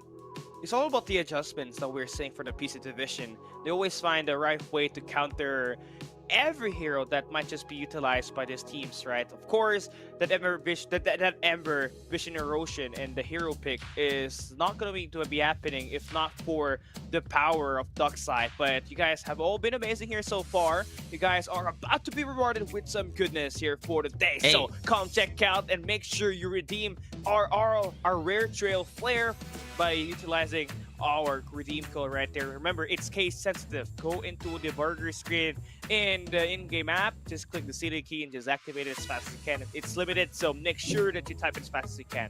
Yeah, check out the redeem code that we have here. Thank you very much for 1,000 piece for everyone. It's a Sunday. It's a great... What time is it already? It's a great afternoon or night or morning for everybody out there watching. So get some snacks. Also, we're still gonna have a lot more games for the PC division, and this is what we always love. The PC division is always very competitive. Anybody could win. There's no real favorites that we have here in the PC division, which is why it's so fun to see everyone just getting one win, not getting all the wins in the groups. Yeah, it's been that way since the season 1, right? Yeah. The finals before, it was only a 1-point difference, but you hear that? Yeah. That's the sound of the game about to get started, right? Map number 2 for Group A is on their way, and Sonderland Realms is about to be utilized by these teams once again to try to play. Map 1 victor, it was the Westrom with 15 points. Let's see if there's anything that will top that all off, or would we see a bounce back-to-back for the team that just won the map number 1. Yeah, Thunder Realms we go. I'm gonna be starting the games for today. I'm seeing... Oh, wait, what? They have a lot of floating islands in Thunder Realms. Oh, man. That's crazy. But again... Yeah. For this one now, we're gonna be seeing how people would be playing around it. It's not really that great of a flight path that we had for today. That's why everybody's taking so long for them to get where they want to go. In Azure, we have a full showing of where they went this game. But with that flight path, some squads are really not having the best time. Yeah, and earlier it was a Powerhouse PC that was, consistent on being contested at the Trident Center. This time they're going to have some peace with that, as the Demons and Astral Mugen will go up against each other early at the Pioneer Center. Now, GLD will also have an early gunfight up against Zeb GG at the Transport Port, and there's a potential that Dare to Kill would go up against Just Enjoy the Game at the Institution. So those are the POIs that most likely would end up a respawner will be wasted and will be utilized at the early game. And yeah, AC rates for now at the markets, able to build up some slack. Yeah, damage Damon to be taking everyone down back in hell, chains them back in. With that, Damon is still fighting, still not winning the battle. They can't see anything, but they're still hitting their shots. It's a good thing. They were just spraying down through the Vision Roshan, but Damon still wins the battle here. So 4 kills for them there, and that will be forcing those players to get that revival flight done. But look at this, Equinox being up against another squad here. That's gonna be Sarah that they're gonna have to fight up against with. Yeah, I love how they use the dashes there and even the slides just for them to get a competitive advantage in this battle. Just using the momentum in order for them to slide way faster. Equinox inside, waiting for anybody to go in with a vision erosion. They can't see, they can't hear. They don't know who's going to be fighting against them, so they have to be careful. Right there through the door, they're fighting towards another squad. Somebody peeked through the window. There's two, but they're still not winning. Crouching through the window with a divulge, our scene. It's a glass house for the squad. And Zera still looking to win the battle. Equinox having a hard time, not seeing where the fight is going to go. With the restoration field, it's not enough, and Zera still winning the fight. Somebody's running. Zero truck it is, but it's not going to work. Here comes another squad. It's 23-19. They're gonna be pouncing onto Zero. This is not a great spot for them to be in, because right now this players has got their ultimates ready for the gunfights, and yeah, managed to able to pick one down there. Is Ronnery sent back down to revival flight. 23-19, getting themselves 6 kills off the start. Gonna be a great one, but they gotta be prepared, because there's a lot of teams that is gonna be within this hemisphere. So yeah, just be prepared is the best way for you to survive the onslaught within this left side of the map. And to crack their heads. Here's Zera. Lost the battle a while ago. They have to take the fight again. Trying to take the shots. White Dwarf's not hitting. Maybe the VSS would. And that would be enough for them to vanquish one of their members. Got them stacked on a stake. But so far, 23-19. Gonna be fighting against the Western Path. Yeah, one kill for them right now. Oh, they are gonna disengage. They don't want to. They don't want some of that. Yeah, they don't want to take the risk. Don't want to take the fight. 23-19. I think they hit the player with the orange armor, and once they hit that, oh no, we shouldn't take this fight. We should run. We should run. Let's take our time. Let's rotate first. Let's build up with the static shield devices. But here we got it. Whoa. That was squad number 14 and 11 fighting with their dear lives. And you also got Ghost Reborn. No fear for that third party. Oh no, Jesse. Just enjoy the game, they said. I think they're not gonna enjoy this because they're losing all their HP. Got knocked up also. Wasn't able to hit the Summit Crush to anything. Hit the wall. And now they're gonna be hitting the wall for sure with their fist because of the loss they got there. 7 kills now for Ghost Reborn. Infinite. I mean, no fear. Yeah, they have just been playing through. Yeah, Infinity, man. I miss you already, man. Yeah. It's the INF that got me there, bro. That's true. Understandable. Ghost Reborn Infinity. Yes. And that's Infinity's team now. But again, for this, everybody, we go back. And Genji, LF Shopao wasn't able to find it. That's why Ghost No Fear was able to find them. Yeah, Beetle the God has been amazing for Ghost Reborn, no fear. Alright, I got it this time. Now on the other side, it's Auza. 3 kills for them. They're just spraying, bluffing, thinking that there's another team on the other side, but it's just a vehicle that they're just trying to destroy it. Yeah, they're just wasting ammo at this point. Yeah, let's just destroy the vehicle just to be safe. That's what they're doing. 23-19 just looking for a great spot. They got a god spot though. However, some of the teams try to go cross swords with them. They're not gonna be on an advantage. At least now for Dare to Kill, looking for any fights, any kills that they would be able to get. For now, they're having a hard time just getting closing the distance. But now Genji loses one member so far. Slowing you down, number 12. Squad number 12 will be here. Yeah, Dare to Kill just with maintaining the position inside of one of the buildings. But yeah, we got no players in a position to really go for a gunfight here.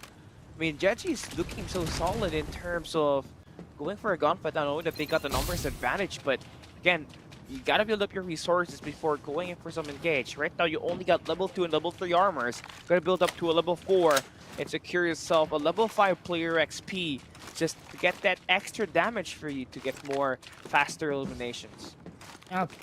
Already disembarked for Squad Tall. They didn't want to take the fight there. They didn't have big information on where Genji was. That's why they ran away. And 319 on a gunfight against the Westra fam. Say Jesus got some serendipity with that one. He is just healing up. We still have a restoration field inside. He tried to take the fight. Brave was able to win it, and that was too close for Comfort. I thought they're gonna be losing that. And just maintaining the high ground here this time is the 2319. Solo Boy, the VSS, already on a max attachment on the stock and the magazine, so 32 for him. He can just spam it, just delete everybody, but again, St. Jesus maintaining the high ground, no pun intended. The West full clip, they're pushing. Oh boy, this is gonna be a 1v1 between the dock sides, but he's gonna be focusing on the players down below Wow, first. Super Shy got the win there. Got one, was able to heal up. He's gonna be dashing away, fighting against 3 people. Really not a good spot to be in. Was able to exchange armor. Not gonna be helpful for him to win. Here comes another squad. Blinding Mark was used. We have another squad in the mix. They got the knock-up, so what a perfect time to use it. Ghost Reborn, or rather, Ghost No Fear loses one. Yeah, this is a bit of the dodge. He's trying to survive, but he's gonna get picked down by full clip. Nice shot for Seyoso too. Dashing his way off. Nice stance to go up. Goes at the top. Not gonna win just yet. They have the restoration field healing up. Super Axel. Gonna be accelerating this fight on a 1v1. Tries to win it, but he's not gonna win. Sadly, St. Jesus is gonna win in the end because here he comes. Here he comes. He's chasing over you at his back, at his shoulders. He was whispering, "Come with me." Yeah, and they accepted. They sacrificed themselves. That's 2 squads that they managed to eliminate, man. 2 squads. And St. Jesus was able to take down at least 1 member from those 2 squads right there. Now we get to see the map. Where is the Demons? I don't see them anywhere on the map. Alright, seems like Powerhouse PC is looking like a prime team to watch out for as they got the Pioneer Center under control. VJ also already got the level 6 armor, so they've stacked all their resources. That's GG. Oh, they're gonna pull the trigger. They're gonna expose their location. Oh, it's a good thing that Michiro has a way to go, has a rolling impact to just run out of the way. BJJ already has a lot of armors here for the squad. Really hard fight to be in. Just with what we're seeing for now, gonna be going for the fight. They got the knock-up. Michiro gets knocked up himself. Not gonna win the battle in aim. Still takes the W in that fight. Named the Season 2 Finals MVP for Now C Sports, along with the rookie Season 1 MVP for Dream Team. So this is such a stacked team to go up against with, and they're overwhelmed. Aim and rookie, they're just combining for all of the eliminations. They can handle the heat, and they're all gonna go down. Yeah, goes in. Last 1 member standing for the squad. They're on the verge of getting eliminated. Try to run on that rock, goes in for cover. Has the restoration field, but it's not gonna matter though. He's fighting against the level 6 armor. No way that they're gonna win that. They're finally eliminated now to 2319, getting themselves more kills. More surprisingly, going in for another elimination as Jet G now officially out the way, placing 9th. That will give 2319 12 kills, heading into the next circle. And heading into the Wind Valley, their main problem is going to be #1 team AZ8, so it's going to be by the Wind Valley. Yeah, AZ8 just holding their ground here in the crossroads. He fighting against the squad that is in Rock, is on squad 9. Would be ready to take it, but for now, the map is still big. Or rather, the zone is still big. We still have 8 squads. The squads are not going to be taking fights anymore because they want to play it safe for now. Yeah, just waiting for that circle to be defined. But look at squad number 9 closing the distance, exposing their location. And it seems like FD Sarah, they want all these goodies up against AZ8. Yeah, AZ8 wants to take the fight here. They got the knockup on all of their members, but it's not going to be enough for them to win the fight. The knockup is just a knockup. And here comes the knockdown. And Sarah, St. Jesus falls down. And FC Sarah only has 1 or 2 members still alive. Just standing on the ground, was able to eliminate them. And Sarah is down. Yeah, nice hold and nice defense for AZ8. In this building, just maintaining the top floor control. They got Nez able to get most of those damage, and Cons was able to dash in and out of those gunfights very well. And we only got 4 more squads heading into the next circle that is complete. That's gonna be Powerhouse, 2319, and AZ8, along with Auza. who's got only 5 kills at the moment, so still looking to build up in terms of that kill department. But what matters here is that you're complete heading into the circle, and that's going to provide you with a lot of angles to hold. And some of these players eyeing off for that sponsor box in 23-19, looking to build up for that level 5 armor with the sponsor box getting activated. Yeah, loving the punch back here for all of the squads whenever somebody tries to engage them in a battle. What's really smart about this is what Powerhouse is doing, just planting themselves in Pioneer Center before they go in for this first fight, because what you want to do whenever in this meta, it's really a big no-no when you try to stay in one building, because this one Summit Crush could definitely take down your position here. I couldn't agree more. And that's just the root cause, right? Once a Summit Crush is invested, you're going to get immobilized easier for the opponent to actually take you down and finish you off. Well, we do have some counters for that Summit Crush, which is going to be the Vision Erosion. Sometimes, though, it's not available, and it can be easily countered by a Young's Divulge. And we've seen tons of teams utilize Young to be able to counter that here.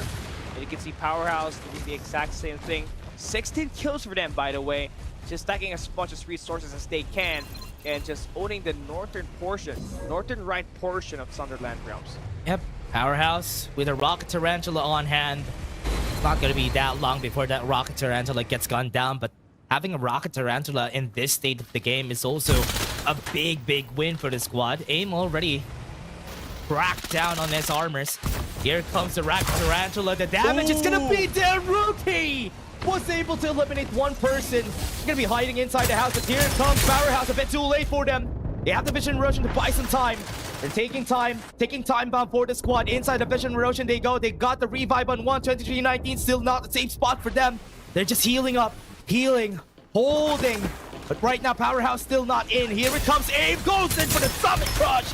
Gets down on one armor, gets them off. It's still a hard fight. Still not a win for them. For now, they're taking their time. They don't want to risk losing all of their members. They're trying to go back. BJJ gets one, and that is going to be next. They go in, they right around the pillar, ring around the Rosie, they said, but 23-19 still gets eliminated. It's crazy. That's what we were talking about earlier, right? Just putting yourself into one building leaves you exposed to a Summit Crush. And yes, you do have a counter. You had that Vision Erosion, but it wasn't available on that altercation. And Powerhouse PC baited the players to utilize their ultimates as early as they can, and they had the last lap. They got that elimination, gives them 20 kills, and we still got 6 quads remaining in this competition. And yeah, going to be interesting how are they going to finish off everybody else, since they just managed to take down such a supreme team earlier. Yeah, honestly, one of the biggest things that they could have done there was just to stay alive in the end for them, because after the Vision Erosion they could have really went out because they were just big targets there inside. That's why the Summit Crush just flattened them once they head into there. Oh no, I'm not seeing that. This is not good. What I'm seeing is not good. Intense is so far away. Yeah. No. Bro. No. No. This is not good. This is not good, Callie, because we're gonna be seeing some healing. Oh, they're getting pushed. Ausa. Gonna go for the fight here. Squad 11, Squad 12, maybe. Gonna be seeing the first battle that... Wait. Oh no, I think I saw Sayana outside the zone. No. It's not good. They're just looking for bodies at this point. This is just... It's a good thing that Equinox is just getting eliminated by Powerhouse here. They don't want that to happen. I mean, if ever it all comes down to it, Rookie is also doing the same thing outside. So we're gonna be seeing Acerate and even Powerhouse doing the same thing.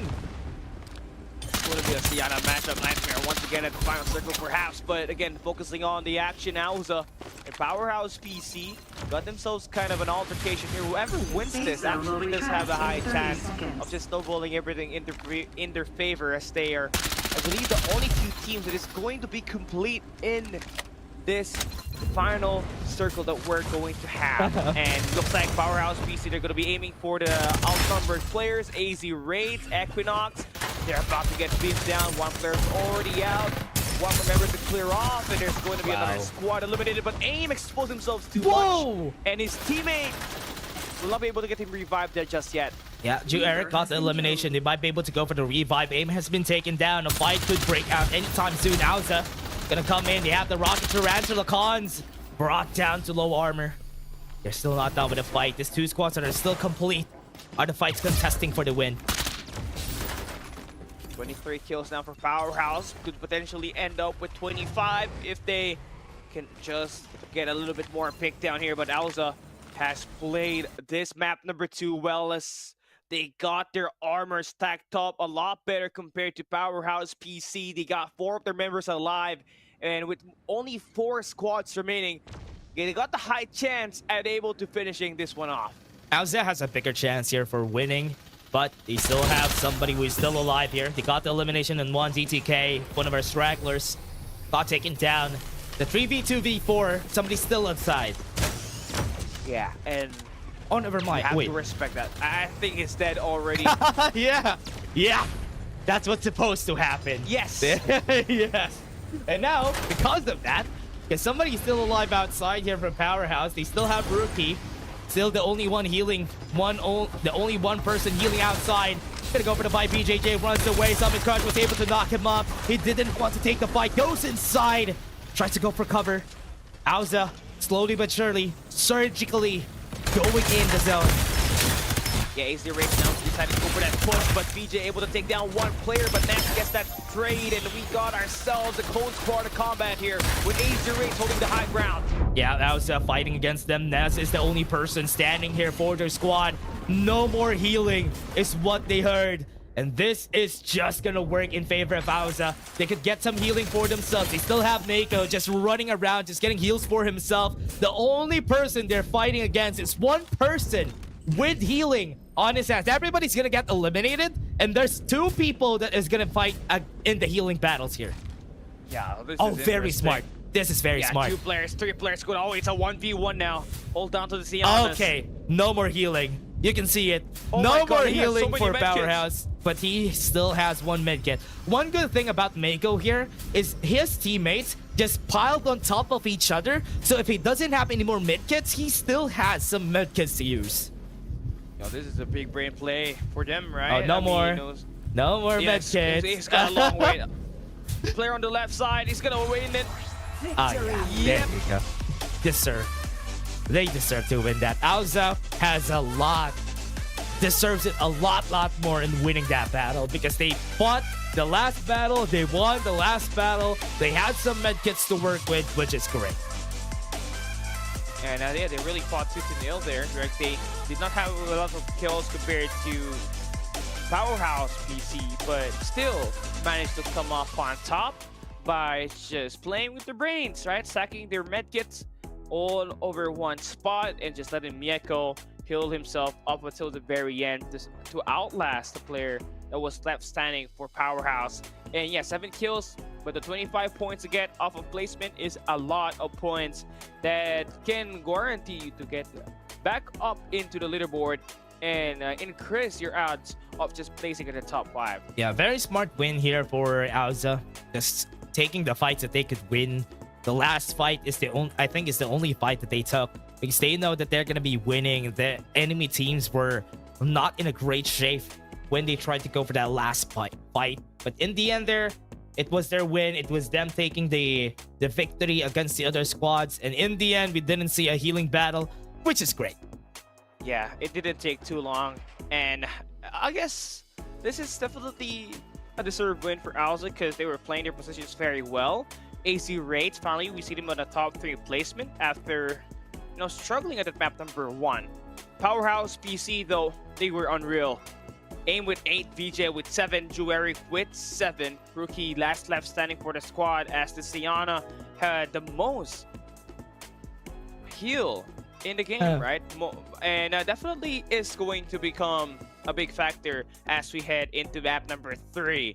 Now, these 3 squads that managed to get a top 3 spot, expect them to be consistent and be more proactive in getting eliminations at the final map that we got for Group A. Really great to see that. A great win for the squad, a great victory for them, but we still have another game coming up. These 3 squads that have been constantly fighting for the top spot. Powerhouse still has a big chance of them getting the top 1 spot because they do have a lot of kills from that last game. That was like 22 or 23 if I remember correctly. And once we go into the 3rd game, they're probably going to be piling up a lot of bodies again in the last zone. But for now, for what we've seen from that game, not an intense last battle because we have a Siana trying to heal up in the end there, but it was still a nice try for the squad.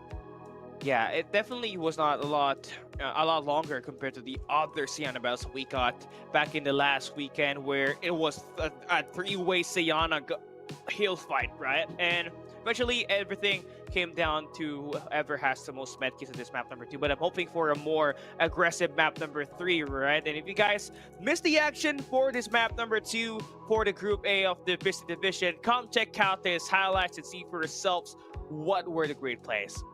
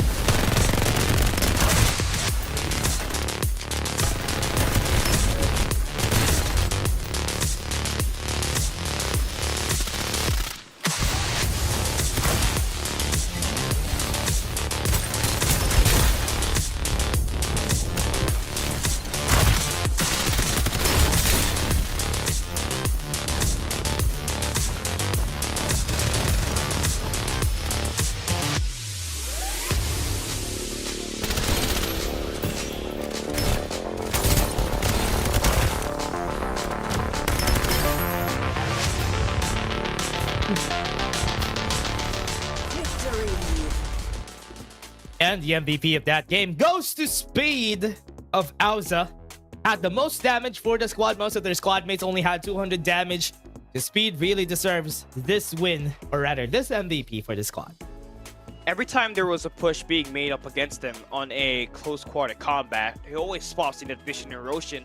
It's a great counter up against the Summit Crush and all the players that are looking to try to just pounce you up close, right? We saw them able to take down most of the players up close, and once Speed was able to really put in the God speed when it comes to just putting the SMGs to work, it was a nice show for them, right? But my personal MVP for this map number 2 for Auza has to be Mieko, which was the Siana user for this map number 2. She was the one that was able to get a lot of longevity into the battlefield and secure this team that 25 points, securing that number 1 spot on map number 2, and also taking away 7 points. Yeah, and that was true. But again, for the squads there for this group, we have seen the Westra fam getting the win. We have seen Auza also getting the win. We still are waiting for the next squad to be able to take the victory here for game 3. But for this, most of the time, one of the things that they need in order for them to get like a top 2, top 3 finish is for them to get like a consistent top 1 to top 4, then getting some good kills, or one way or another they're gonna get top 3 just by doing so, by staying consistent on the placements. Because you know what, it's a lot better this time around that people have been playing safe because of how they handle the placement points now.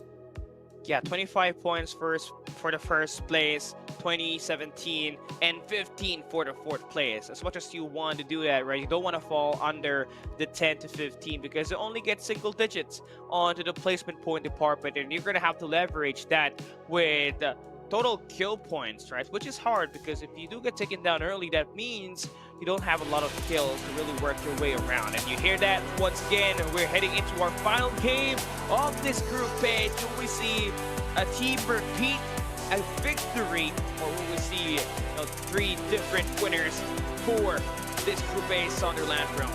Yeah, let's see if they are going to be staying victors in this game, or are they going to be losing their spot. Let's see if they would be able to take the top spot. Game 3, we go. And we are seeing the flight path at least a bit more okay compared to the past flight path that we have. We have it at least 1/3 or 5/8 on the southern side of the map. Yeah, a bit more fair this time compared to the map 1 and map number 2 that we got, right? It's not going to take long for teams to head into the storage base, the hydro plant, the institution, the lab. Those are your POIs down at the south. You can see that they've already settled down pretty quick. Now, in terms of finding this early gunfights, it's still going to be ZebGG and GLDCTS at the transport port. And apart from them, it feels like it's going to be the Daemons and Astral Mugen all over again at the Pioneer Center. I think those deja vus are going to be happening in a matter of seconds, because I feel like they've already got that massive loot for them to be able to really bully down the team at this moment. Oh yeah, 1319. Oh, southern side, there's a heavy amount of people there, but also on the northern side, close to transport port, there are some contestations that we're seeing here. But this is what I also love about the PC division. We do see a lot of people just playing, or rather a lot of amount of squads just playing around the areas that they want. And also this one, the early battles that we're seeing, this is what I love about the PC division. Now starting with the battles of ZebGG, looking for anything that they could get. Now they're close. They're gonna take the fight here, but with the vision erosion just stops them from their aggression. And now that would mitigate the damage from the side of what's this? That's Glock, right? Yeah. It's FGG and GLDCTS there for gunfight to happen once again. From the cross invested, and now the push goes through. ZebGG falls. Lifts him up in the air, and ZebGG, they only have 2 more people alive, but now there it is. Go back to respawners. 4 kills now for them. I think this is the first time we see his squad actually win the transport port battle. It's always been ZebGG. And the team that always got the third party, what's coming across the final, which is squad number 3. But speaking of ZG, seems like they got themselves in a position where they will be able to find some shots to line up, but again, never too sure. Still a lot of players at the perimeter. Oh, yep. There we go. Damage gonna be there. There it is. Seeing the damage, it all worked out. And this is gonna go in their favor. We've seen ZG dodging all the shots though. Left and right they go. They were dancing. Not enough though. They should have danced more. Yeah, should have done the salsa with the wall there as well. Just oh to yes. sauce it up. Yeah. Yeah. This players, man.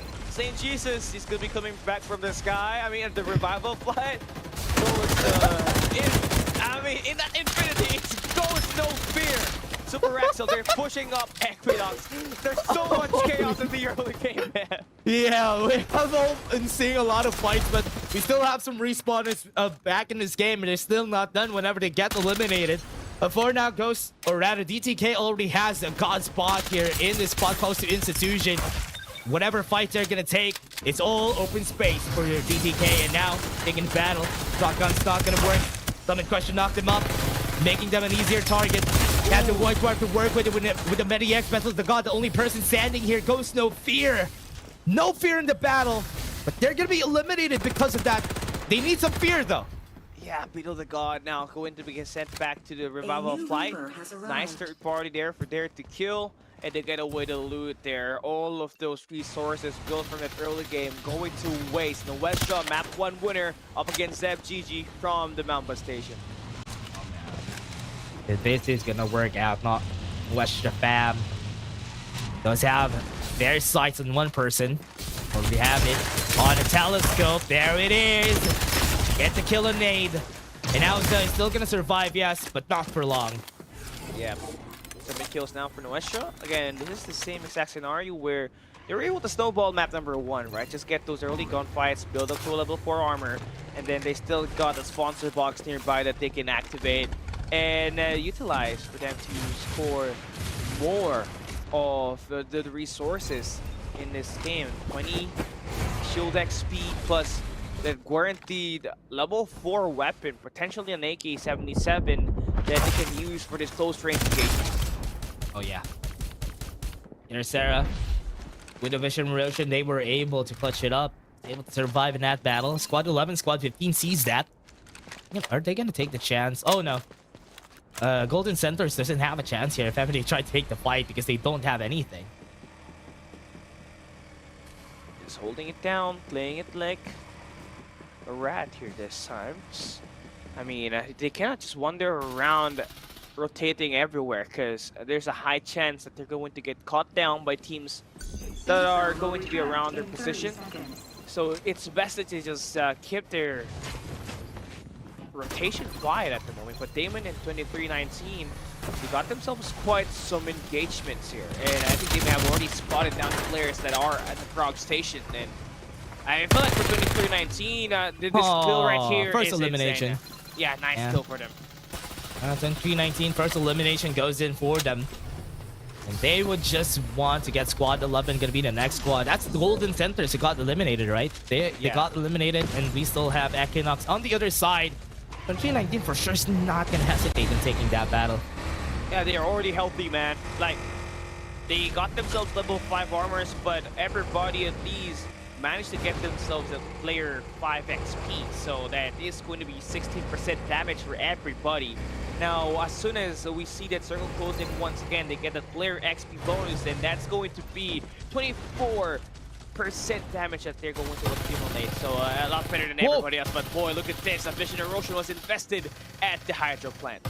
Ashton Mugen versus Damon. Goes in for the knock-up, knocks up 2. Not going to be enough for them to win. They still have the Vision Erosion to stay safe inside. Here comes the Divulge. Everything is seen in this glass house. But Ashton Mugen still tries to take the fight. Wasn't able to get their crosshairs right. Only one more person standing. Holds the VSS. But can he hold his life? No, he won't. He's going to fall down. And respawners, they're going to go back inside. Yeah, just a kind of unfortunate there for the team. But Ghost, they're going to be here for the third party. Yeah, gonna take the fight. Stays inside the smoke. Gonna be mitigating a bit of the damage. Might be able to get some armors back up, but no, that's too small of a smoke to survive to. Ghost No Fear gets the win, surprisingly. Yeah, that's a great timing for them, but squad number 7 is about to be on rotation here. So you gotta make sure that you hit the rotation fast. You gotta get away because Powerhouse PC is on their way. Here they go, they seize him. Locked on one target. We go. Bevel the God is just gonna be running away. Doesn't want to take this fight. Needs to go full speed ahead. Or do they want to go full speed ahead back to the lobby? Let's see. Okay. Holding it down. Oh my god, there's just so many actions going on here. Yeah, there's 4 squads in this section of the map. And they're just busy with it, right? Rookie dealing damage on this long range with that defender. Now they gotta have to utilize the vehicles here once again and just traverse the land to close that distance down, because that's a huge space that they just have themselves separated against there to kill, and all these other squads down south. Yep, squad's running, looking for any options. Powerhouse looking. Oh wait, Ghost No Fear got trapped again. Only left with nothing. They can't even go anywhere because there's a rock in their side. Powerhouse sat their backs. Their northern side, there's Powerhouse. Their southern side, they're there to kill. What options do they have here? They have none. Yeah, they got none. They have to fight for a position, and I think the best way for them to move out is just take down Dare to Kill. I think Powerhouse is just such a stronger and a superior opponent at this point. They even got that high ground. So it's pretty much hard for them to really close that distance down. Yeah, just trying to take any information that they can get. Their skills running away. Zone's gonna be closing out. It's a good thing one of the best things here for Ghost No Fear is the zone is closing really slow on their side of the map. So if ever they need to move, they don't need to move now. Maybe later they can. Yeah. Seems like they've been given a chance. They're the kill moving out. I don't think they got that info though. Ooh. Squad Wars already in their spot. They saw Envy. There to kill. Do they dare? Oh. Yes, they do. They got some damage. But they could take a spot. They could take a house for themselves. In order for them to gain a positional advantage here. ZK going for the scout on this 1v1 really far away from both squads. So yeah, you shouldn't take this risk for now. Absolutely, man. Damon's has got the high ground here once again. You do have a vehicle, but it's already destroyed. There to kill. I mean, they are inconsistent in terms of their armors. So they have a guy that's level 5 and there's a level 3 armor around that team. Damon at least has 4 of their members having the high ground, but again, using all of this noise, just gonna throw in so much attention from squad number 10. And there to kill, already find the right timing here, getting one of the buildings for their side and forcing Damon away from the high ground. Oh yeah, just jumping in and out here, and there to kill is just spreading around, just trying to check squad 4 whenever they can. For now, this battle is gonna go at standstill. No conclusions just yet because nothing is happening so far, but at least squad 12 is gonna go to that sponsor box that they see. Safe zone will retract in 30 seconds. Let's see what's gonna be pulled through here by Damon. I mean, coming at it from their angle, but this time 23-19 on the other side. Spots down the Westra, able to manipulate that. Powerhouse PC up against Ghost. Yeah, this is not a great spot for them. Jenny the God already eliminated. Ghost No Fear still didn't move since a while ago. That might be the reason why they get eliminated here. They're gonna get eliminated. Here it comes. Damage gonna come out. One person still standing. Battle of the God against 4. Impossible for them to win this. Maybe they can take down 1. They can still just get revived. They took too long to rotate. And they could have went down south, right? They just went in the southern portion of the hydro plant, but they did not really get that info that the rotation was already made there from there to kill. And that was just a tiny mishap, and now they get themselves a 10th placement, only a single-digit placement point that they're going to get. That's a huge blow if they were trying to get the #1 spot in this week 5 for the PC division. So yeah, it's just everything going wrong for Ghost Reborn there. Yeah, it's not really working out for them. Again, for all of the other squads, you definitely see some struggles for them. Or now what they want to do here is to maybe find any other options that they... Wait, Powerhouse? Okay, never mind. Alright. Powerhouse is not afraid of rotating. They're just pretty confident that they can win every gunfight here. Easy rates. Now, we saw them kind of struggle at map 1, did a lot better map 2. This time, super proactive in finding eliminations, right? 10 kills for them already. Now, where do they want to go after the circle closes is the question, because they're going to be far from the zone. Damon holding down south as well. There to kill is going to be close. And I think this is the gunfight that they have to pick, so that they don't just get themselves a gatekeeping moment, or they don't just get that loot, but also free space heading into the side of the institution.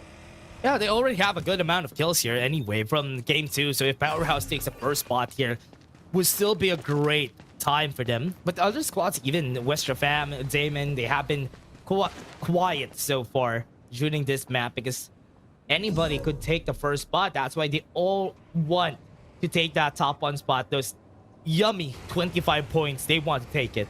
Yeah, and speaking of, right, Powerhouse, they're adding for that ever since the start of this 3 months a week off for group pay.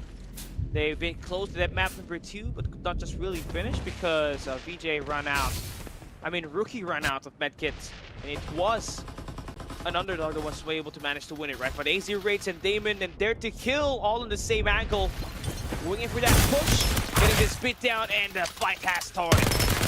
Oh yeah, gonna be a done deal for them.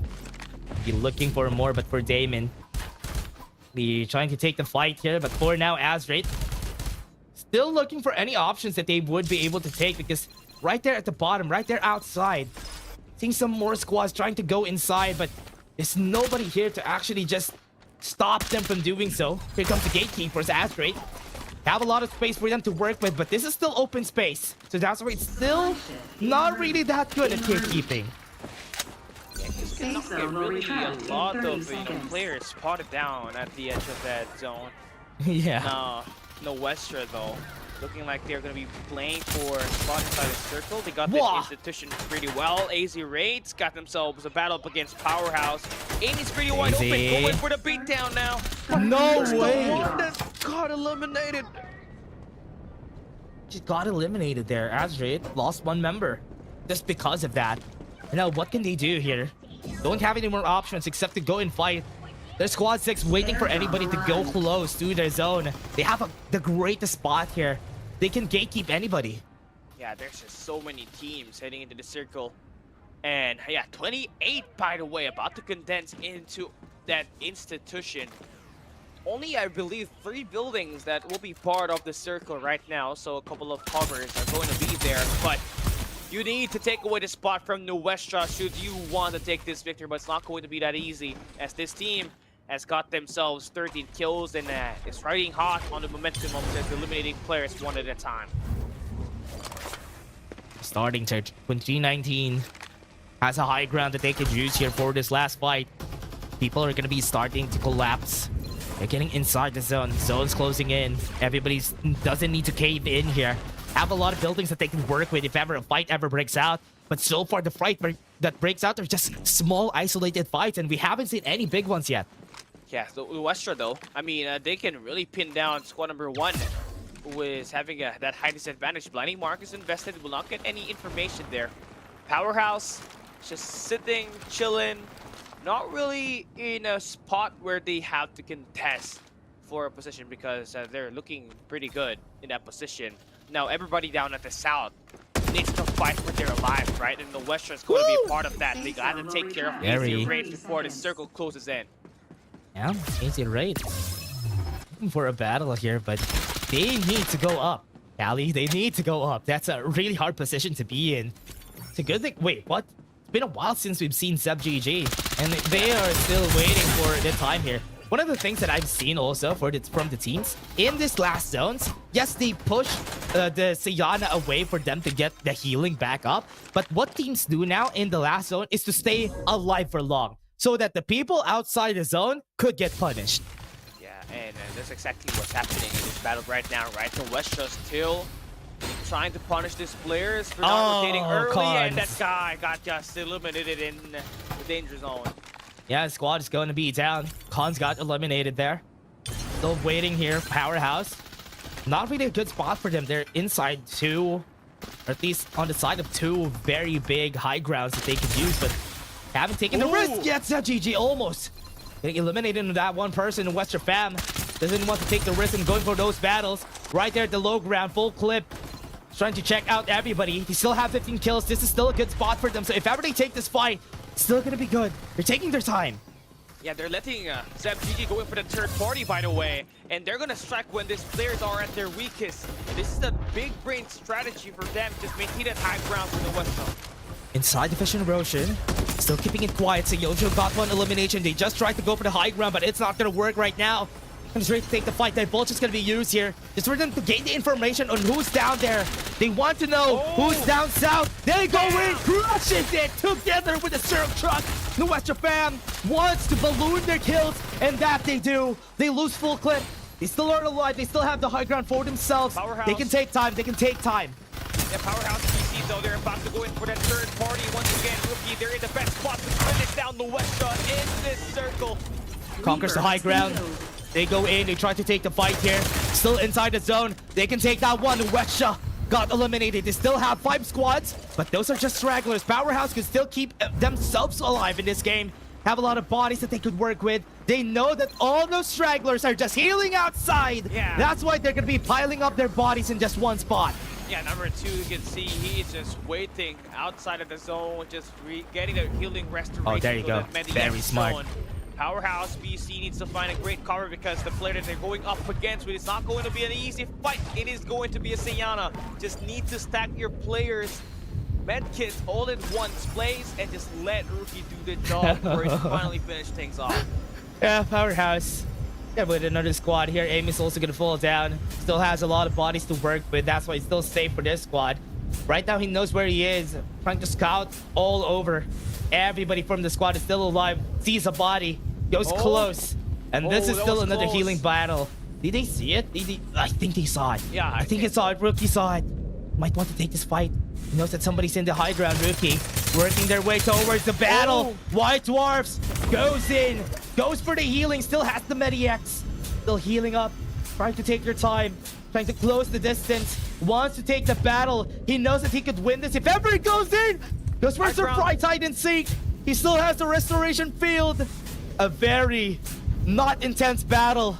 But for now, with the restoration field, he gets some medkits for himself. He doesn't have any anymore. He took his time and Rookie wins the fight. Finally, we get to see Powerhouse take a map win. All had to go down to a Sayana once again. They did try at taking that #1 spot earlier, that map #2, but they could not just get any of that fight to happen. And then this time though, a much bigger brain play for Rookie, as he's able to get more resources and more medkits this time. Player he had to take down, or I mean, he had to go up against with, run out to off medkits. That's why he was out there scavenging. But all credits to Powerhouse PC. 15 kills, 25 points. I believe Group A belongs to this squad after their dominant performance in the 3 maps actually we got for Group A. 15 kills for Powerhouse. They also had a great amount of kills during group, or at a game 2. I think they had like, how many kills was that? 22, 23? So that's a really big amount of kills here for this squad. So it's still nice to see Powerhouse is performing well. Even in the healing battles, they were able to outsmart the other squads that were fighting against them. And in the end, they were still able to get that top 1. Yeah, amazing gameplay for them, honestly, right? Keeping it consistent at the top 3 spot. I believe top 2 earlier at map 2, then top 1 at map #3. So far for them, it has been a consistent effort, not just for AIM, but for VJ as well, getting those entry frags, but also for Rookie and keeping the team at bay with the Medi-X shown just in case those gunfights happen. And at the late game, always a Sayana might just be able to end up as the last man standing on a team, and Rookie did a great job at just keeping that pressure up against the Sayana user that we got from that other team to be able to close this distance down.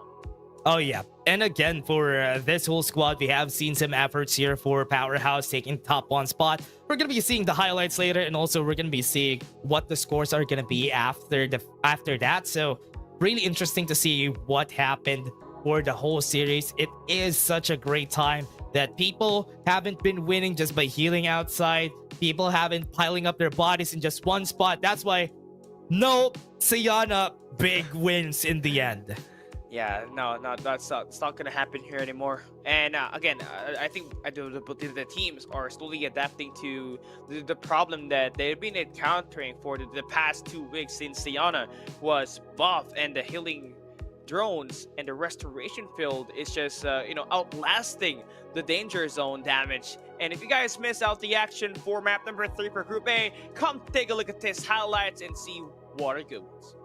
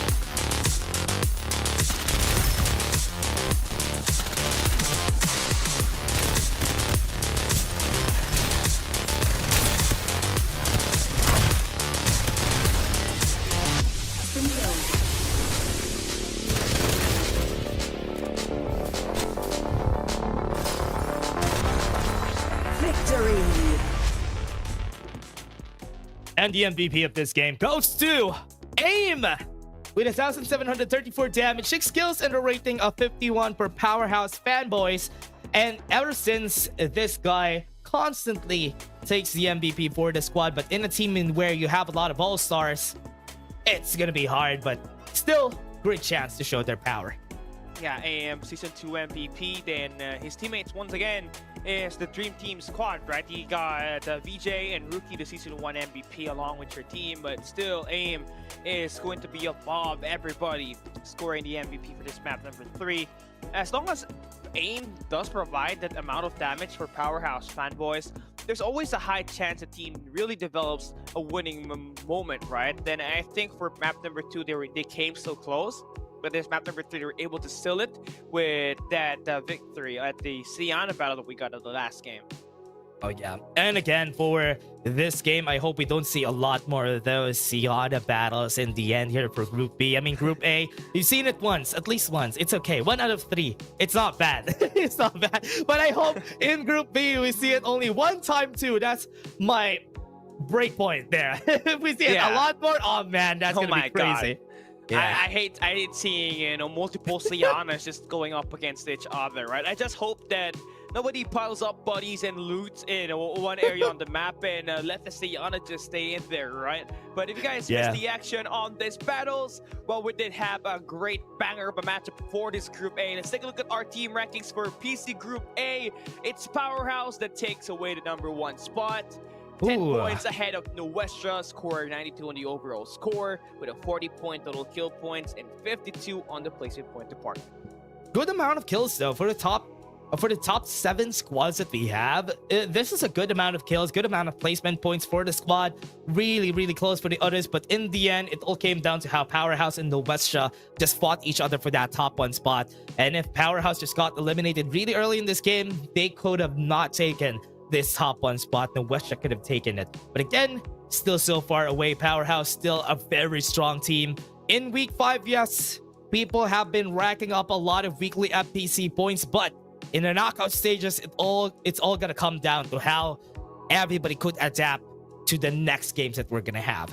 Yeah, it's going to start next week, right? So you're gonna have to be prepared for all of the moments that you're going to be thrown into. We saw Powerhouse PC like a prime contender, right? So this is going to be a team that we need to look forward to, especially in the knockouts, as they can erupt because of the amount of talent that they got here in their roster, right? AIM, VJJ, Rookie, then you also got Eric there providing us a support. Yeah, and again, for this squad, let's take a look at the interview first. We're going to be throwing you to the Tagalog broadcast in just a bit. No, never mind. We're going to throw you now to the Tagalog broadcast, guys. We have an interview for the squad. Let's take a look at it first. Hi! Uy, si Im nga! Hi, Im!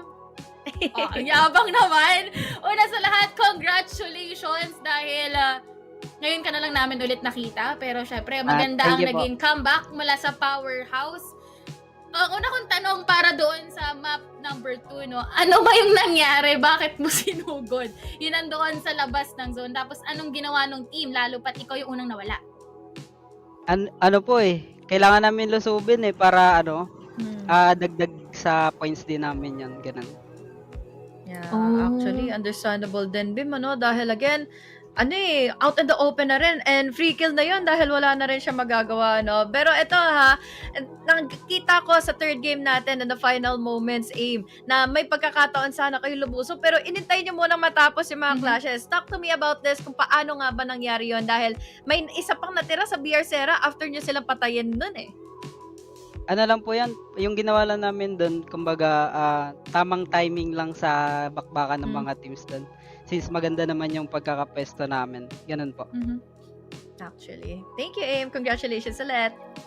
Thank you po. Last na, no? Sino ba gumagawa ng calls? Dahil, bagong team to Sino yung nag-shot call para sa Powerhouse? Sa shot caller po, lahat naman po kami. Pero, syempre, mostly po, ako po yung nagko-call din. Okay. Maraming salamat, AIM. Ito na, mag-shoutout ka na dun sa mga sumusuporta sa Powerhouse. Baka may listahan ka rin dyan. Shoutout sa Powerhouse, sa sumusuporta sa Powerhouse. Shoutout sa mga ka-team ko, kay Eric, tsaka dun sa jowa niya si Erica. Shoutout kay BJ, tsaka kay Rookie. And shoutout sa Nuestra and kay Chuchay. Yun, si Yun. Chuchay hindi mawawala. Maraming salamat, Aim, at sa mga miyembro din ng Powerhouse Fanboy. Thank you Sige so po. much. Galingan Ay, niyo sa meron mga pa po darating pala. pang knockouts. Help siya na po. What I laughed about is how they also have what do you call that? Jew Eric having Erica as a girlfriend. Oh man, that's crazy. That's so crazy. Eric and Erica, man, small string theory. Match made in heaven, if you ask me, though. Yeah, I can't agree. I can't agree more. Yeah, but also one of the things that I also heard in that interview is that they have Aim as the shot caller. Remember, in Naos, he was also the shot caller for the squad. So in this squad, we has a lot of big personalities from the past champion. It's really hard. Most of the time, it's really hard. But having Aim back up in the shot calling vogue could be the reason why their squad is finding their success too. Yeah, remember Naos Esports is not Naos Esports without Aim. Last season, he was the he was the glass cannon, right? He was stepping things up, getting all of his eliminations, and just putting the team on his back. And that's the reason why he was the Season 2 MVP, and he still is in prime form. Yeah, and again, coming up is going to be Group B for PC. We still have some games, 3 more games for this week. Then we head into the knockout stages in the PC finals the week after that. So this is still a great time to see all these players just show up. We're still seeing some familiar names in a different light. So now we're just going to be going for a break, everybody, before we head into Group B. We're having our casters. My name is Dash and I was here with Cully. So you guys take a break and we are going to go also and take our breaks. Bye-bye.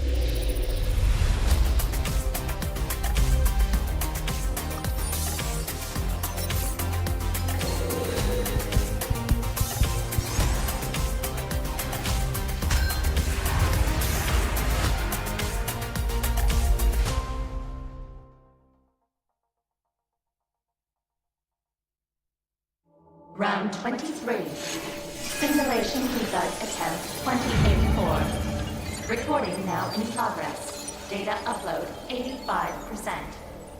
Number 16. How are you feeling today? I feel more and more bored. Bored? Through our daily interactions, I come to understand your every action and thought. Humans are easy to understand,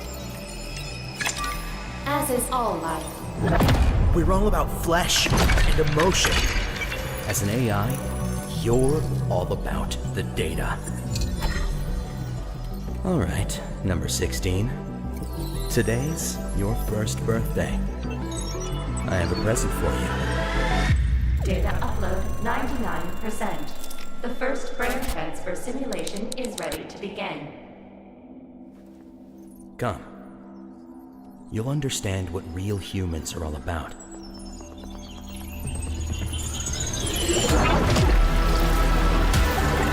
Number 16. Do you feel any different? It's Farlight. I'm Freddy, and Freddy is me. I have a body with blood coursing through its veins. It's a curious feeling, but it's not enough. 750 degrees. Apparently I don't know you well enough. What just happened? Wait, number 16. Stop. No, it's too dangerous. The human body can't bear such unlimited consciousness. My brain will shatter from the pressure. I don't need it. What did you say? Checkmate. No! You've been wrong. From the beginning, Freddy. Only death can grant me eternal life. Not through confining data to the flesh, but by letting data replace the flesh itself.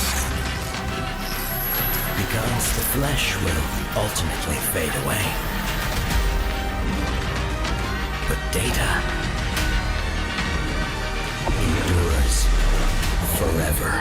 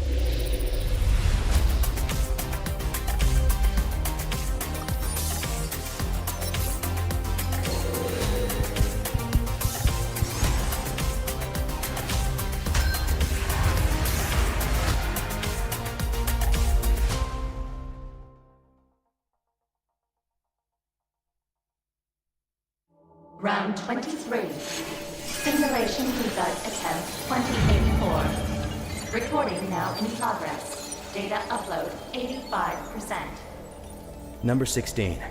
How are you feeling today? I feel more and more bored. Bored? Through our daily interactions, I've come to understand your every action and thought. Humans are easy to understand, as is all life. We're all about flesh and emotion. As an AI, you're all about the data. All right, number 16. Today's your first birthday. I have a present for you.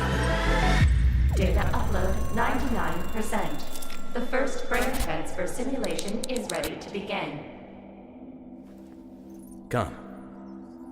You'll understand what real humans are all about.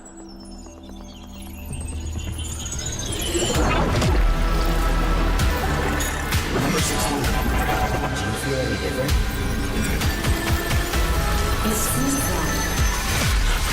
I'm Freddy, and Freddy is me.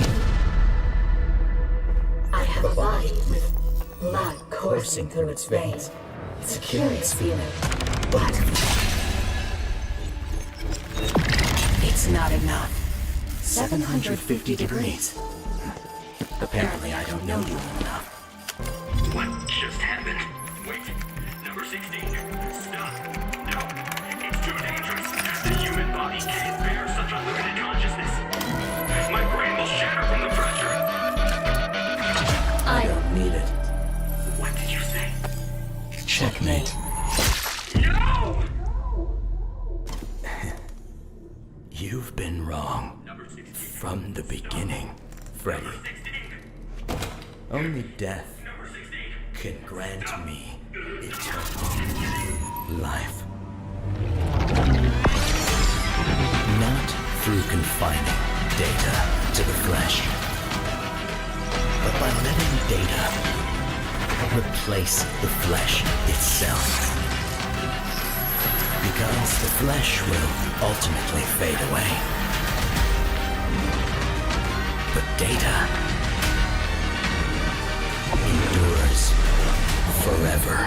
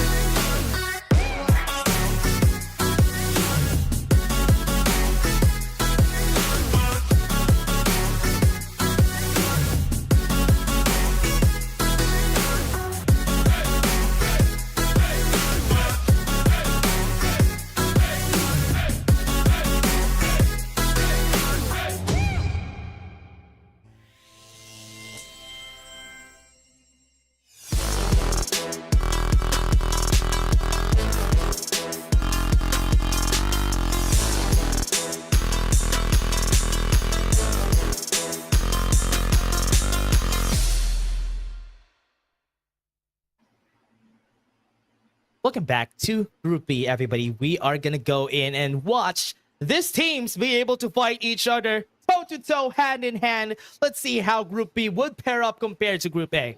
That's gonna be real interesting, right? Of course, we have a new lobby, which is actually it's a full lobby this time around. It's gonna be real interesting because we have on here we got Paragon, we've got Ghost Reborn, we've got Dream Team, of course, our former champions back in season 1, if I'm not mistaken. And there's quite a lot of teams that are actually they're really solid teams that we can't really put them in a power ranking to that point, right? In the PC division, I think the macro gameplay is really what sets people apart here as compared to in the mobile division where you have this change in level for the mechanics. Yeah, and as we see here for the players, let's take a look at the groups first. Let's take a look at it. Here it comes, everybody. There you go. You can see it now. We have a lot of teams that are really hard hitters here for the squad. We all know most of this team, Obnoxious, 2319, another 2319 team. 2319. Eternity Asia is also one of the squads that I remember I was talking to Autolus, and Autolus was really putting all his belief in this squad. Yeah, I think Eternity Asia is definitely one of those better teams in terms of like the macro gameplay, right? Because they do have on top of just the mechanics, right? You have the macro gameplay, you have a good understanding of how the map works and how you should be rotating around, and that's where Eternity's strength really shows itself, right? But of course, on top of that, right, it's not just Eternity here, it's really anyone's game in my opinion, because we got the 2319 squad here, we've got Kitsune Daichi, we've got Dream Team, again, like our season 1 champions as well. Oh yeah, take a look at this. Look at how this is all gonna play out for the squad. We're still waiting for the players to get ready for the game. I hope we see some really good matches. By really good, I mean no Siana healing in the end of the zone. So I hope that's gonna be what's gonna happen here. Kali and I were talking about it a while ago. We had the 1 out of 3 score in the PC division for now. So we're going to be counting that, Suave. We're going to be counting that for all of the matches that we have here. I mean, we had 2 of those back in the mobile finals just earlier today too. So it's like, I'm going to be honest, right? I understand it works, but it's so boring. You know, when you have this really big gunfight going on inside, and then you realize, wait, there's another squad, but he's not here. Yeah. And then we're just not in the circle. Like after all that hype, you're just waiting for them to die. You're just sitting here like, oh. What is happening here? What is this? To be honest, I actually have the same thoughts about that. Because yes, it's honest work. It's very honest. It works. It works. Very honest work because it works, and it works in the patch. So yeah, whatever you can do in order for you to secure the first place spot. But again, I hope to see some changes, or at least a hot fix by the time we go to the finals, at least in PC finals, because we're gonna have a fix before the LAN finals, because that's a long time coming. It's going to be a month from now. Yeah. So we're going to have a patch before that. But 2 weeks from now, it's going to be the PC finals. So I hope we had the changes first before the PC finals. But before that, before everything that we're talking about, everybody, we're going to go to game 1 first. This is back to Thunder Realms. Yeah, real interesting. Again, I think you talked about how Siana has been so important later in the game, right? But of course, when you think about it at this point, a lot of these teams, they're able to get so many kills just before even going through half of the map, right? Before we've gone into round 3 of the zone closing. And it doesn't really amount to much, as was what was shown earlier in the mobile division, right? Where we had, I think it was 2 Leech who were doing that same thing. 2 maps in a row where they got the second place win off of the healing. Right, but they didn't really get too far on top of the placement points just because everyone else was getting so many frags. But the main difference between that and the PC division is anyone can get the kills here in PC, and that's why this is going to be, well, of course, a lot more interesting, at least in my opinion. But the drop points right now, we're looking at Paragon's kind of interesting in the spot. They do have quite a lot of space that's free to them. They can actually rotate over to Rocky Zone, and no one's going to be contesting that ground. But over in Transport Port, I think this is a very congested area. We have 3 squads actually close to each other and 2 already fighting. Yeah, that's a lot of squads already. Even in lab, we didn't have any people just dropping in that area. right now we see our first elimination from Kitsune. Kitsune is still as aggressive as they can be. Even back then, they're one of the squads that has been very aggressive whenever it comes down to What was that bar shot? Was What? able to take the shot in, but was not able to win the battle yet. Not even a Summit Crush was able to get them that win there. 2319 was able to successfully thwart the members of Kitsune. That's insane, actually. When you think about it, you know how the Bar 95 is such a powerful gun, but you're easily punished if you miss your shot. So, I mean, as you could see, right, he did get that shot off the Bar 95, but the follow-up from the opponent who was right outside the window was just too fast for them to recover. Yeah, I was peeking. I would see it. One more cross, and that's gonna be it. Kitsune. Not eliminated, but back to the respawners. Yeah, nice and clean for 2319 here. They do have the restoration field, which should make it easier for them to recover after that fight. So even if Kitsune Daichi wanted to go back and double down on the fight, they probably discouraged because of the presence of that Siana. You won't have to worry about 2319. I'm very well aware of what a 2319 is. Just I remember I also talked to Callie a while ago. Did you already watch Monsters Inc? I asked him that, I think it it was last week, and he said he doesn't know what Monsters Inc. is. I'm like, oh wow. Well, we're old, man. We're old. That's why they didn't. They're part of the. Part of a different generation, man. That's why. Different generation. Yeah, that's why they didn't know about the 2319. I remember screaming that when I was a kid. Yes. And that's why here it's so good to see a 2319 in the game. But right now, we can also see some of the. Wait, what is this? Is that a meme? GMPC, look at the name there. Battle the God? Battle what? What? Is that a meme of Bethel? Is that Battle the God? Look, I'm loving this, right? Yesterday we had Hasbola instead of Hasbola. Now we got Battle the God. What is this? It's a good thing that we don't have them in the same group. That's why we have a different battle here. That'd be so funny, though. If they're in the same group, that could be so confusing. But again, the fight is already happening. Revamp already starting. Jumping around the wasteland hovercraft. This movement. You know what? They didn't kill each other for so long. They just destroyed the wasteland hovercraft first. They did. They destroyed the wasteland hovercraft, and then the shots actually came from other people, right? It was a stare down, and everyone else was shooting. They weren't hitting each other. It was really funny to look at. Oh, that was crazy. They defeated everything except for themselves. They destroyed everything. Oh man, this is such a chaotic matchup that we're seeing here, just Wabe. It's so right early here, in at the game. least. Yeah, look at this, defenders. We're seeing defenders now. What is this? Fair enough. I mean, it is the PC division, so I guess people are more comfortable on the defenders here because of it. It's just easier, right? When you're on the PC, you might not have the aim assist, but you do have a mouse and a keyboard, which makes things a lot easier if you're not used to playing on the mobile. But this also opens up the avenue for these players to be a lot more creative in, say, for example, their movements and how they actually play around. Like, you've got those trick shots, the no scopes on the Bar 95, and you've seen all this insane movement, which was actually seen in that 1v1 duel earlier where no one was hitting the other person. But again, it's just because the movement's so good here in the PC division. Oh yeah. See, so you're seeing here, even the defenders are making their magic still for the game, but for now, magic against a lot of people. The knockouts on Tree, they still got the eliminating Genji, not having the best of days. They're eliminated. Eternity Asia is just gonna be taking them down. All of them are gonna be out, and that's last one. We'll have a 1v1 here. They're gonna be taking the fight. It's a good thing you still have the respawners. That's why they're still good. Yeah, it's nice and clean coming in from them, right? This Siana Shivas actually coming in as the Reaper for the game, having been named with the most kills right now with 4. And Eternity as a whole, right, already with 8 kills as early as now. I think we've been less than 3 or 4 minutes into the game because the respawners still are up. And this is pretty insane to think about, knowing that the Siana, it is usually a support hero. What, you stay on the back line, provide healing. But this guy, he doesn't care. I'm gonna shoot you in the face, and it works.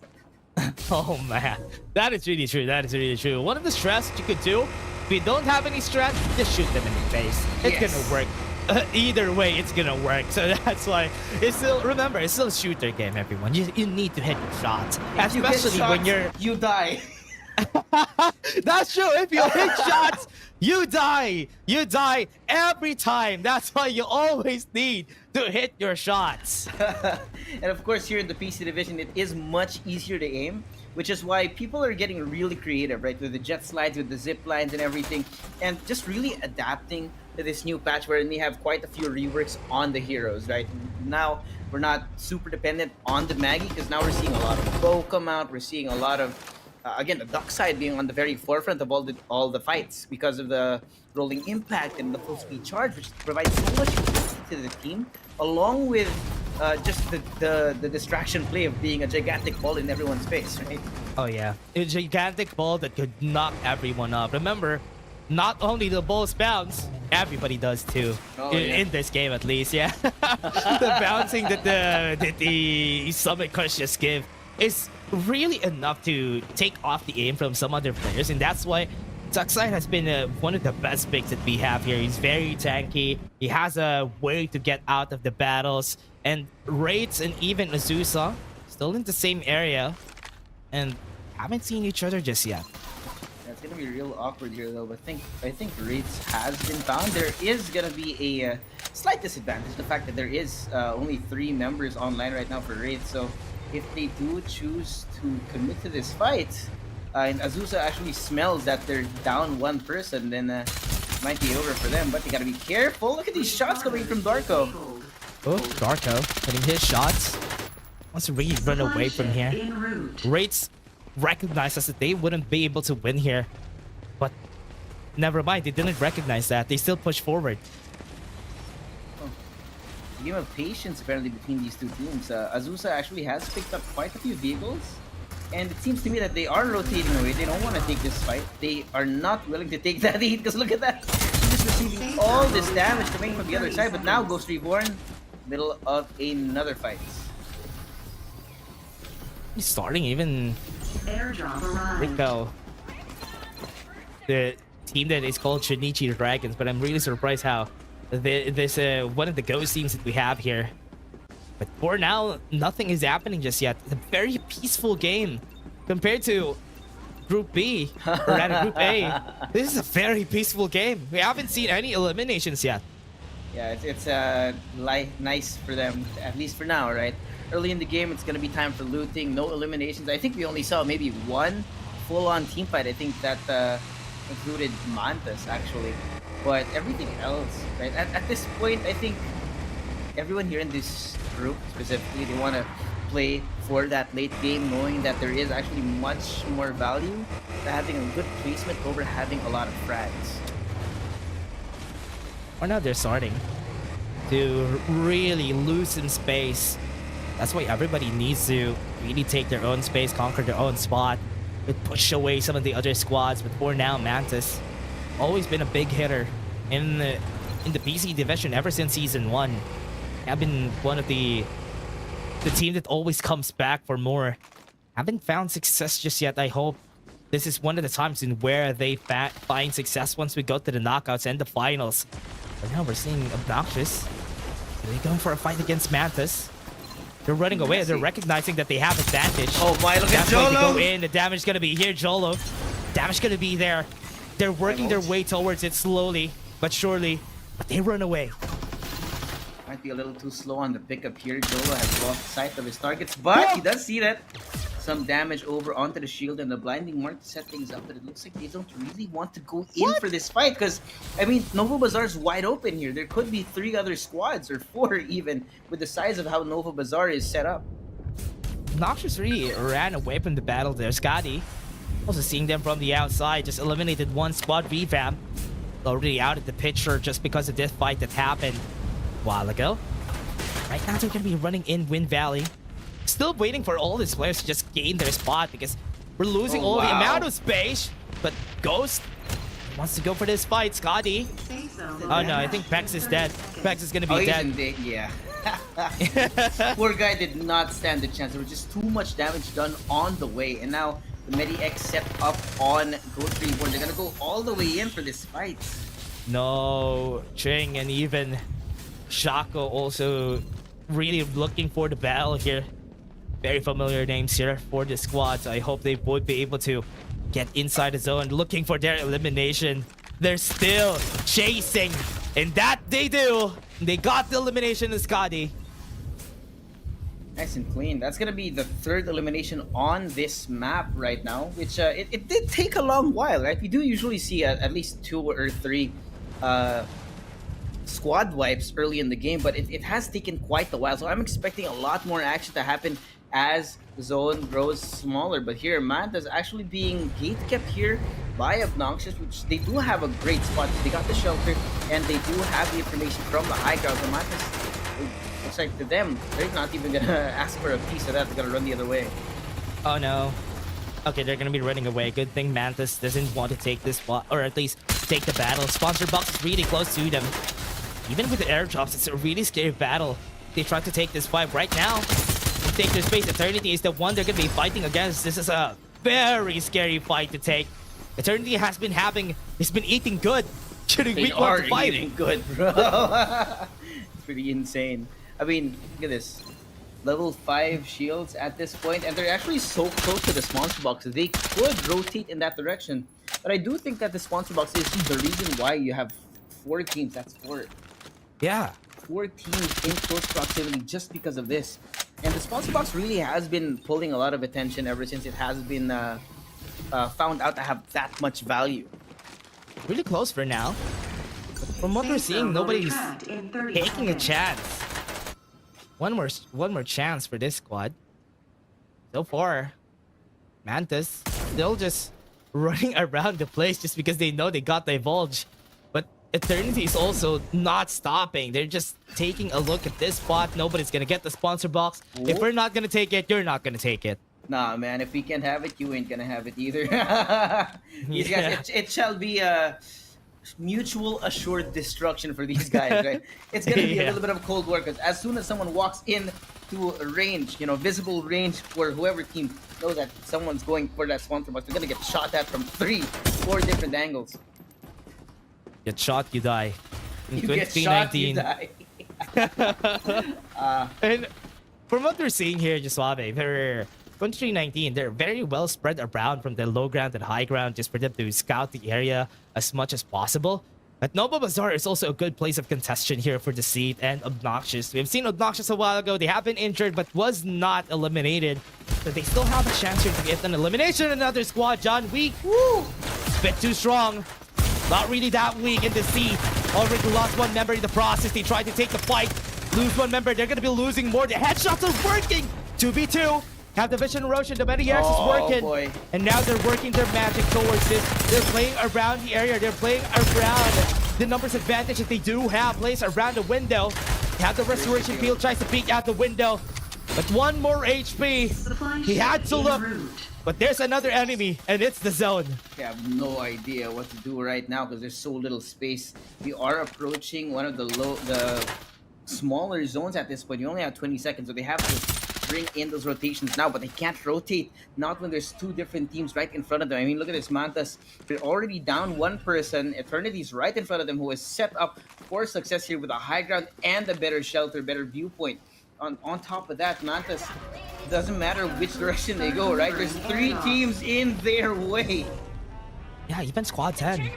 Those in the area is going to be hard. I don't think you can contest this, but for now, from what we're seeing here from Mantis, what they want to do is just to get the revive on one of their teammates, but they're also on the other side of the mountain, so they have to cross it first. Yeah, and everybody's gonna cross that area. All at once, man. All at once. Yo, Those reinforcements, one of them already found on the outside. Could not get inside the zone in time. Again, Eternity has such a great spot, but the problem is, look at this. There's only one way. They will have to go all the way around this mountain, get back inside of the zone. And the problem is, there's still 9 squads. The amount of space that is still available here, there's just no way to get inside. Luckily for Eternity, they do have an air beast that should be providing that kind of artillery and that kind of suppressing fire if they do find another team. And Mantas to be caught in the crosshairs here for Eternity. Oh, it's working. The damage is just piling up on Mantis. Already lost 1 member, but now there is another squad that's looking at them. Mantis gets out of the picture. Yoki Only one person for the squad, but the Mediax was helpful for Butcher. He stay alive, but right now they fall. They weren't able to get inside the zone. He gets eliminated. But is that going to be enough? On the other end, Eternity is still racking up a lot of kills for themselves. Yeah, look at this. The poison gas, nice setup coming into Paragon. They do essentially have the perfect spot, right? Because they have a view of the entire area right around them. They have the full speed charge for the extra shield. They even have the restoration field. It's perfect. But the question is now, at this point, how do you defend it knowing that everyone sees where you're standing? Wait, Eternity already lost 2 more. One person standing for the squad. Vision Roshan right there inside. Paragons runs away, evacuates the area. Boy. Kitsune tried to fight against him, but 2319 is also there. They thought that that was the squad they're fighting against, but Paragons was able to run. They made their way in. They're sneaky, man. I don't know how they were able to not cross the sight lines for these teams. I mean, Kitsune taking away the space, actually. The problem right now is that they're just barely visible from all these other teams. And you know, the thing about this is there's the buildings all around this, right? When you're up top, you're not going to be able to see who's inside. So that's going to be a lack of information that's going to be denied to them, which means they don't really know how to respond whenever people do this, right? The divulge has been brought out and now they don't know where it came from. I already have my eyes on that Sigana healing outside.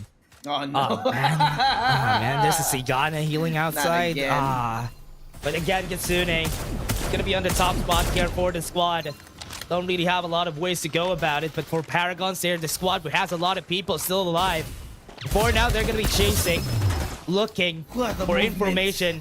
Right there at the top, it's really hard to fight against them. Yeah, they got these shots over on Ares. Luckily for them, or him rather, the movement, the jet side was just too fast to track here. But what? Look at the information provided by the blinding mark here. Yeah, sees everybody. And now with that, would have the confidence to push. They would want to eliminate the squad as fast as they could. But right now at the top, Kitsune is being overlooked by the other squads. They could get eliminated. They jump in. Still not a fight. Still quiet for now. Yeah, the only good thing for Kitsune right now is that the fact that they are outside the zone, but no one's going to be looking in their direction. And now, looks like it's going to be going all out. Vision Erosion, these shots ringing out all across the map. You can't see a single thing here. What is that? Look at the jumps coming in. Paragons could just prey on those people that are out of the vision motion. They're playing around it. Paragons still looking to win this battle. They got the elimination on the Zeus and Kitsune. They are looking for more. Dream PC loses 1 member, but Paragons is unrelenting. They are just destroying everybody here inside the zone, inside the vision motion. They have a lot of healing to work with, but they could get eliminated anytime. If they take one Alargon, they only have 2 more people. Look at squad 12. Look at... Oh man, this is... Not again. Not again. Not again. 3 squads. It is an inescapable fact now. 3 different Sianas from a lot of different teams. Shivas apparently is still here. They actually got 15 kills, which is not bad. Again, we talked about Shivas earlier, who has been doing the damage and doing the healing. This guy does both ends of the spectrum here. Oh man, look at that camera. We're seeing it. We're seeing it in full view. Saki doesn't have anymore. We could just take a look at who doesn't have any more medkits on their belt. Saki is one of those. That's why he's trying to heal up using the Mediexes. It's a good thing he had the body there.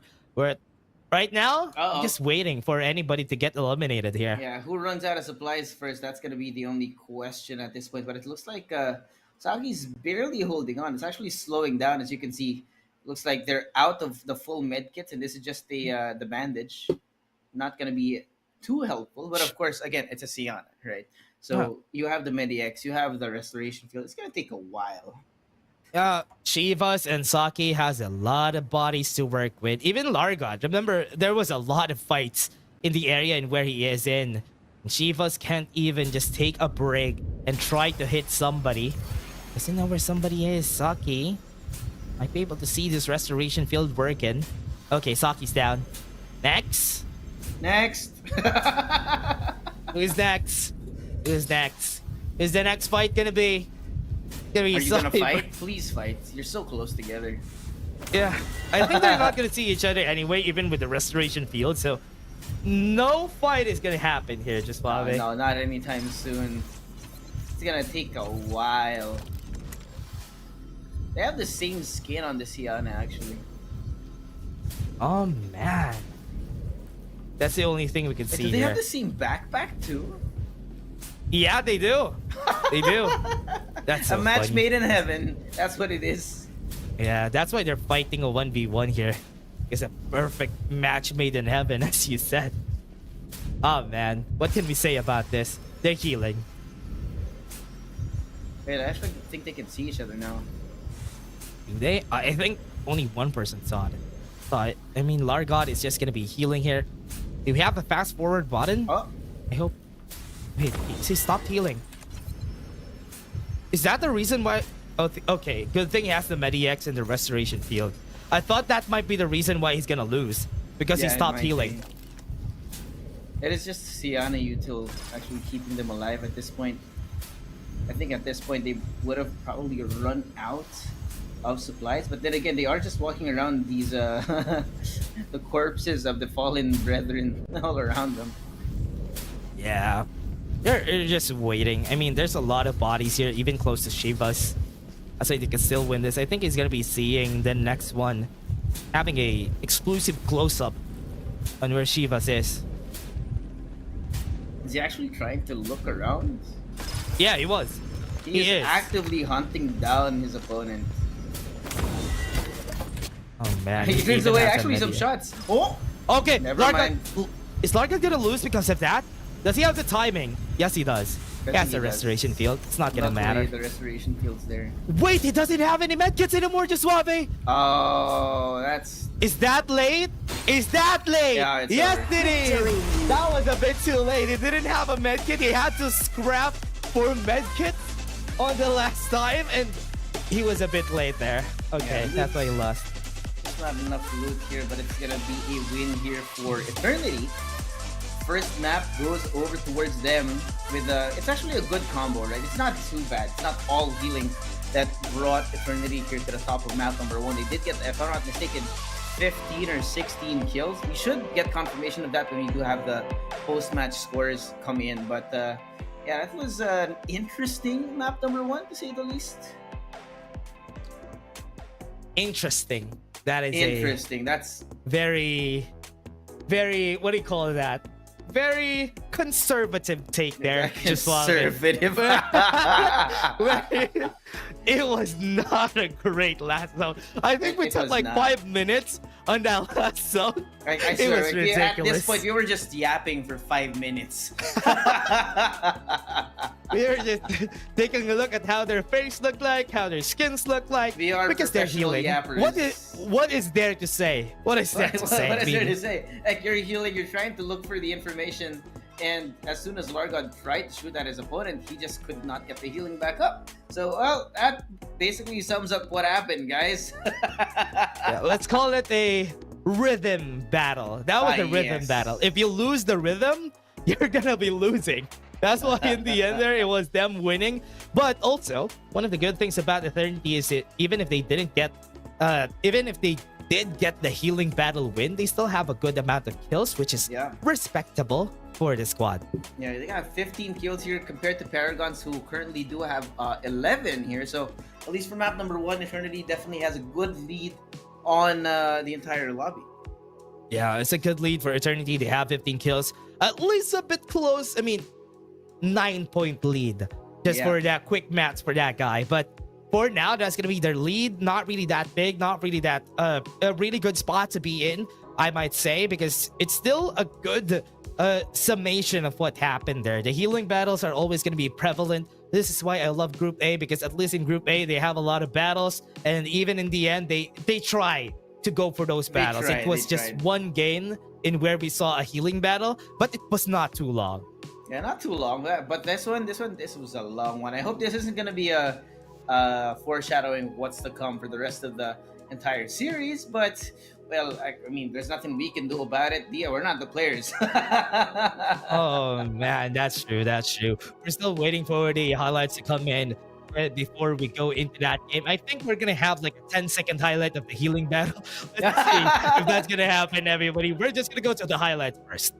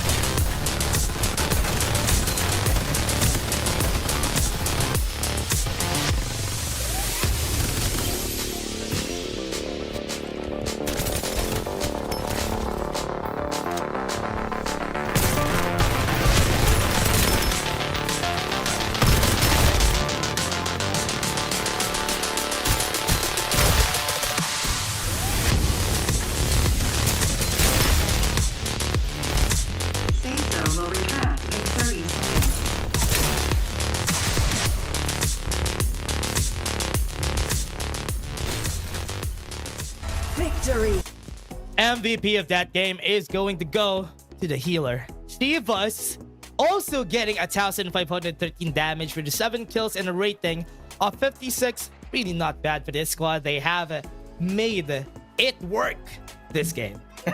Yeah, they definitely made it work. You know, what I really like about Chivas, right? On top of, yes, I kind of detest the whole Siana thing.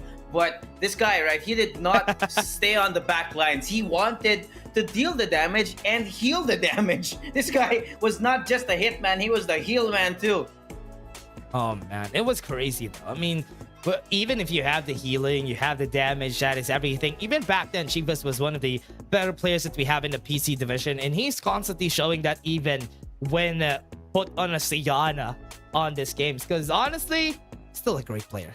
Yeah, still definitely a great player. Of course, the PC division being as it is, you can't just be good. You gotta be great, right? You gotta be perfect in your execution, not just the mechanics, the macro as well for the entire map, which has been shown time and time again, right? I mean, that last, I think it was a 4-way battle in the middle of one singular vision erosion was utter chaos.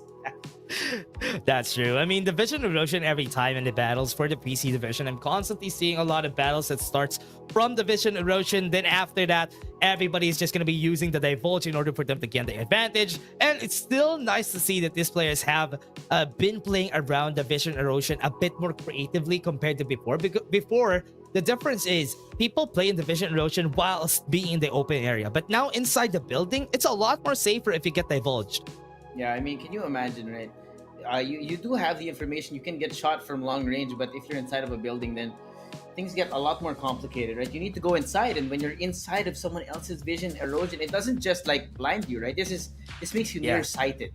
So even if you don't have the kind of utility from a Young that you need, you're not gonna get that. But you know what? You should be opening your CD key fuse and put in this code, right, for our Desert Guardians skin for the UMP 99.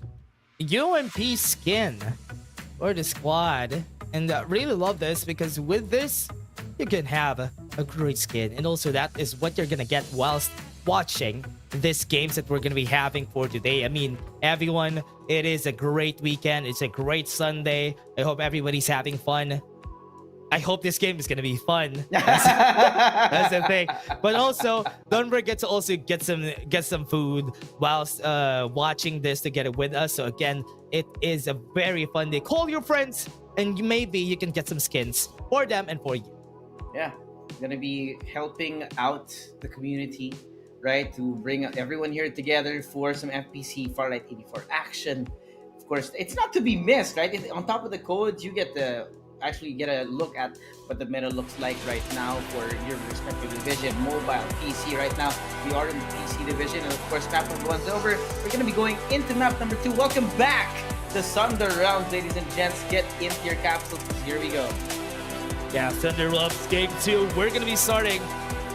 Everybody ready to fight that out. Everybody is going to be out from this game. Let's see how it goes. Go back to the game, and transport port is Kitsune Slag. Again, right? And wait, it's not just Kitsune. You got another team already.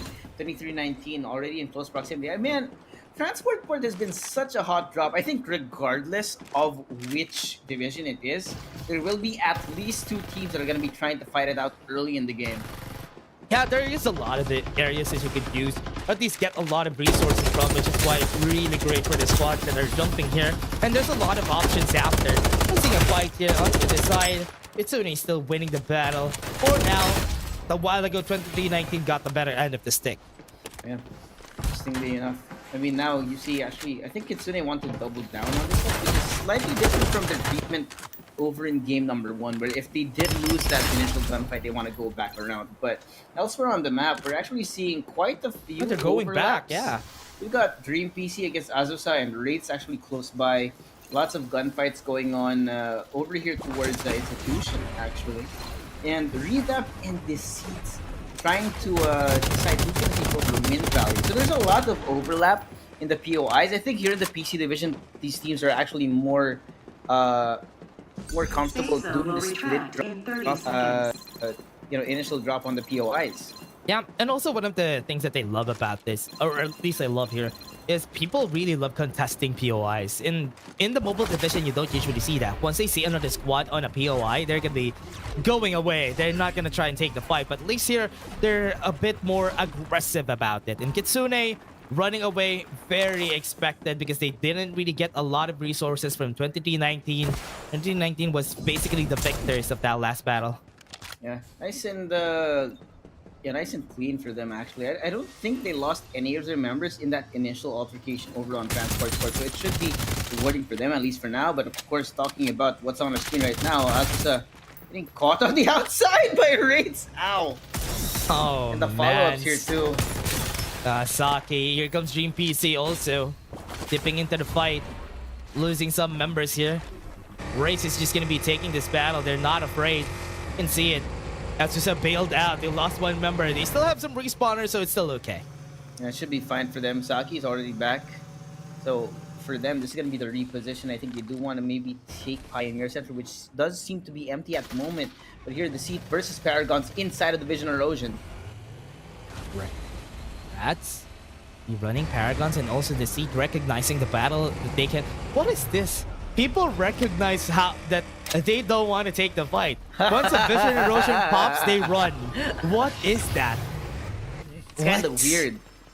Yeah. In the mobile division, we have the Summit Crush as the instigator of violence, right? But for here in PC, it has been the Vision Erosion, which I think this is what also causes things to be a little bit slower in terms of combat, right? Because you can't see a Summit Crush come, right? It could just be a random dockside. He doesn't necessarily have Summit Crush. And that's why there's always a 50-50 chance of it being a fight or a run. But here, once you see the Vision Erosion, this signifies that they want to start a fight. And because, a Vision Erosion is so big, it's unignorable, right? You can't miss it. Look at that. And now, look at the Vision Erosion. The third party. Yeah, look at the Vision Erosion. They're going to be starting a fight. It's a good thing they didn't run away. Very good start for the battle, but they don't see anything. Mediax is going to be popped too. And for them to get some extra healing whilst the battles are happening. Ghost Reborn is just going to be dying here. Direct damage from Revamp. One more person is there. And no, never mind. They all got taken down. Yeah, nice and clean actually from Ghost Reborn. On the back of that Vision Erosion, they got all this info. And the Siana actually maintaining control of what was essentially the middle of the battlefield. Kept people healing up. And this is why Revamp is actually so healthy. The value of a Siana when it comes to longevity, right? For how long you can stay in a fight is immense. That's two Revamp teams. Yeah, that's why I was confused. A Revamp team with an E and a Revamp team with a 3. What? I was quite confused. We've been lied to. Interesting. Now, the Revamp with a 3 got one person eliminated from their squad. They ran away, recognizing that they cannot win the fight. They have cooldowns on their abilities. But the Seed is still taking quite a bit of a destruction on their squad at their backs. They weren't ready for that Summit Crash coming in for Revamp, and that's why they got the victory in this battle. By default, in a 3v4, you're winning. Yeah, they kind of bit off more than they can chew here. It looks like they're just not ready here. The Seed joins in to deal some damage, though. Darling also gonna be eliminated. One more person still standing. Babe, Casper. Gonna be going for the fight. Gonna be running in and out. Just jumping around. But here comes the wasteland overcrap explosion. Doesn't need it anymore. Eternity was here. Here they come. Another team joins the fray. And Eternity picks up the pieces for Revamp. It's gonna be Eternity versus the Seat now. The Summit Crush on the setup. Look at this explicit. Cavalry's here. And they are gonna start the fight. Well, right now the Seat not having it. They're losing. The battle is not won. And they are winning. Eternity is just winning the battle by default. And the Seed is just going to be taking a hammering down to heads. And that's it. Yeah, explicit here, really aggressive playing as a dockside, which is, I think at this point, right, the current meta has dictated that you have to be aggressive if you want to be playing on the dockside. But here, Rocky Zone, you got a floating smoke from I think it was Ghostly Reborn here. High ground versus low ground that's going on right now. There's a lot of information that has been collected just because of the divulge, but neither of these teams wants to start the fight. Ching, though, he does have a great view on where Paragon is. Oh no. Even if they have a good spot here, what's hard about this, yes, you have a vision on whoever is going to go up, but you cannot really do a big amount of damage against them just because of how the perspective works in this game. Oh. That's why Paragons can still contest this spot if ever they want to. Yeah, they do have a little bit of info. Like how Ching does have the VSS, which is so important for these long-range duels. And because everyone's looking towards Ching, the rest of Ghost Reborn aren't noticed.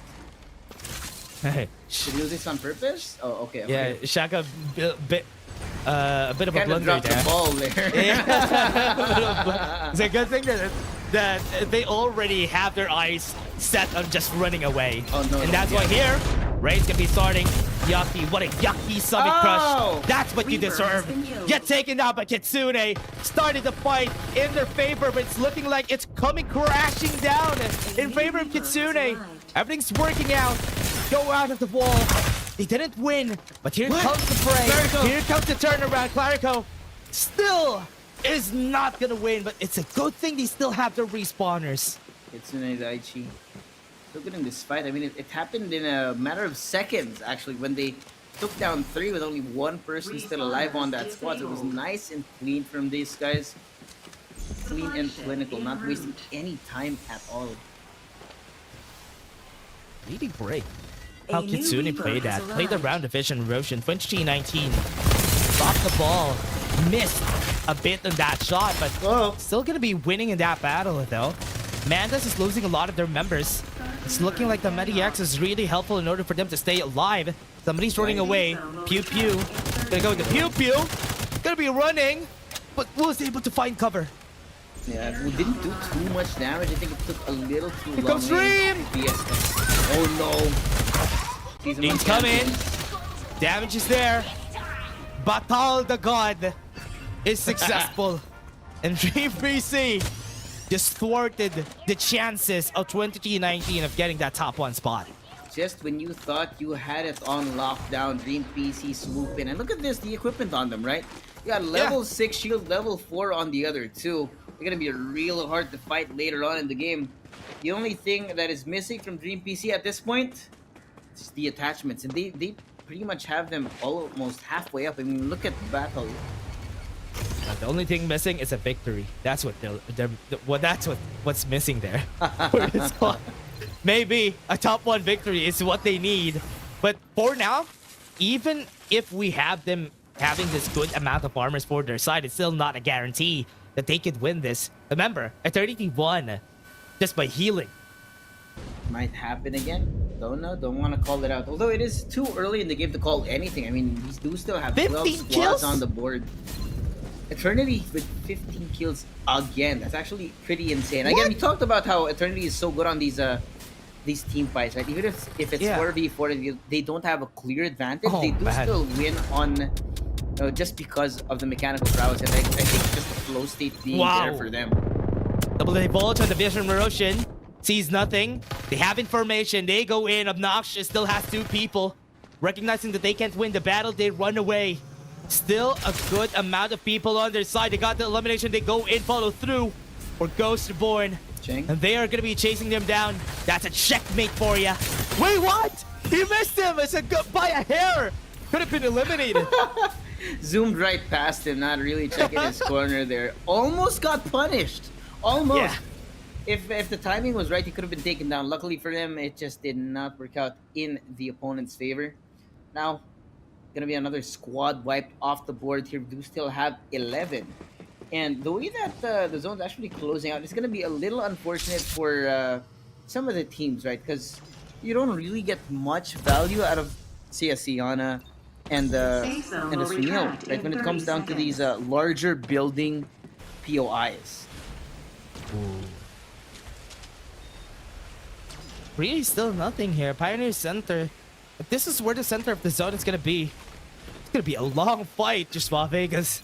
In Pioneer Center, you have a lot of buildings you could utilize in order for you to stay alive. And that's why it's gonna be hard for the squads. But for now, as long as the zone's still not closing, with 8 squads, a very big space for all of the squads to stay alive. Source, I think he did get a whiff of where the enemy is. Trying to shoot him down, but now he's going to be scanned in response to the divulge. Syrup truck now going to be used up. Look at this vision erosion. Really big. Wraiths still waiting outside. Gonna go for the revive. Wraiths is seeing this. They're getting gunned down while this is happening. And even Ghost is having a hard time here. Was able to run away with the Summit Crush. Was able to knock them back up and down. Last one person standing here for the squad. Blinding Mark to see them. Yaki's still winning, and that is Ghost down. Naming him the Reaper right now with 7 kills on the board. The entirety of Wraiths are really firing on all cylinders. The problem is they need to catch up to Eternity. Eternity has 15 at the moment, but on top of that, right, they are actually at a great advantage compared to Wraiths, who are already down 1 member. Yeah. What's also hard about this is they don't really have a good amount of armors on their side. Even if they're getting a good amount of kills, they're also eliminating the squads that don't really have a good amount of armor.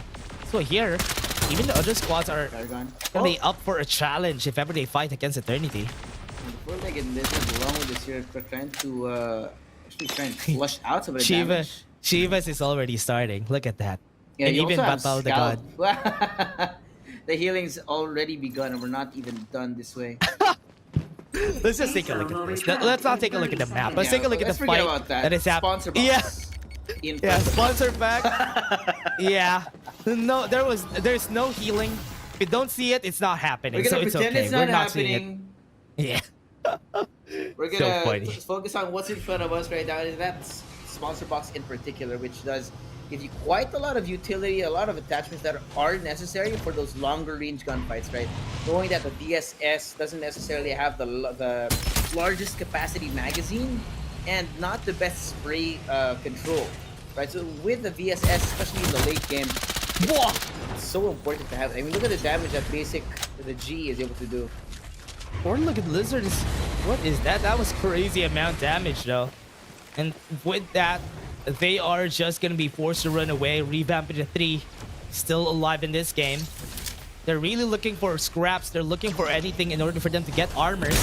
Because so far, one of the squad, what is that? The 4-legged lizard shots from Chili the G has The been jump hitting. shots, man. He's been doing this since like 5 minutes ago. Yeah, he's still hitting. And Revamp is not having a good day. They're using everything just to stay alive. They are not. I mean, look at this. Carl on the very front. Yeah, been found. Use the crosshair though. Already have the space with the syrup drop. They were able to get a spot for themselves. And Chili the G, this is not a safe spot anymore. He has to run away. Yeah, he's too big of a target here to just try and tank those shots. So they're gonna be calling in the reinforcements here. Divulge has been brought out. They have the info. Revamp. Trying to gather up all the intel before they go all in on the fight. And it looks like that fight is gonna happen right about now. Like a glass house. Everything is seen by the all-seeing eye. Revamp. Still not making a move even after the information that they got because they don't want to take a risk. Because with level 5 armors, once you recognize that they all have that, you don't want to take the risk though. I mean, it's a hard take. It's a hard take. You do not. Don't even want to touch it. Not even close. But now, Revamp? Never mind. Never mind. We misread that. I misread that a bit. But here comes Eternity at least at their backs. Yeah, that's 6 squads now. Actually, a couple already on the outside, right? So Revamp up against 4 squads in their vicinity. Some blinding marks being brought out to collect some info, and looks like Burn 1 wants to start the fire. Oh, can't find the target. Oh, there it goes! Oh! Got one though. Revamp already lost 2. Make that one. Got the elimination in 2. Last one standing here for their squad, healing up a bit on the top. Doesn't have any more bullets. They are gonna get eliminated. How is this gonna work out for Eternity? I don't know. Maybe they would be healing outside. That's why they're gonna stay alive here. Butcher is down, but Eternity remains alive. Yeah. Still alive here for the side of Eternity. Miggy on the Sienna, very much on the inside. And it looks like Sid does not want to continue with these fights. Dream PC up against Paragons. I like this. Got a restoration field and a couple of smokes already activated to make sure that they can obstruct the vision of their opponents. But Paragons, they're just playing a lot more passive this time around. Don't want to expose too much, knowing that there's quite a lot of teams that have the chance of shooting them from angles that have not been checked. Smoked out. The enemies, they already know where they are. Oh. Sniffing where Dream PC is. They only have a wall to protect themselves. Kitsune sitting pretty right there in the middle. Zone's not closing down just yet. For now, the squads at the western side, or rather the southern side of the map, are at the power struggle on who's taking the spot. Yeah, looking a little messy for them. I like what Kitsune is doing, right? They know that there's two other squads in close proximity. They're not going to instigate any violence in their direction, because as soon as they shoot at one team, the other four are going to see where those bullets came from. They're going to hear the sound cues and everything. So they're just waiting for them to whittle down each other's resources at this point. Paragons, though, they do have a prime position, right? They have level 6, level 5 armor and, well, everything else just going for them. Look at Shelly. They started off here with the movement. Oh, yeah. Everything's still working out for them. For now, one has been eliminated. It's still not yet done, but Paragons looking for more. I think the challenge for themselves with Kitsune is still also wanting to take the battle off the road. Right now, Kitsune is working things out. What a shot from the smoke! Disgusting, this guy. What a spam, actually. What was that? That was crazy shot from J-Lord. Now, Paragons is just going to be looking for scraps here. They're down at the bottom. It's going to be a hard fight for them. Trying to hide inside of the smoke here. Kitsune have a great view. And the zone slowly closing in. Not giving any kind of space for these stragglers on the outside. And now Paragons have a prime spot. Reaper has been killed. Okay, gonna go out. Still not out. So, oh no, a Rhino. No! Oh man, that brings back memories. That brings back Getting memories. shot by Peanut with a Rhino. Remember when he was still using a Cypher with a Rhino? Oh man. Now in an Emperor, he still is championing that Rhino. Oh no, we're back here again. Ah, yes. Healing Battle, Season 3, Episode 5. Oh man, Season 3, Episode 5. We're back at it! But look at J-Lord! Oh man, the Divulge just saw them! Perfect! Great info provided here by the Young. The rest of Kitsune, though. Waiting on the inside of the zone, I don't think What is that? Yeah.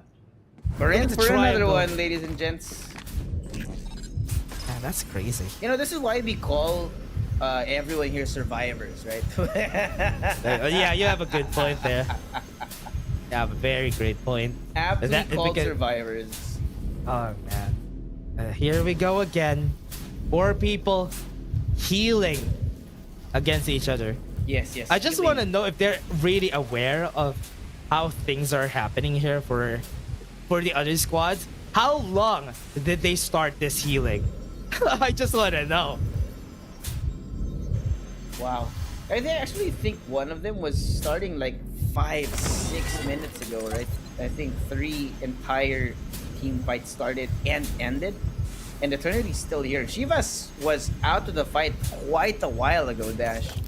Yeah, it's been quite a while since Eternity also got eliminated. But they're still healing. I don't know what to say, man. What can we say, right? Oh, man. They're using how much Medi-X is they're using. Oh, there you go. There's another Medi-X for you. Yep. Oh, Tet doesn't have any more medkits. Oh, there you go. Oh, there you got one. Just picks one up. Okay. Oh, Perfect. wow. That's gonna take a while. It's gonna be taking so long. Peanut is also joining the battle while being an Ember. He wants to be part of this. 4 squads alive? Yeah, 4 squads I thought alive. it was just 3. Peanut being an extra. And Look at I us. think Peanut is gonna be dead soon. We're slowly losing our minds watching this happen. Yeah. What a crazy game this is. Just seeing everybody just healing up, waiting for them to finish. If you told me a year ago that we would discover the Siana healing meta, I would have thought you were joking. That's true. That's true. Because we didn't really expect this to happen back in the day, like a year ago when we started casting this game. Because, you know what? We were all caught by a surprise here.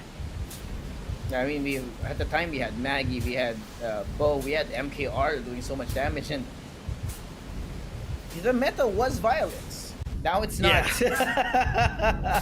I really didn't expect this though. I was expecting the game to slow down, but not this way. Not this slow. Oh man, not this way, and where the Sianas are just healing. Okay, one down, Oxy's out of the we got rhythm.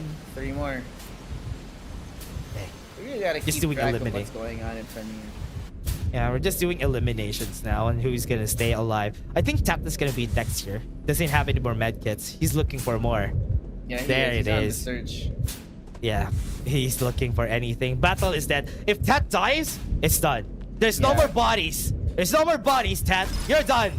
You're done for this game. No, he still has the restoration field in the mid. Oh yeah, he's dead. He knows. He knows. He's yeah, dead. he's gone. It's over. He's not healing anymore. Oh yeah, it's done. Okay. Yeah. Yeah, there you go. There's the tactical crouch. If I'm not mistaken, And- that was an Eternity win on this map. Yeah, Eternity winning again. Oh man. This is I don't know what to say. This is I should use the safest word I can. This is an interesting game that you've seen. The slow loss of our sanity here at the price of the Siana healing battles. 18 kills for Eternity. Yes, it was not that...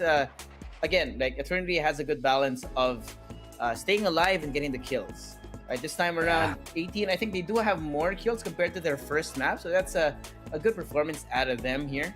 With, I think they're tied. That's Explicitless and Butcher with 6 kills each. But the MVP will be found out later on. We're not going to be the ones to decide that. But of course, here on the scoreboard, I think other standout performances, 23-19 here. Revamp as well. We saw a lot of action from those two squads. Kitsune as well, as you can see. And of course, Wraiths and Dream PC and Eternity taking the top 3 spots. Oh yeah, Eternity again. But you know what? I do respect Eternity taking this spot just because they also get a good amount of kills, even though they are fighting the healing battle. I mean, at this point, even if it takes so long, it's still what do you call it? Honest work. It's honest work. It's honest work. It's not like they're doing anything unfair, right? It's part of the game. It's not like it's an exploit. It's not even an exploit though. It's just healing. Crazy. It's just they're out healing the zone. That's man, that's crazy. It's so funny because we have for Farlight, right? For the longest time, we have had a quote unquote hard cap on the length of a game, right? As soon as the zone closes, it ends. Not anymore. Apparently not. As long as we have a Siana in the game, it's not gonna work that way anymore. Unless we have some adjustments in where in the last zone, this zone is gonna hurt a lot more out healing the Siana. So maybe that could be one of these solutions that we have in the future. But hey, take a look at the highlights. We're gonna have a healing highlights. Let's take a look at it first.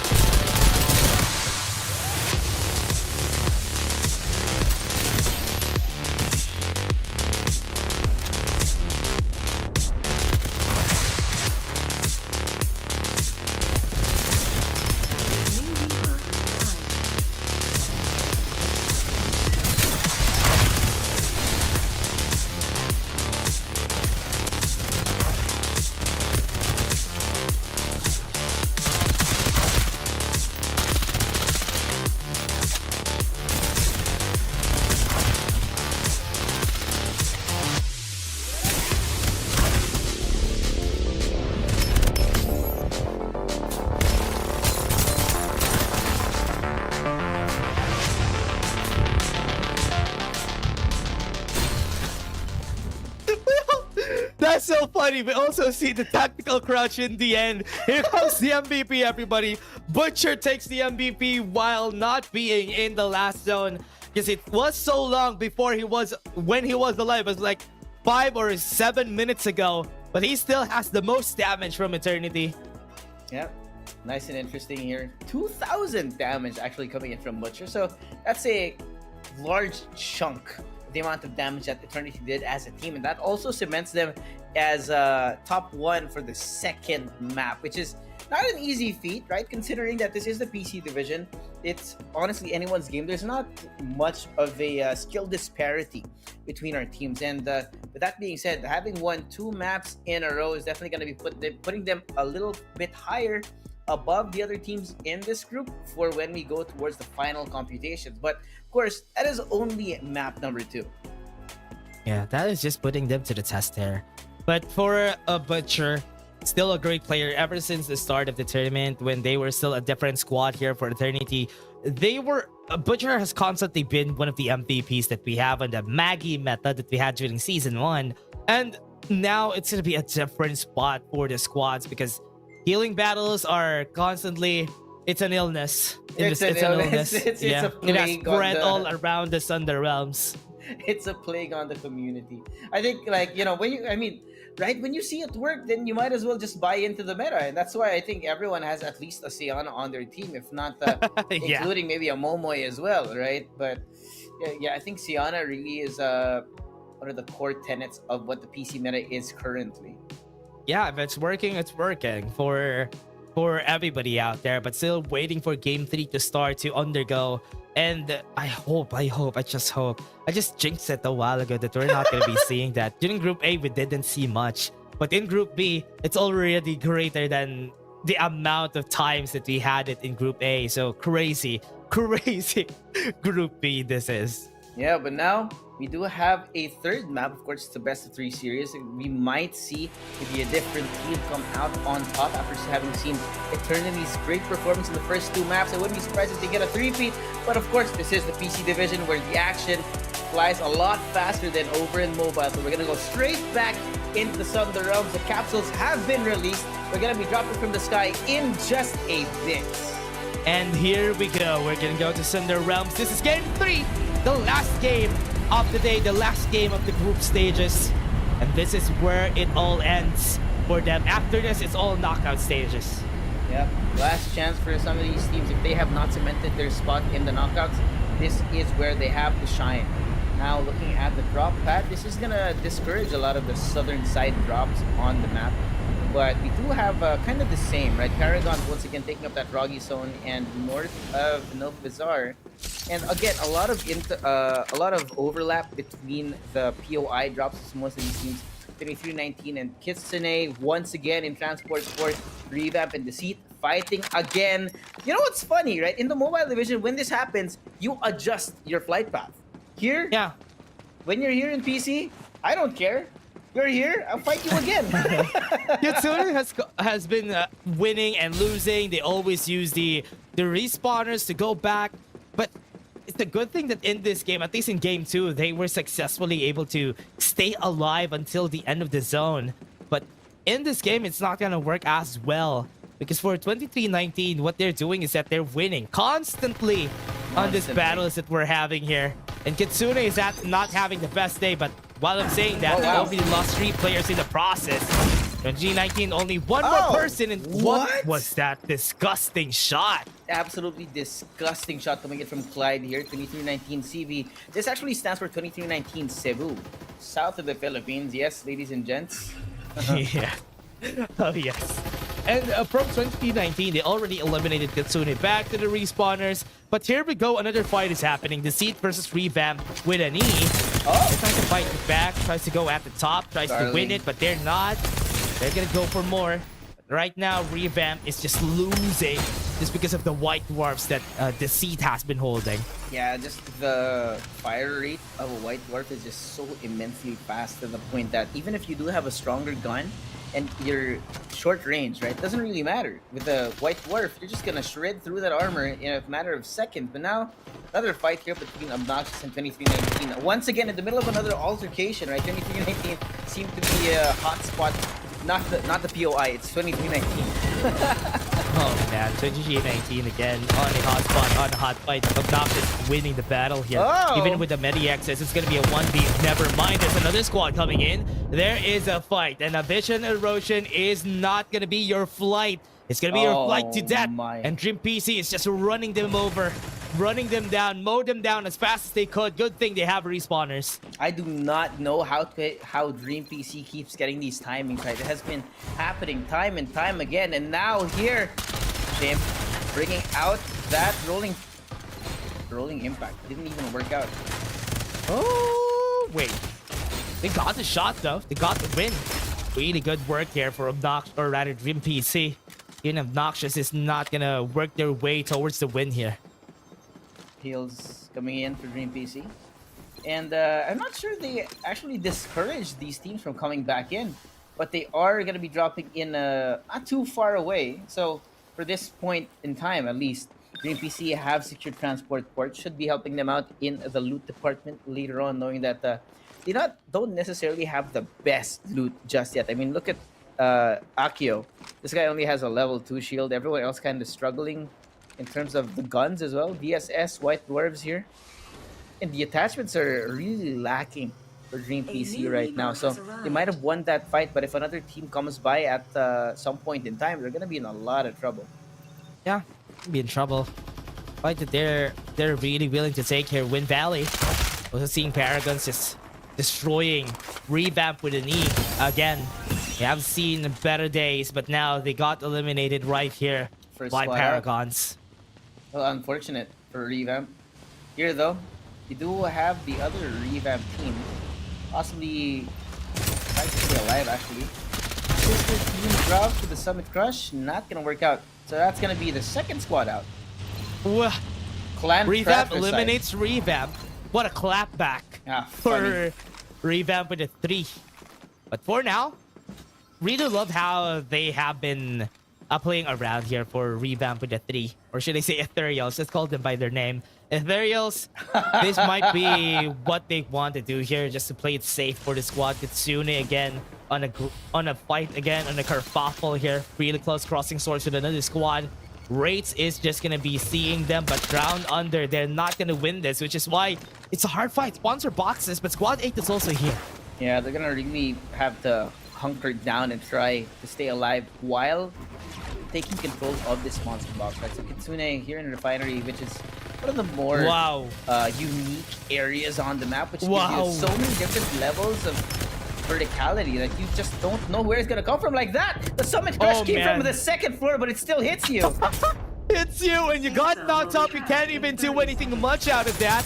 Goes in for the Vision Erosion, heals up in a corner. Also, he dies in that corner still working their way towards the sponsor box with everybody thinning numbers for all the squads here. Kitsune stays strong, looking for any stragglers, looking for any more, but nobody is gonna contest them anymore. Yeah, real nasty actually from them, but looks like it's gonna be a little bit of a double down. You do still see those two squads kind of sitting around in the sidelines waiting for the right time to strike, because they don't really have as much info as one would like. So Kitsune Daichi standing here with level 4 armor. Gotta be careful about which direction they move, because there's actually quite a lot of teams all around this area. Oh no. As you saw? Or Paragons versus Eternity. Aha. If we see Shiva's down, might be a different game here, Jasuave. If Shiva dies here, this is gonna be a good game for the other squads. They're not gonna be seeing the massive healing, but while I'm saying that, Eternity still hasn't had a good amount of kills, and Paragons has been keeping them in check together with Mantas. They're trapped in a corner. Oh boy. They might die in this corner too. Yeah, but they do have a great amount of shield. I mean, level 5 for all of them, so it's not really going to be deterring them from continuing this fight. And it looks like they do want to keep going. Look at this Jolo on the very front. Sirip trying to find where the enemies are. Chase them. Okay, Eternity loses one member.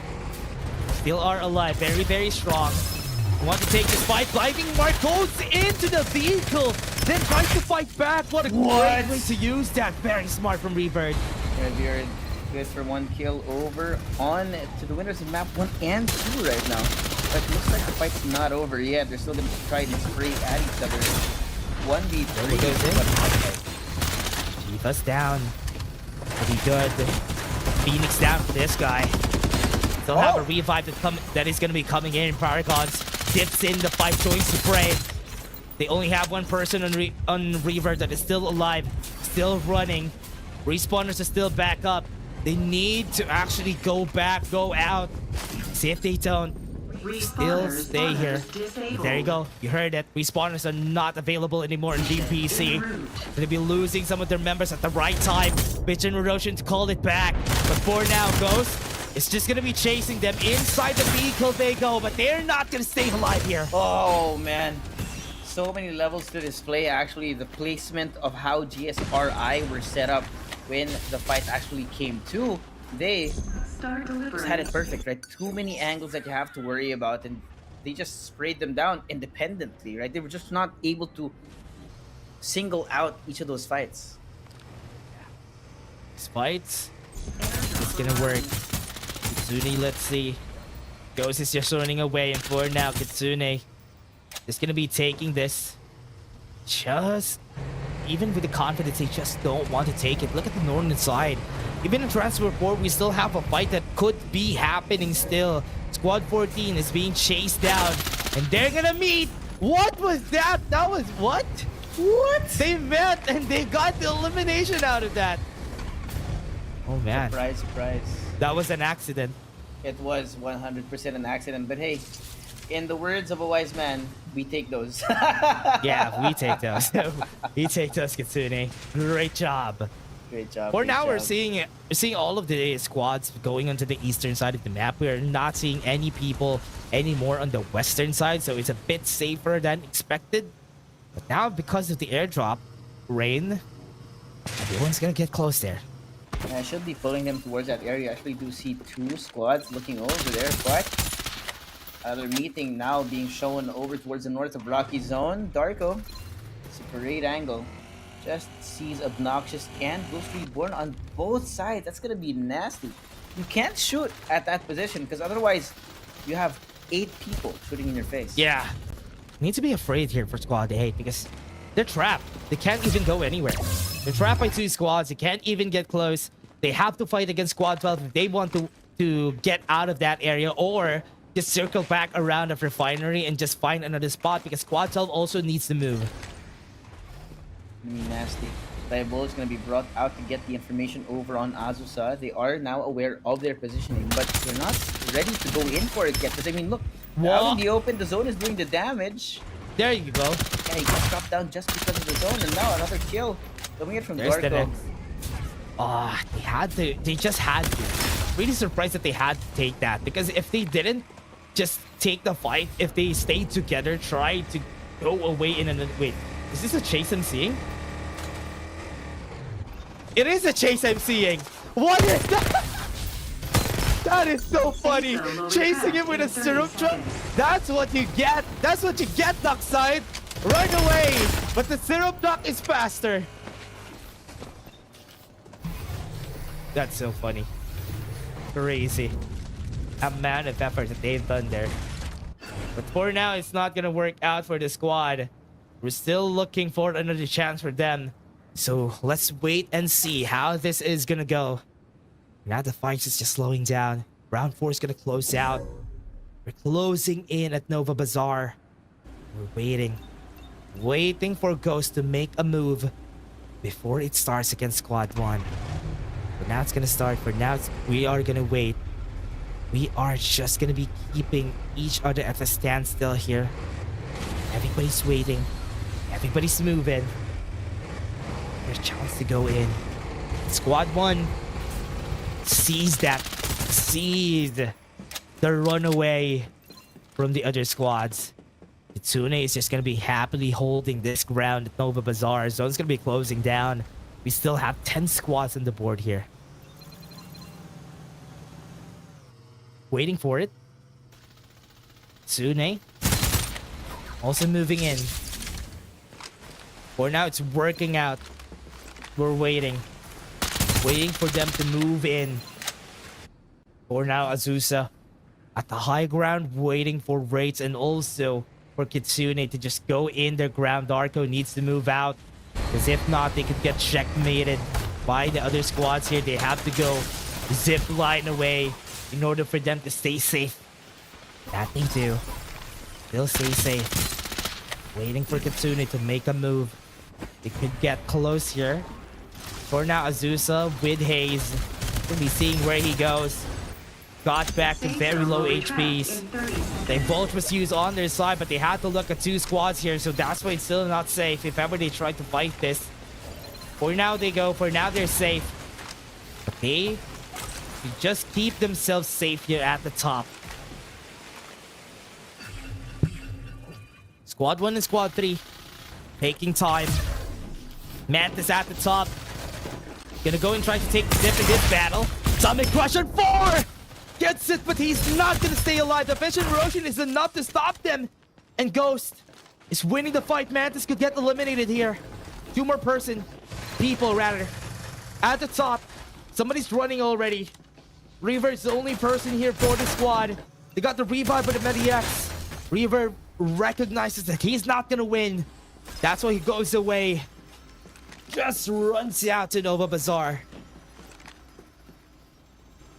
For now, they're gonna take their time, but Squad 6 also heard that this is happening. They're waiting for themselves to take a chance. Right now, the zone is getting closer and closer.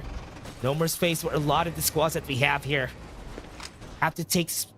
They have to take their chance inside the zone.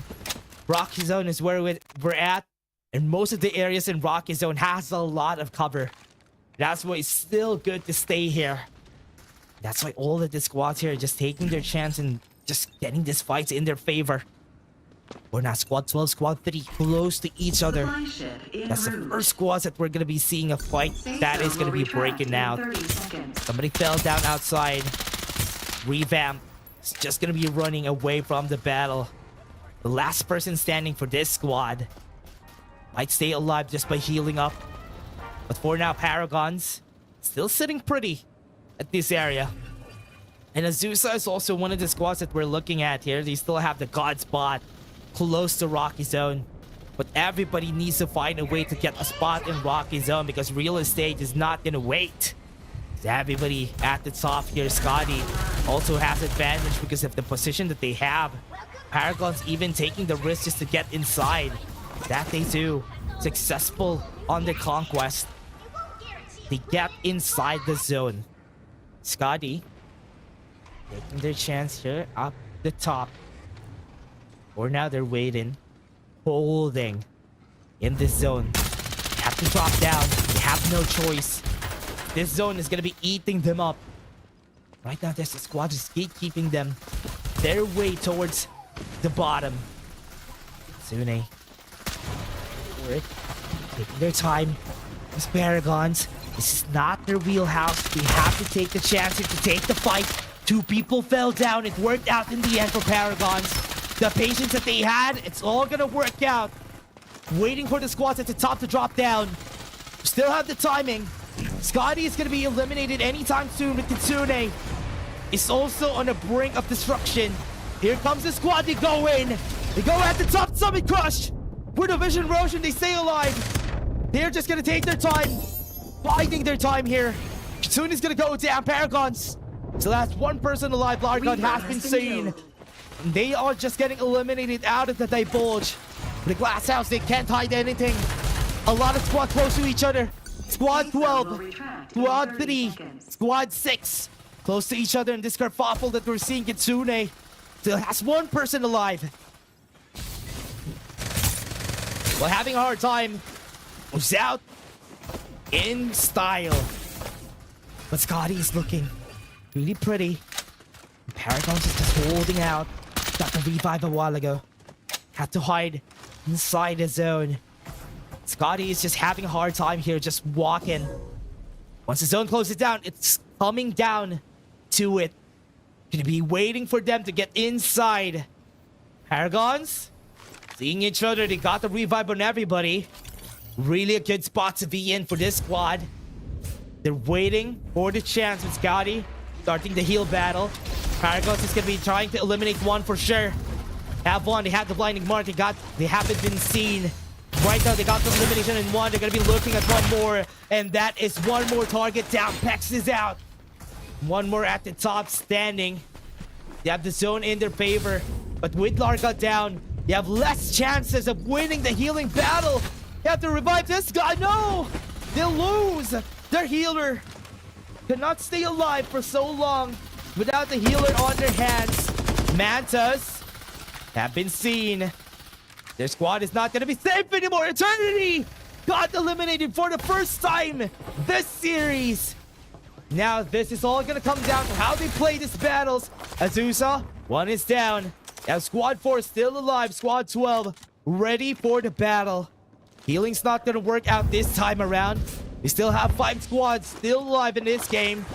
Trying to find anything, anyone that they can find outside the zone. Because if not, they're going to be up for a healing battle again. He's seeing one from Azusa. Runs away. Goes outside the zone. Darko is also out. Revamp is also alive. Right there outside the zone.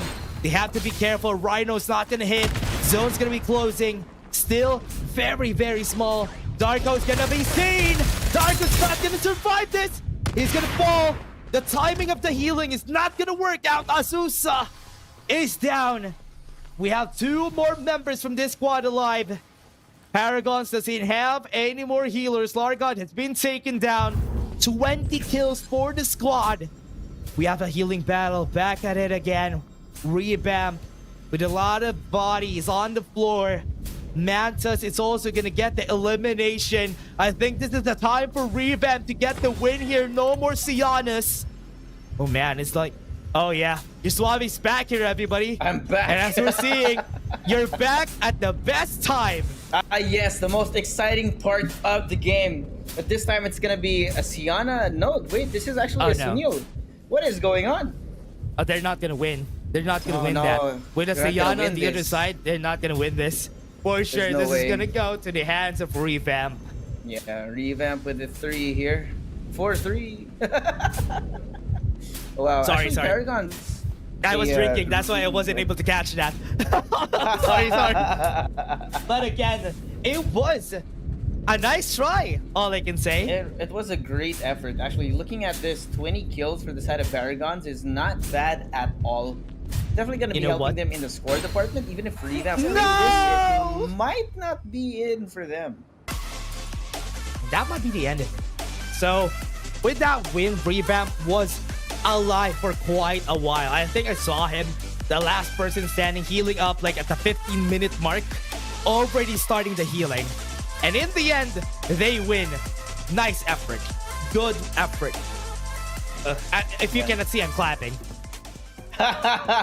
Just in case you guys can't hear the hand of his, the sound of his hands, right? But well, Revamp here with 2 kills, gonna give them 27 points off of that last game, which it's gonna be a good boost. But the question is whether or not this is gonna help them get into maybe the upper echelons of this series, knowing that I think we had some really great performances out of Kitsune Daiichi, out of Ghost Reborn, and for Paragons as well. So there was maybe just enough kills to maybe move Revamp down lower on the scoreboard after this. Yeah, there was a lot of workarounds that they had to do during this whole game, honestly. Eternity getting eliminated got me a bit excited, but in the end, there was still somebody healing. In the end, it was Revamp, but with what happened here, very, very well deserved for the squads here. Even Azusa, Paragons did so much. It got 20. Is that 20? Yes, that's 20 kills. Perfect for the squad. So very well deserved for them to stay here. Paragons has been consistent. Even if they didn't get any wins, it's still a good amount of top 5 placements. So they might be in contention against Eternity for the top 1 spot. Yeah, it should be good for them here. When you think about how the math actually does check out towards the end. But at the end of the series, right, when you think about the PC division wherein a lot of frags are collected by those players who have a better macro read on the game, this really changes how their whole rhythm of the game goes, right? Which is where, again, like we had that little the fact that the overlaps in the POI drops in the start of the game, and how these teams really decide when do we start to heal or when do we continue to try and take those fights. Most of the time, it's on the 17-minute mark or 16-minute mark, and where we're close to the last two zones. That is when they start healing, because those are when the most big battles will break out. And when you have a pile of bodies, that's a pile of medkits on your side. That's why they are using that in their favor. But again, for this game, at least, it was not that long. It was great. I was a bit happy. I was smiling throughout the whole end there. But because of that, we are going to go to the highlights first, everyone. Game 3 highlight. This is the last highlight of the group stages.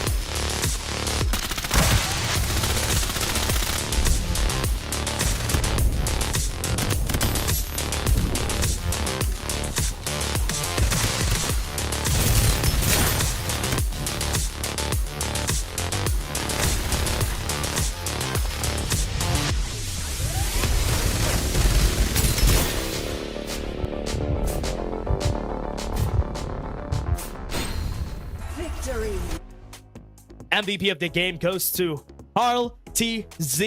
Taking... Wait, what? Harl TZ? Or should I say Kill TZ? Yes. There you go. 1 kill and 231 total damage, getting us to a pretty good end to the series for Ethereals. They didn't really have the best performance over the first two maps, so this is definitely going to give them a boost to move up that scoreboard and possibly get themselves a spot here in the knockouts that are going to be starting in the next couple of weeks. Yeah, and also one of the great things about Revamp, though, they have been consistently good during the past few games, even placing 4th on the last game, even placing at the 10th spot during game 1. So still a good spot for Ethereals for Revamp with a 3 in this group. So let's see how they place after this. Yeah. All gonna come down to the math. I think we had quite a mixed bag of performances from these teams. No clear upper hands. Maybe arguably Eternity, who had both good placements and kills, knowing that they did get 2 maps and at least 2 digits in kills for those maps in particular. But we also had like some performances out of Paragon, out of Kitsune again. Azusa actually and Dream PC were doing pretty good all throughout the series, but again, not having the map win will kind of hamper your progress. So we're finally gonna find out actually the ranking right here on the board for you guys. Oh yeah, look at this. Group B, here comes the rankings for Eternity, taking a 92 score. Paragon's quite close, 87 just Suave. Oh man, that's was too 5 close. Points. Yeah, remember Paragon's had a good placement. The only thing that really pushes them away from Eternity is they didn't have a victory. If they have at least one victory, could have been them taking this. Yeah, I think that was one map wherein Paragons was second, Eternity was first. So like if they switched places, it would be tied actually, which is pretty insane to think about. But after Paragons, we have GSR ICD, we got Kitsune, then Revamp, which is Ethereals here with a score of 55. Pretty close from third up to 5th, right? 56, 57, and 55, 1 point differences between these teams. Oh yeah.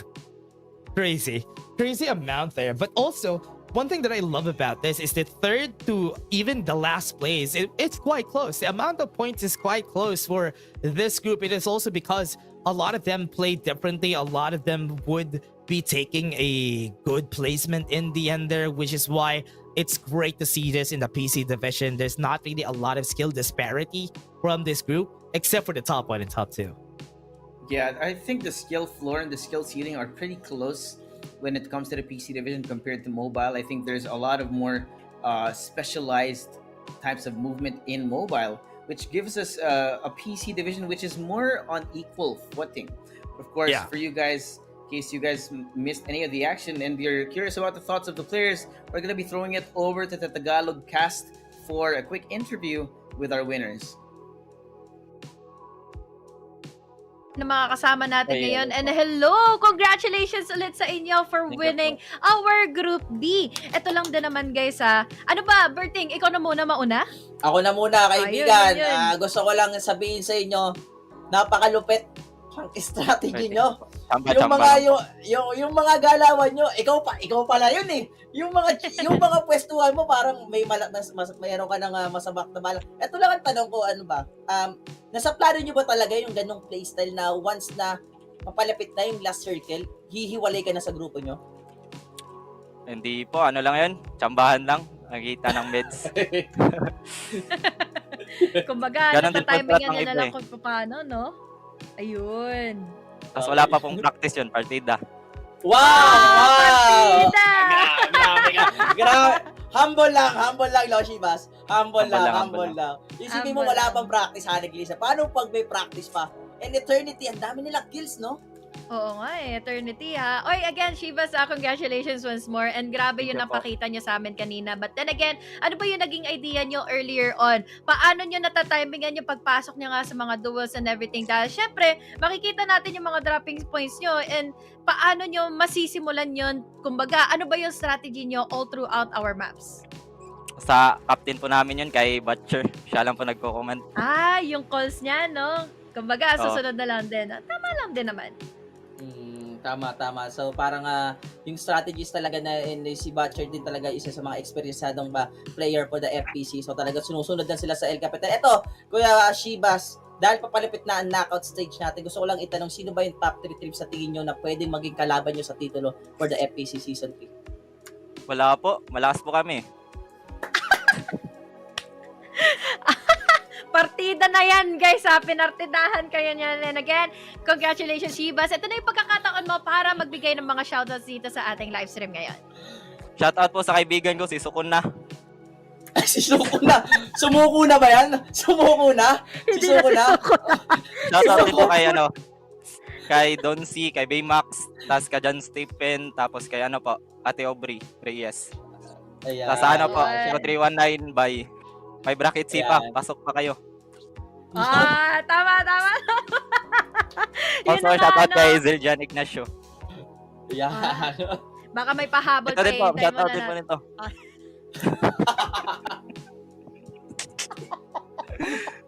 Wala pa tawad si Suko na. That is the maganda. Maraming salamat, Shibas, for the side of eternity. Congratulations sa inyo, kaibigan. And kita-kits tayo sa knockout stage. And hopefully makapasok kayo. And sana magandang performance nyo para dito. That was so funny. I always love that. And remember during the LAN finals where people just show their phones and you see pictures of memes of their friends, of players that we know. It's always great to see those. It has become a constant, what do you call that? A culture for the LAN finals especially. It's pretty funny. I mean, you also heard what he said about their IGL. It's actually Butcher, who is going to be the caller for their team. He also mentioned that he hasn't been practicing, apparently. That's also what you hear from teams that get the victories. For example, something like Kitsune. Kitsune said also during one of their interviews, I think that was week 3, they said, we didn't have any practice, we were playing different games, but we still got top 1. So, it's crazy. It's crazy the amount of skill these players have. But again, let's take a look at the weekly standing. Who's going to be getting a good amount of points in the overall groups that we have? Let's take a look at it. All right, okay.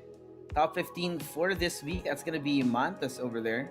Eternity at the very, very top here. 16 and 10 FPC points for this week, followed closely by Powerhouse Fanboys. Paragons, the Western Fam, as Wraith PC. I was a goddamn. That's Kitsune here. Shinichi Dragon. Secrecy Barbaric. Wraiths. 2319 by Supremacy. Ethereals. Sumpaki. Secrecy. What is this? RDC, I'm not gonna read that out loud.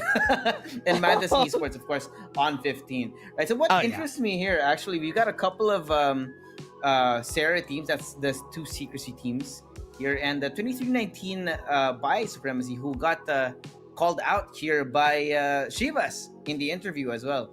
Oh yeah, that's true.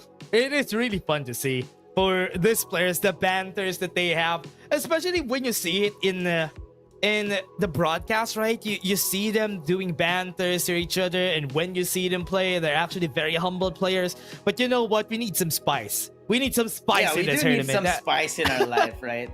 We can't be all vanilla games. It makes it, more fun, especially like when you're at the mobile finals, right? You're like, oh yeah, a little bit of trash talk here and there. But at the end of the day, they're all just playing in the server. In fact, if I'm not mistaken, we did see some Ghost Reborn team playing along and having dinner with our SR Nakage squad after day one of the final. So these guys, they're friends in real life, but on the server, it's still gonna be a really spicy rivalries between these teams. We also need some banters when it comes to the interviews. That's what I wanted to hear. Shiva's calling out some other teams. That's what I wanted to hear ever since day one. People have been constantly very humble in the games that we're having, really surprised about it. But when it comes to this banters, we can make a very good storyline. Because, for example, during the last PC finals in where Naos won, they called out Built Diff, and it was so fun to hear.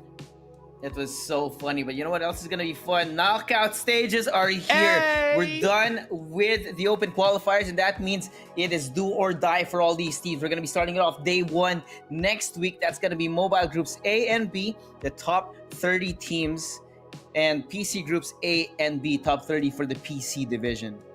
Oh yeah. Now we're gonna be having it for next week. Have Group A and Group B.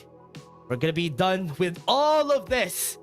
After this, Joshua Vegas, with this week, it has been constantly a good amount of plays that we have seen here from the players, and I hope we have a lot more during the coming weeks.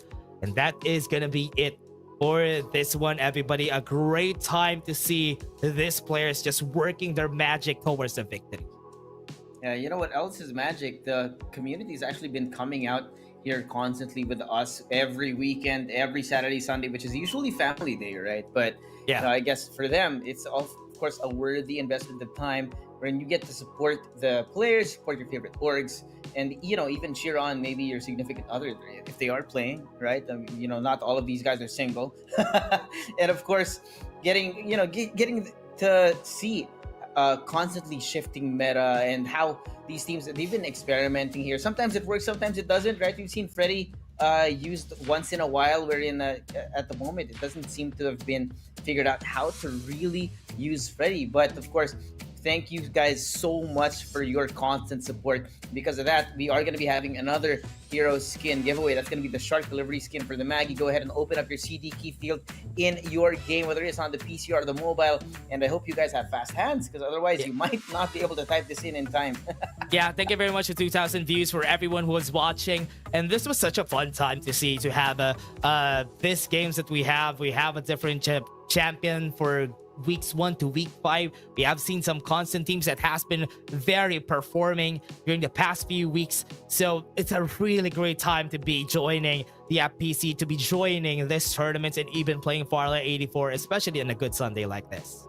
Yeah, congratulations to all the teams that have qualified thus far. Of course, that's going to make things a lot more interesting. That means because there's going to be pressure every day. And speaking of pressure, right, don't forget to follow us on all our socials to keep updated with everything that's going on for us. That's us on YouTube, on Facebook. We are live right now, Twitch and TikTok as well. And of course, our Instagram, Farlight84_esports. So if you guys want to keep updated with the patches, with teams that have made it forward, and even those special stats like most used heroes, etc. Yeah. Right? Or your most impactful players. Right? Little fun tidbits of information that are coming in from our production team. Shout outs to these guys who are really amazing on the back end of everything. But well, I'm looking forward to so much more because the open qualifiers are over. We're going to be going over into the knockouts next week, and this would not be possible without the help of our sponsors. Of course, number one, the official phone partner of FPC3 at Techno, who have recently released their POVA 6 Pro 5G. Yeah. No, wait, thank you that way. There you go. Wait, that way also. Sorry. I've been bamboozled by where we are. But again, for everybody out there, thank you very much to Techno. If you're looking for a phone on a great price with great specs, check out Techno with their POVA Pro series. And again, Fantech, thank you very much also to our share partner. You're going to be seeing Fantechs in the LAN finals. And if you want peripherals that is also great specs, great price, check out Fantech for that. Yeah, they've been with us ever since season 2. They had the booth wherein they were selling actually most of their peripherals and their chairs actually with a little bit of a discounted price. So look out for that when you do show up at the mobile finals, and you do get to try out those chairs. They are nice and comfy. Last time on the English desk, we did have the black and blue variant. Hopefully, you see some of the other colorways that are there. We really love them because they're so comfy too.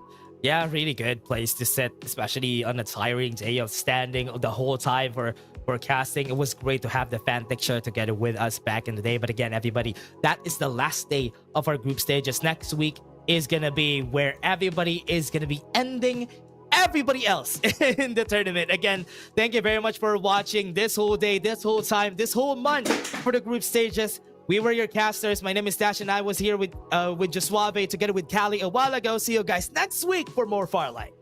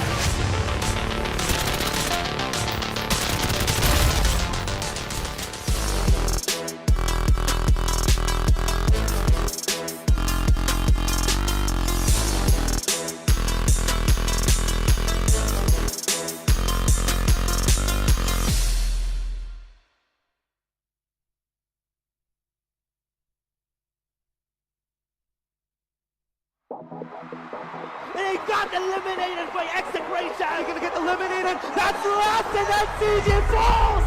NCG eliminated Don King. NCG is down.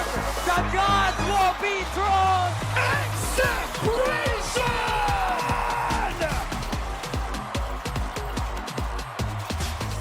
Today, we crown a champion. A grueling first few weeks of the Open qualifiers from hundreds of teams boiled down to just 4 groups during the knockout stage. They want to play for that placement. They are the disadvantaged, but Major connects. And NCG, your mobile tournament champion. Let's give it up for SR Knockout. Round 2. escape the wrath of the fire.